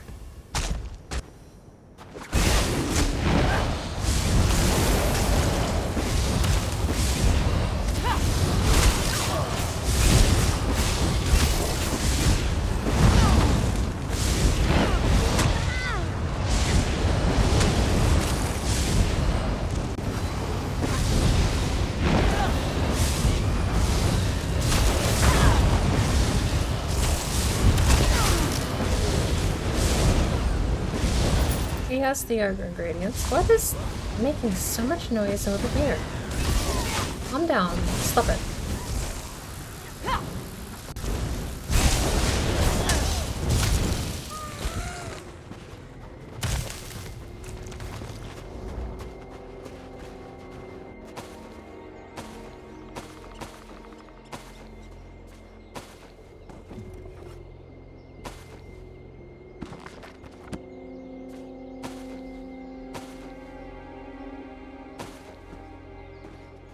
Right.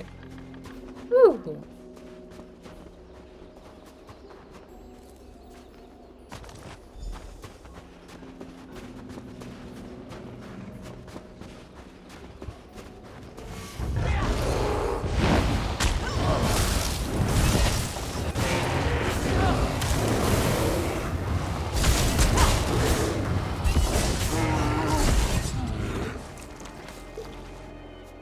Am I in trouble? Only if you don't eat the next thing. To be fair, if I'm gonna put everything on a scale of bad to worse, brains is worse than intestines.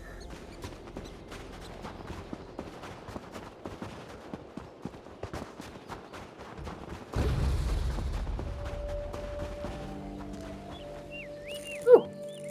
Nightshade. It might be the first nightshade I've ever actually spotted before seeing a prompt. And on herb hunting week.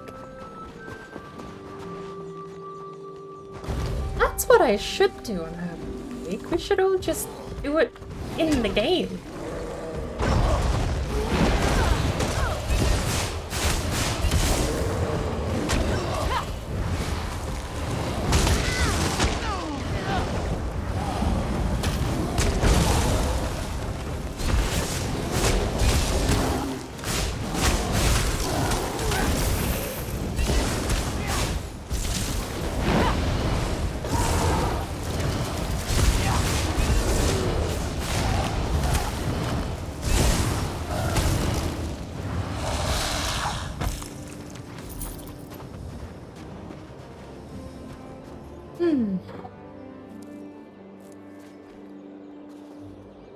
The thing on Twitter was more just for fun, but I don't know if I could put like a bias or something and the person who guesses the most correctly.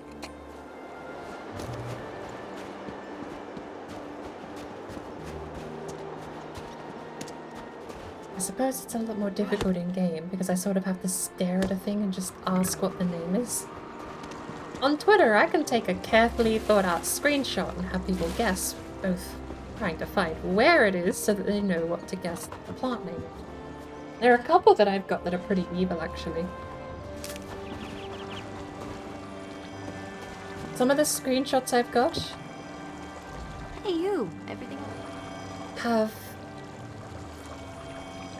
It's so bizarre going back through my screenshots, knowing what I'm meant to be looking for. Knowing that I took the photo just a couple of days ago. And still, I'm sat there just staring at it, having no clue where the plant actually is. Not until you like zoom in or till I scroll through to the reveal photo and then it's staring at me in the face and I go, oh, it was right there. There's some that are so mean that they are actually dead cent, like almost dead center giveaway in the screenshot. Eat a dish that smells like old greaves. And you can't really see it, even though it's basically right in front of you the whole time. Only when I turn the HUD back on. Ventricle pie requires the freshest ingredients. Ogre hearts don't exactly keep unless you bake them quickly. I have one last slice from my previous attempt. You're welcome to it. These ones are grayed out, like only one or the other. Guess this is permanent. So maybe the gimmick has been previously that if you backed out, that it would eventually loop to a decision like this, or just force you to take. Yeah, but sure, why not? Here you go. Have a slice. Large bites, as the chiefs of old would do. So, how did it turn out? Oh, feels fairy. I mean, we are eating ogre. It Must be a reaction to the ogre intestines. I assure you I cleaned them thoroughly before... No! It's the Eschater moss. I should have broiled before baking. Try running your tongue across your teeth, back and forth as fast as you can. Thanks. They say it's a real tusk cleaner. It should round out the meal nicely. Thanks to your efforts, I have ingredients for everything but the main course. We've come this far. If it's no trouble, I'd like you to procure what I need. Sure. I need something to draw the attention of the cultural competition judges. Something spectacular. That's why I want to cook a stew inside a bear's head. You with me? Kill a bear? What are we putting in it? The glacial tomato features in this dish, so bring me a bundle. Also some tundra truffles and a decent amount of Durzog lichen. As for the bear head, I want you to take it from Gnarlfang's shoulders. Bastard ate my shipment of coffee beans. A bear hopped up on coffee. That sounds like an even fight. Of course. Well, where are we going for this? It's over there. You know what? Let's try my theory and also teleport to the nearest way shrine, shall we? No more running about. I wonder if you get summoner fatigue from teleporting to way shrine. Up, up, up we go. I should look how far up there. Although, this is going to be very awkward if this actually works and I survive. Basically, I want to bounce right off the edge. Not fall off the edge, bounce.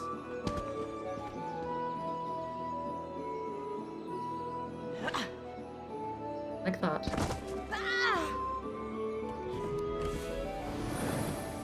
Well, hey, you know what we could test right now though? Whether or not this coding still exists in the game at all. So, Geronimo. Because that should count as a bounce. There you go, it still exists. Never mind. What was that? It does or doesn't? We'll have to test again when we get back, I suppose.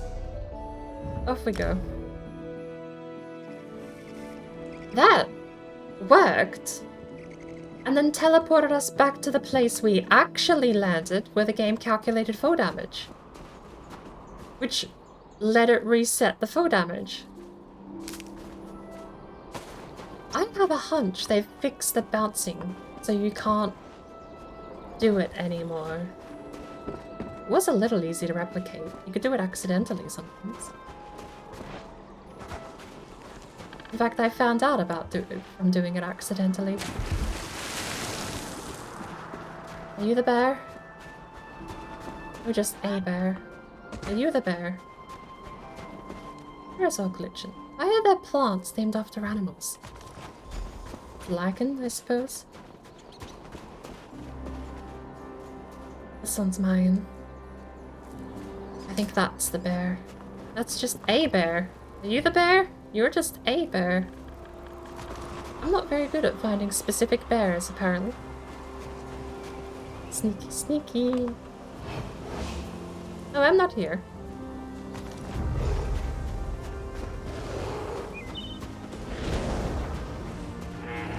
Pocket mammoth.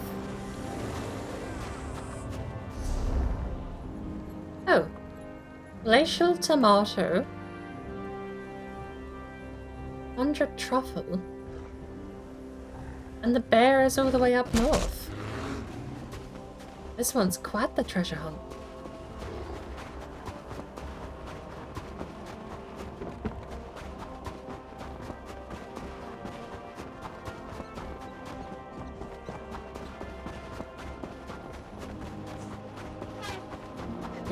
He toots! I never heard a pocket mammoth toot like that before. This one's close to Way Shrine. That one is also south of that Way Shrine. I feel like doing this one last is both the most annoying and the one that makes the most sense. You have to teleport back here anyway, so you're making the same trip. If you do this last, it's there and straight back. If you don't, if I did that now, it's there and back. Then there and away. And there's also no teleporter I've discovered over there. What do way shrines look like? That.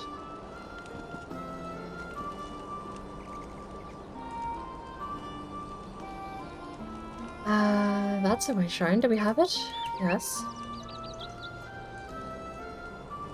I don't see one over here though. We'll do the easy one first.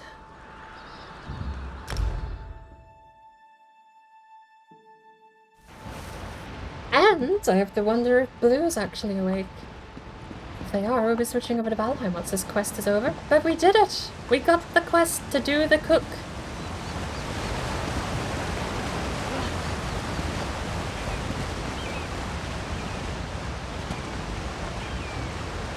Truffle. How many? 1 of 5.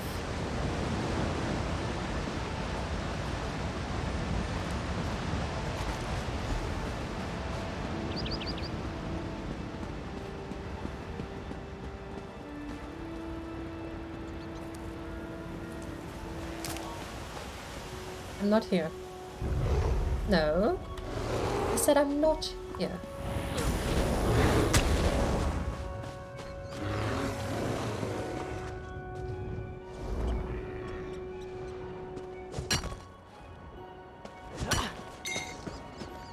There's the final truffle. So... it's pretty easy.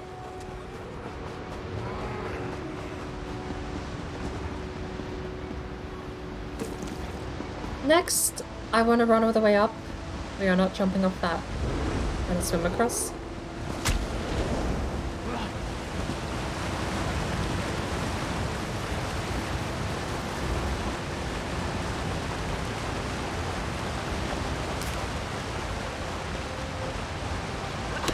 Emperor, what are you doing? Now I can't get my piece of wood. There we go.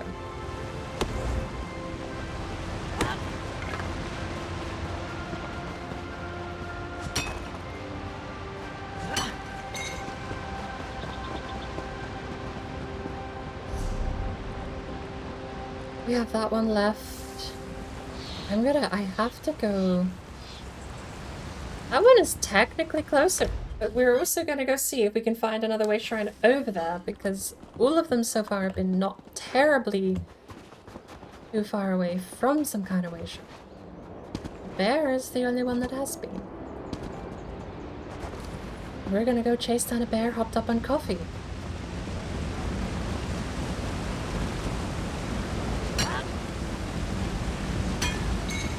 Chase down a bear, hopped up on coffee. Oh, do you think we can get away with a... Do you think that's deep enough to swim, actually? Because that is not good enough to bounce off of, I don't think.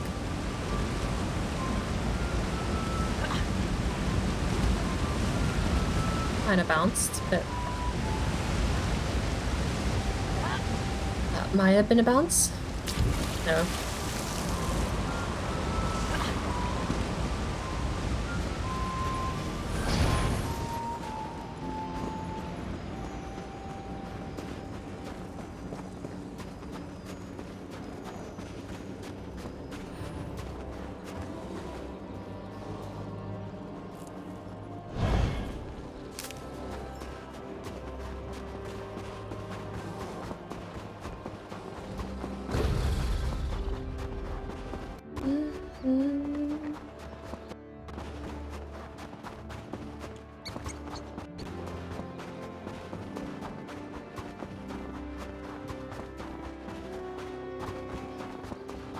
I feel like I've been here before. It looks familiar, but not.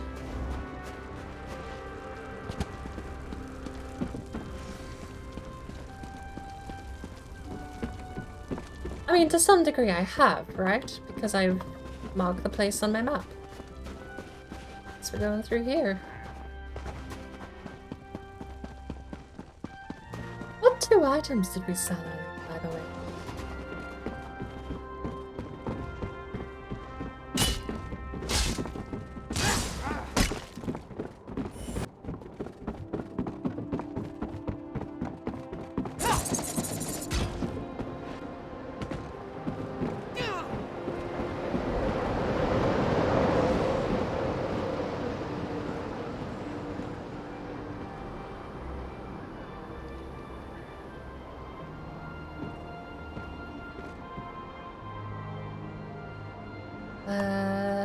Let's give it a final try. That did not bounce. That did!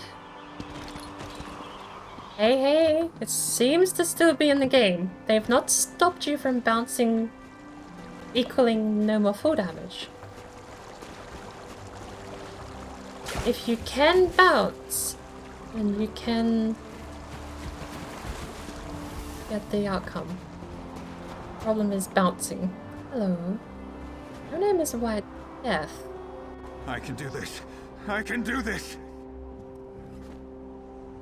I can't do this. I can't do this. Okay.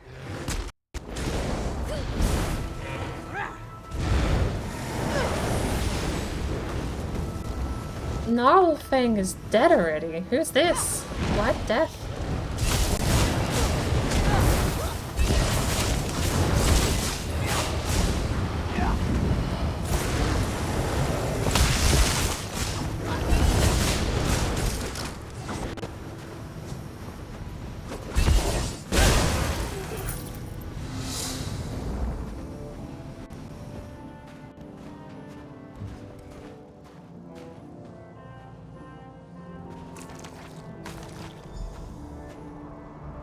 Why was Gnarlfang, or did Gnarlfang overdose on coffee?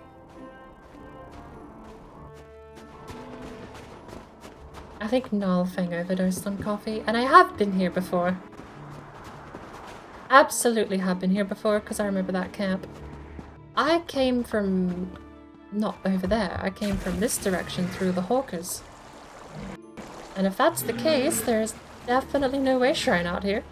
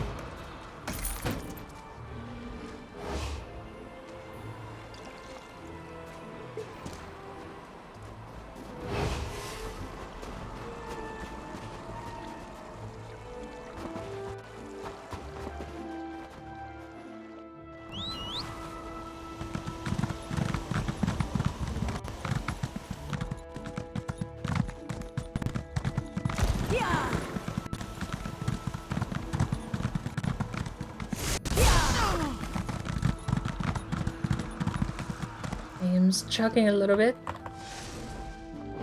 Come on.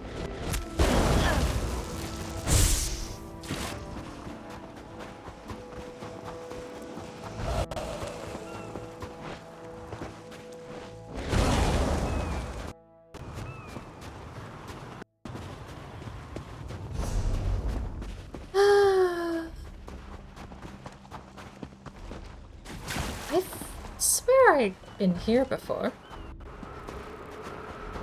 I've been here, but I don't think it marks on your map.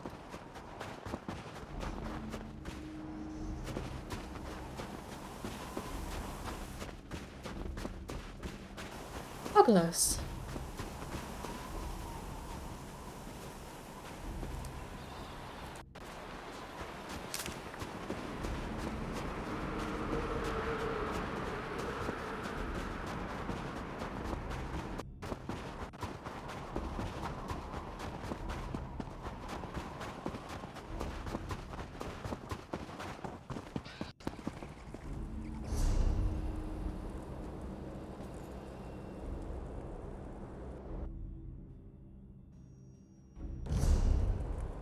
think that's the last location left here.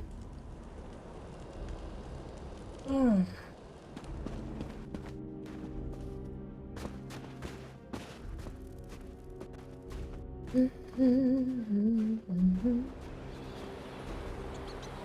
Where's Blue's chat? We got Blue.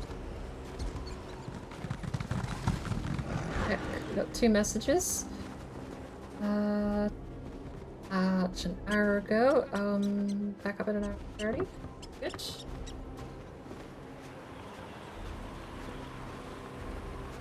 And the Crazy Willow went live. Or posted a notification. I should check. He actually went live. Should I? Possibly. I get rid.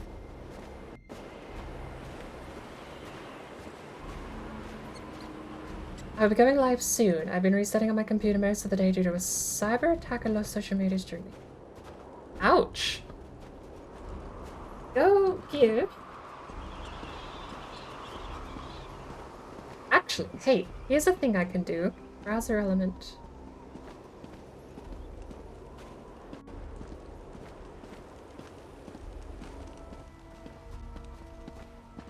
Oh, it's just got some tomatoes. Is this theft?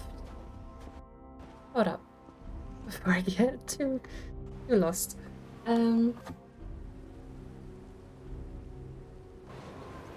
Shoutouts. Okay. Bring shout. Enable preview. Go to Discord. We've got a browser source on the screen, don't we? Go to Sparkle's chat. And then I get the link I sent Sparkle. Copy that link. Paste that link. And then I make it my link. And then... slight distraction, because I'm about to type a shoutout. We're gonna go... all of 80. No, we're not. We're gonna go 600 wide and... oh. Control audio via OBS. Shutdown source and not visible. Refresh browser when scene begun. All of these are good things. Okay. And it's gone. Now, shoutouts. Shoutouts are going down to -12, but we'll leave them there, shall we? Shoutouts. Let's see. Drag that down. Where's my overlays? Overlay. Shoutouts. Look, I need shoutouts to be.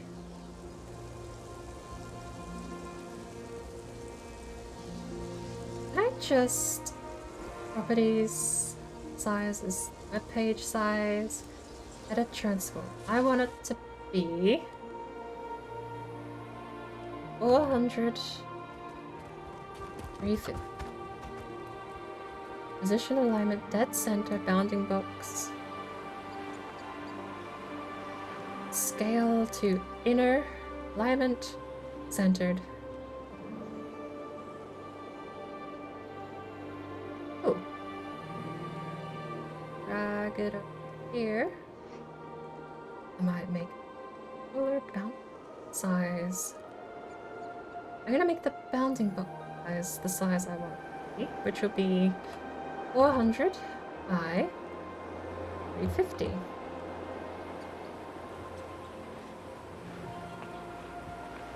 Maybe 250 will be fine.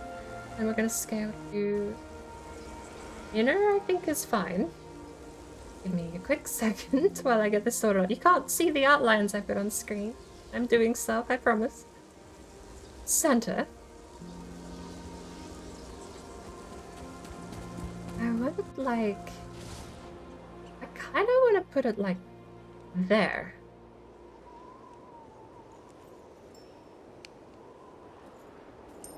We'll try that location, shall we? And hey ho presto, let's see if this works.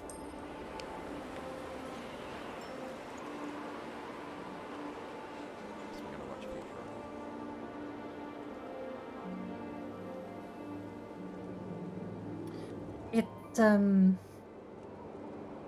It's there, but it's not playing. It's also not...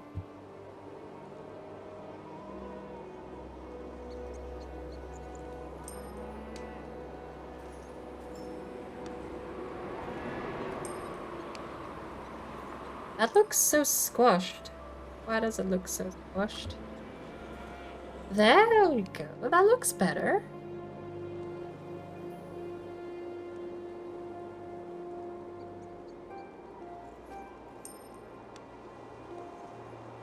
But it's stuck.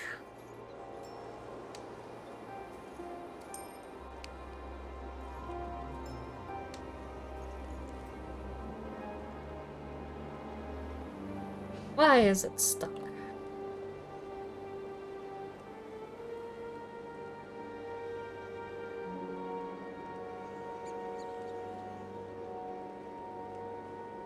Move it down there. I like that. I like that. Move it in a little bit. Up a little bit. There we go. Lock into place. But why is it stuck?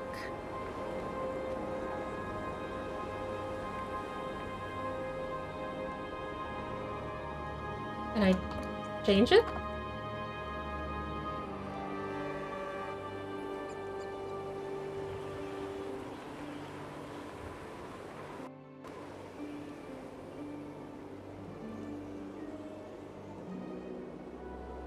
It's playing! I saw the thing move! Chocolates in the fridge. Oh, hang on though. Advanced audio properties. Oh! There we go. Oh no. I did 2 shoutouts and a 3rd one. Hang on. I need to monitor an output and then I get rid of all the other channels. Is it too loud?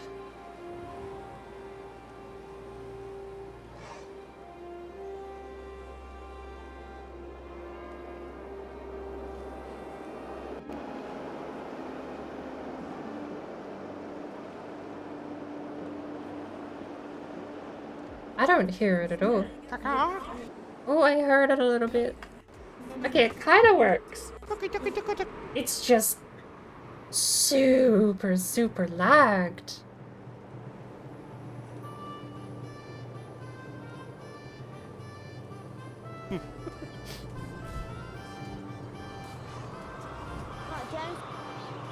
So we're gonna keep the galah here.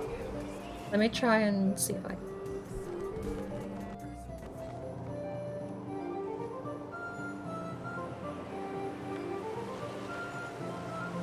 My stream is so laggy.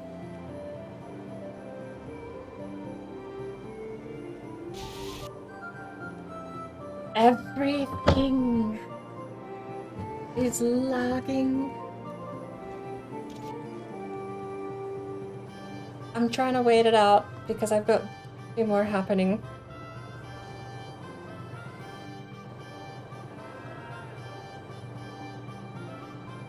It very likely is the video playing. I don't know if we ought to keep this, but I wanted to try it. Maybe on a different game it would run better, or maybe when OBS hasn't been open for like 8 hours. Ah, you know what? Okay, I'm not doing it in Steam. Close the Steam browser and do it. No.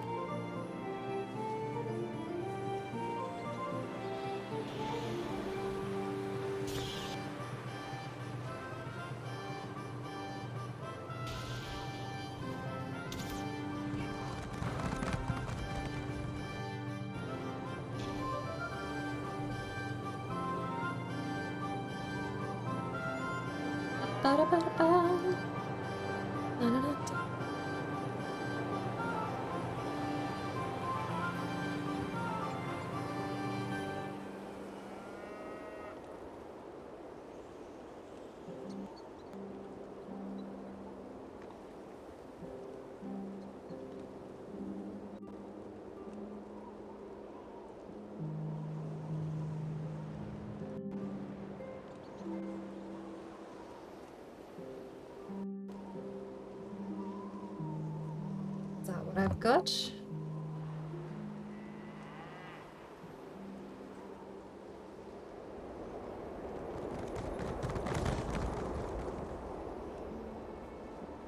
what I've got. As far as I can tell, I have updated my options. So now I just have to hope that the stream stops dying. I think I even disconnected from Discord.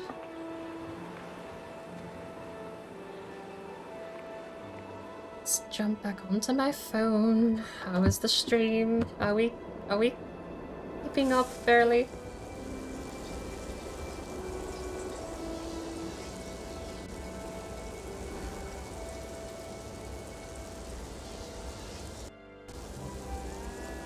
Okay, it's do a twirl. Drossa do a twirl? Can stream see the twirl? I'm a bit delayed. The twirl dropped in frames, but I think we're more or less okay. So, as I was trying, and we're gonna try again, we'll see how this goes, shall we? Crazy Willy is about to go stream. If you want to go give him a hello from me, I would greatly appreciate it. Apparently he's getting his computer back up and running after he lost access to a couple of accounts today. Don't know the details, but he's had some cyber attack issues. Let's give it a try. Does it crash my system again? How well does it run while I'm out here doing gardening? Oh, they're looking, they see me. Ouch. Run!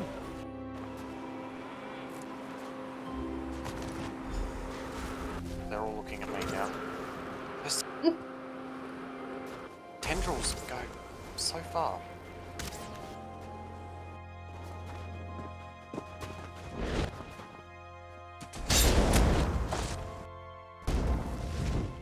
Just kill.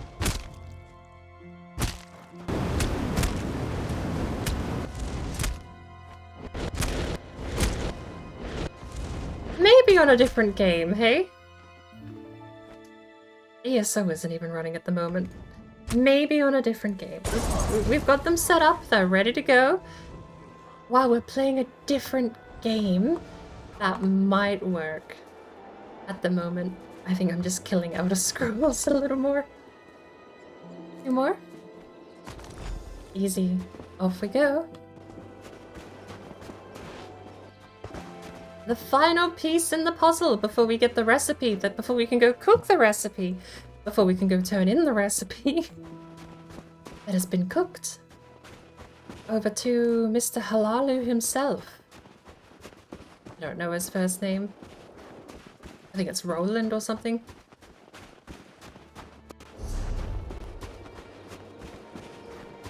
Well,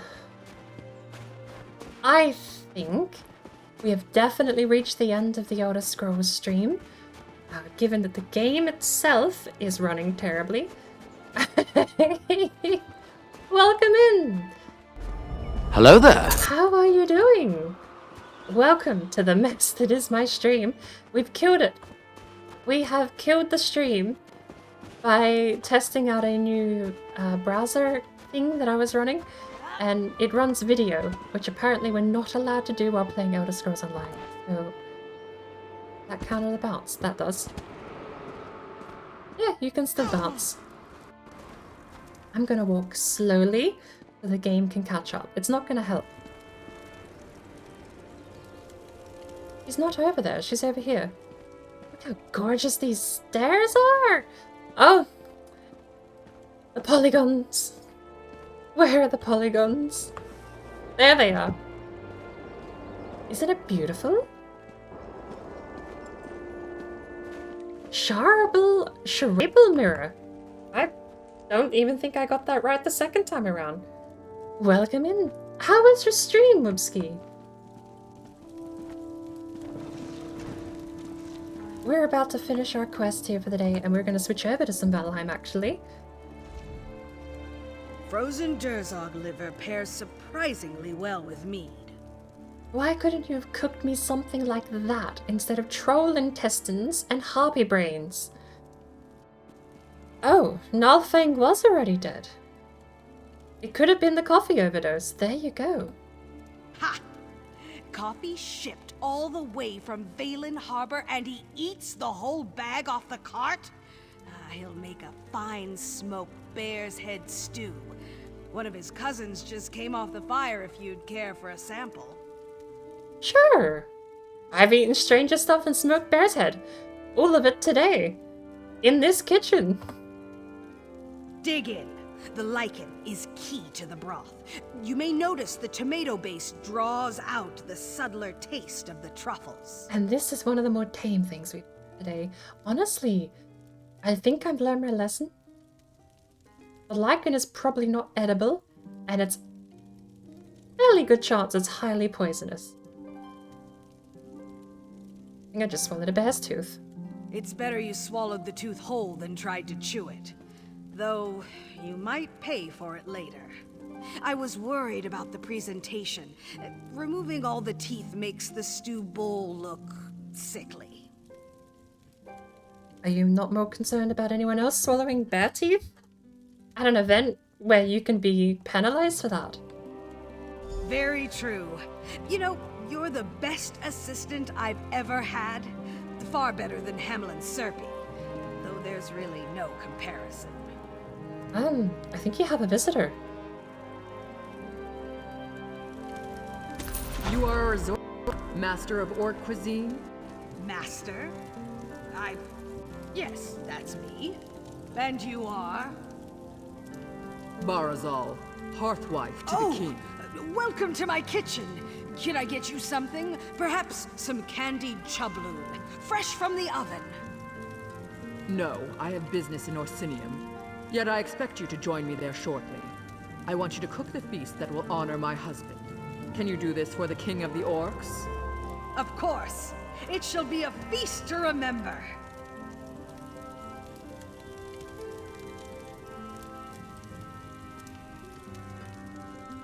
Didn't even turn around and face? You couldn't even turn around and talk to her face to face. I don't know what kind of feast Barazal plans, but I cannot wait to share classic Orc cuisine with the king. Maybe it's an orc thing.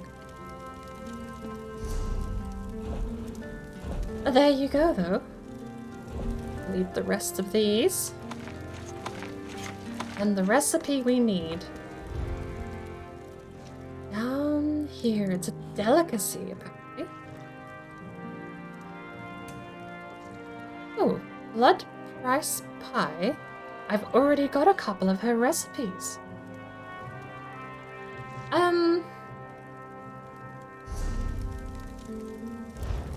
I didn't get the recipe, though. Tripe trifle pocket. What did we just get? What did I just eat?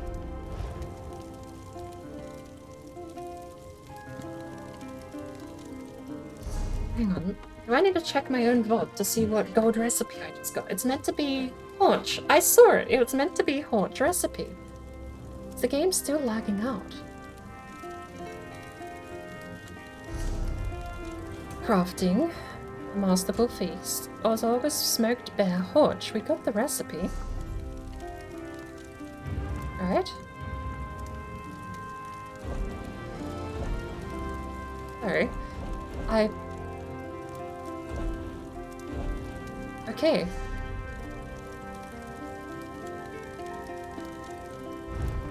The recipe no longer says missing. It lists it under delicacies. Ah, have ingredients is ticked and we don't. We need... Oh my... You're kidding me. Oh. It goes for 10k? 20k?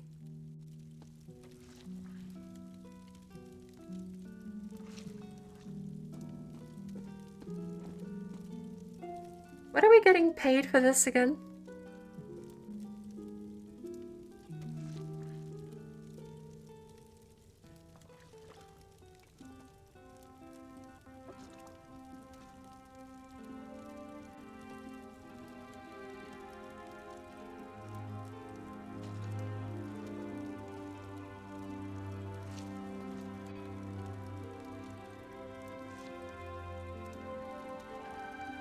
Really don't think that's a good use for perfect row. Let's see what the cheapest one we can find is.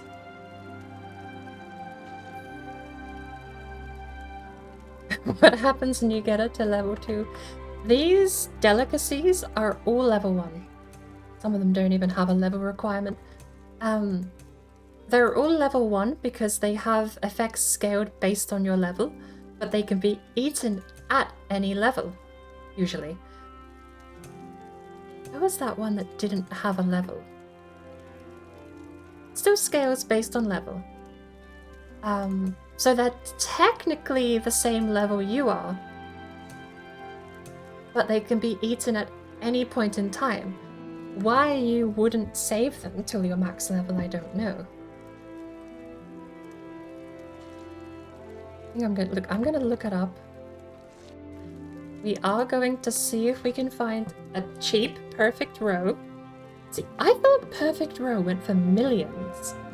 I'd heard there were people that were buying perfect row for stupidly high prices. Emriel Trade Center.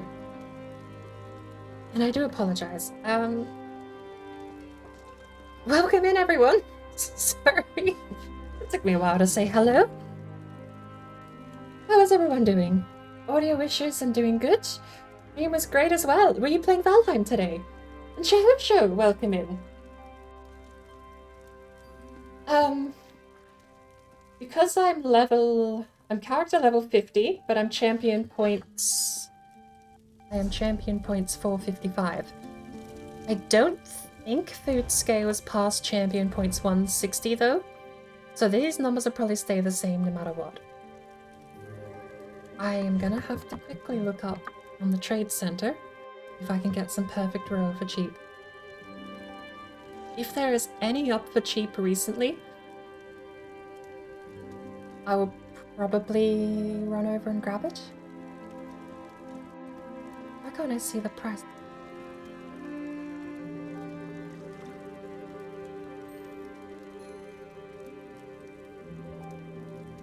Perfect row.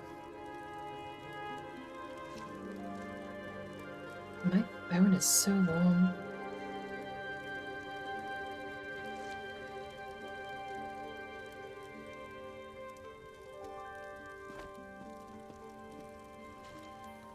That's closer to what I thought perfect row would be priced at. For some reason it's not showing me price anymore.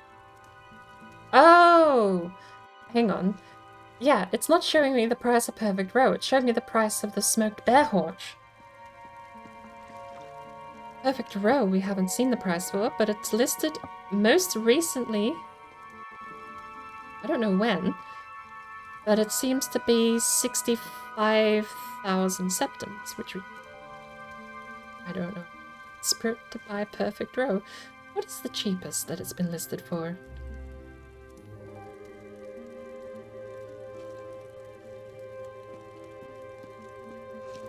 The cheapest was 6,500, but 10 perfect row.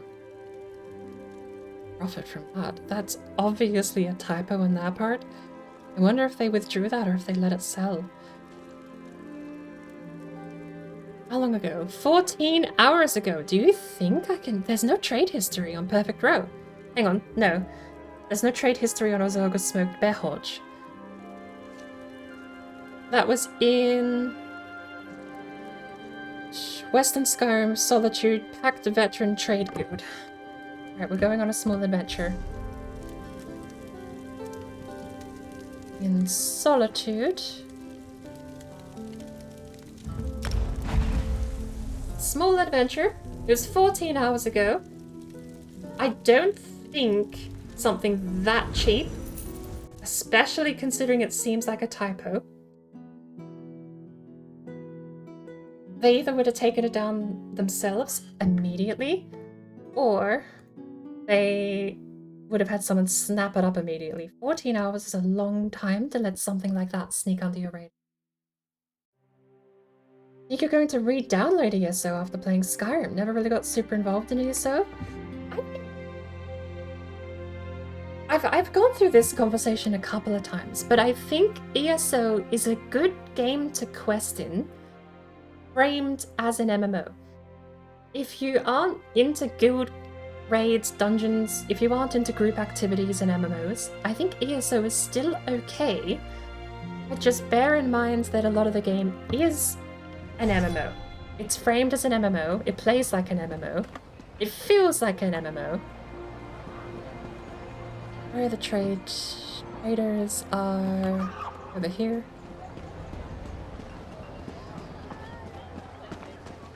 But there is so much story content you can do.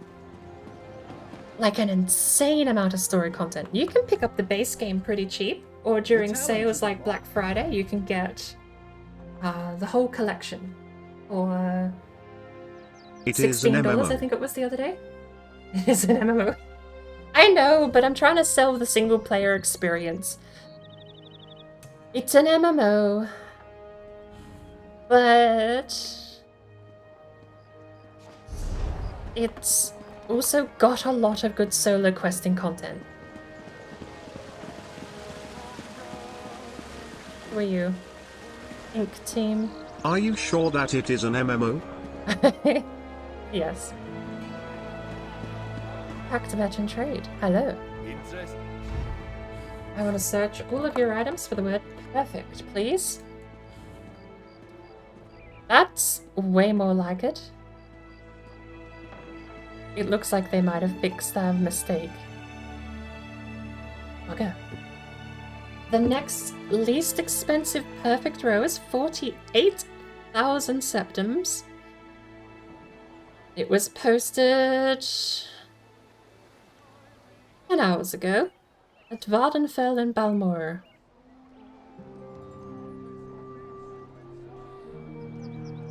$48,000 septims.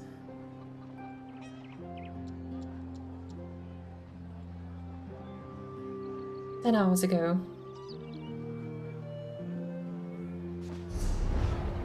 I think the only way we're gonna find anything like this is if it was posted during downtime and no one else found it before I went up and found it. Or someone posts something right now, this very moment, and we snap it up immediately. 70,000 seems to be the most. Also, can I buy this photo? I want it. I want this. This whole picture? Give it. I want it. It's so gorgeous.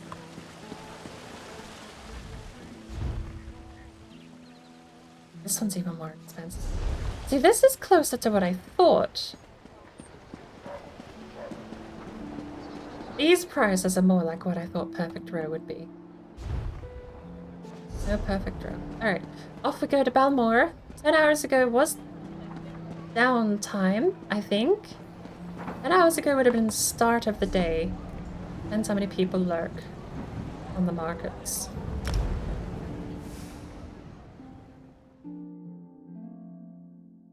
But I stress the fact it's an MMO because if you are looking for more Skyrim or more Oblivion, it's got good questing, but there are still a lot of quests that take a ton of your time up just traveling.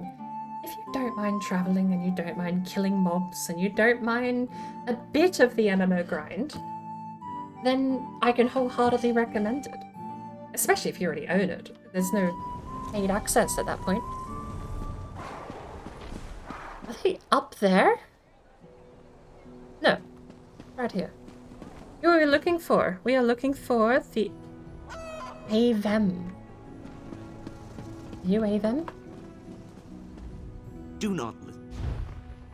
Perfect row for 67. That is sadly the cheapest I've found so far. I don't want to spend $70,000 on... What are we getting, by the way? Do I even know? I think it's for... Okay. Right, we got the recipe. We could just abandon this. I don't know what we paid for it. I think we paid $3,000 for that master writ. Part of it. I was showcasing off my window shopping techniques. Because I showcase off weird things, apparently, sometimes. I wouldn't steal that. If I could have got it for 40,000, I would have done it. For 60, that's a lot of That's a lot of other things I could be getting right now. Speaking of which, why don't we go window shopping and see what we can find?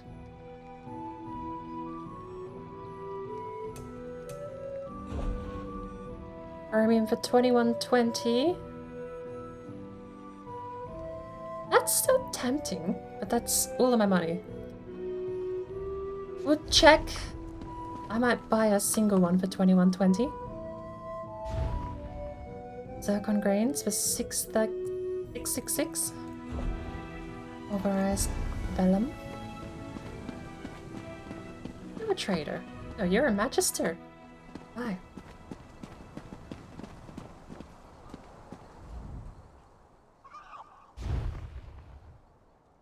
Zinc for 29 each. That's actually expensive. Miracular. 2k for iridium is not worth it. Well, I guess that's it. You're the only one with chromium grains.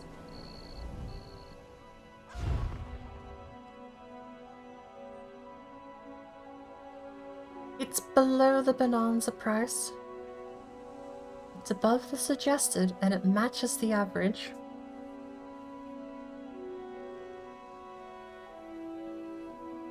I'll buy these two. 21,500 is where I draw the line. And should we check over at High Isle before we log off? Because I'm going back to High Isle anyway. And I think I need to log back into Discord. Blue should be up soon. And I've said this for like the past hour and a half, almost 2 hours now, but we are going to switch over to Valheim, finally! No more delays, no more waiting. Valheim Day!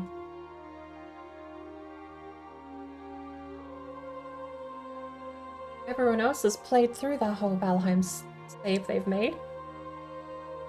I've got a save I made like 4 months ago. We only just beat Bone Mass last time we played.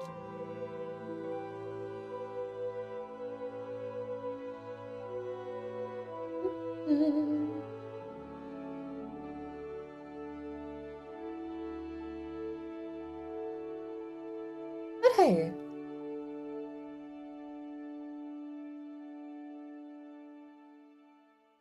Mountains and Motor is next, then.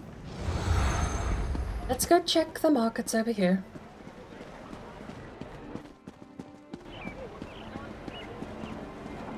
We're thinking about the same recipe for an hour. It really has been like an hour, 2 hours quest just to get this recipe. Only to find out it would cost me like $60,000 to make the damn thing. I would... Look, we paid $3,000 to get the thing. I'm gonna cut my losses. It's gone. We're getting rid of it. No more quest. No more food. We're done. We're tying it up here. I mean, no, look, guys, we made it. We beat the quest. We turned it in. That's why I don't have it anymore, right? We turned in the quest. We didn't abandon it. I don't know what you mean, abandoning quest. That would be silly. Especially when you pay money for the quest. That would be ridiculous. Malachite shard. We've been searching on style material, apparently. That's a malachite shard. Oh, why not?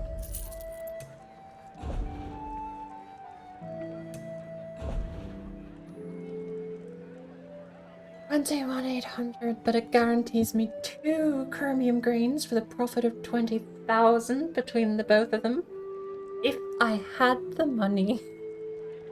If I had that kind of money, though, let's be real, I'd be spending it on motives, I suppose, more than chromium grains. That's gonna be the curse. Is drawing the fine line between cycling money back into my shop or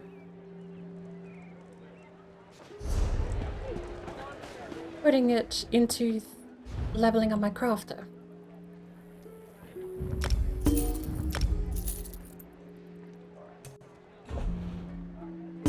$22. No, 21. Not it. I'm thinking 21 flat or 20 flat. 22 flat. It's... Oh, with 2,000 short. We need something to sell for 2,000.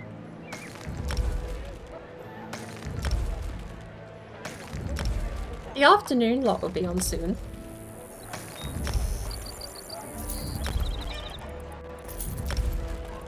But if I'm gonna buy at 22,000, I might as well go back and buy the rest of the 21.5. Make sure it was the Orc over here that I didn't check, did I? Found anyway. Oh well.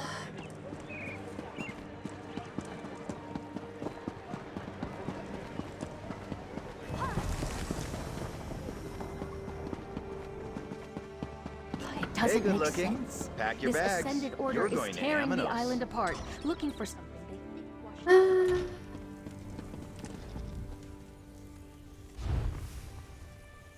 Nothing. I've already raided our own guild shops, I'm pretty sure.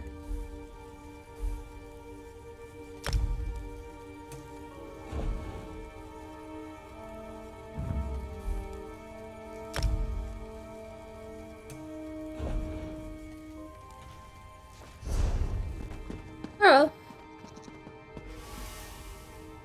Time for Valheim. Where is Blue? I need to make sure Blue. I will jump over. Blue's. I shall.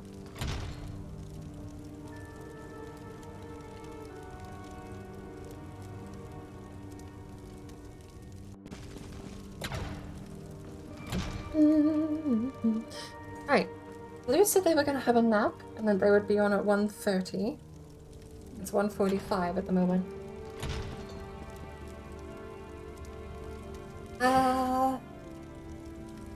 What do we do? We just play more Tales of Tribute until Blue gets online. We unfortunately may actually have to kill more time. I should have booted up Phasmo a few hours ago. What I should have done.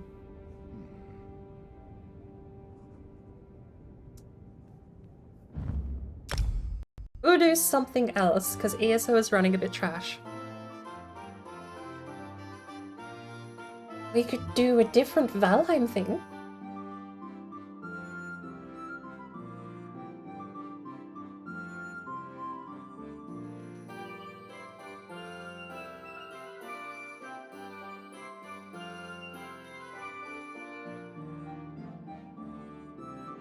Let's have a look.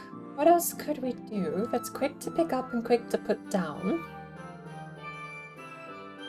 Doesn't have an insanely long tutorial would be nice.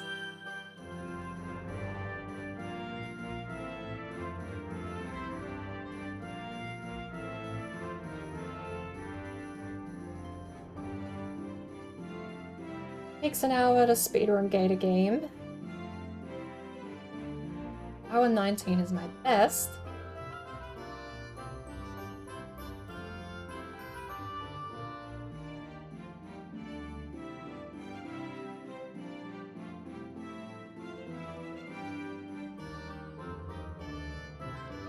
We have the Backpack Hero Devo that I could play.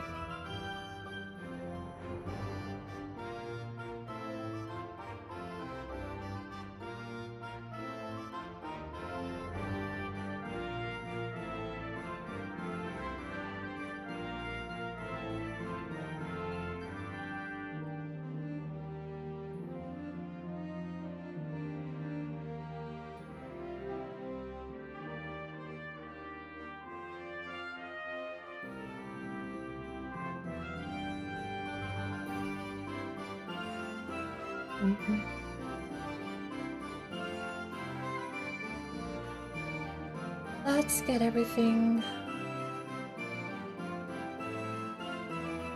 started before we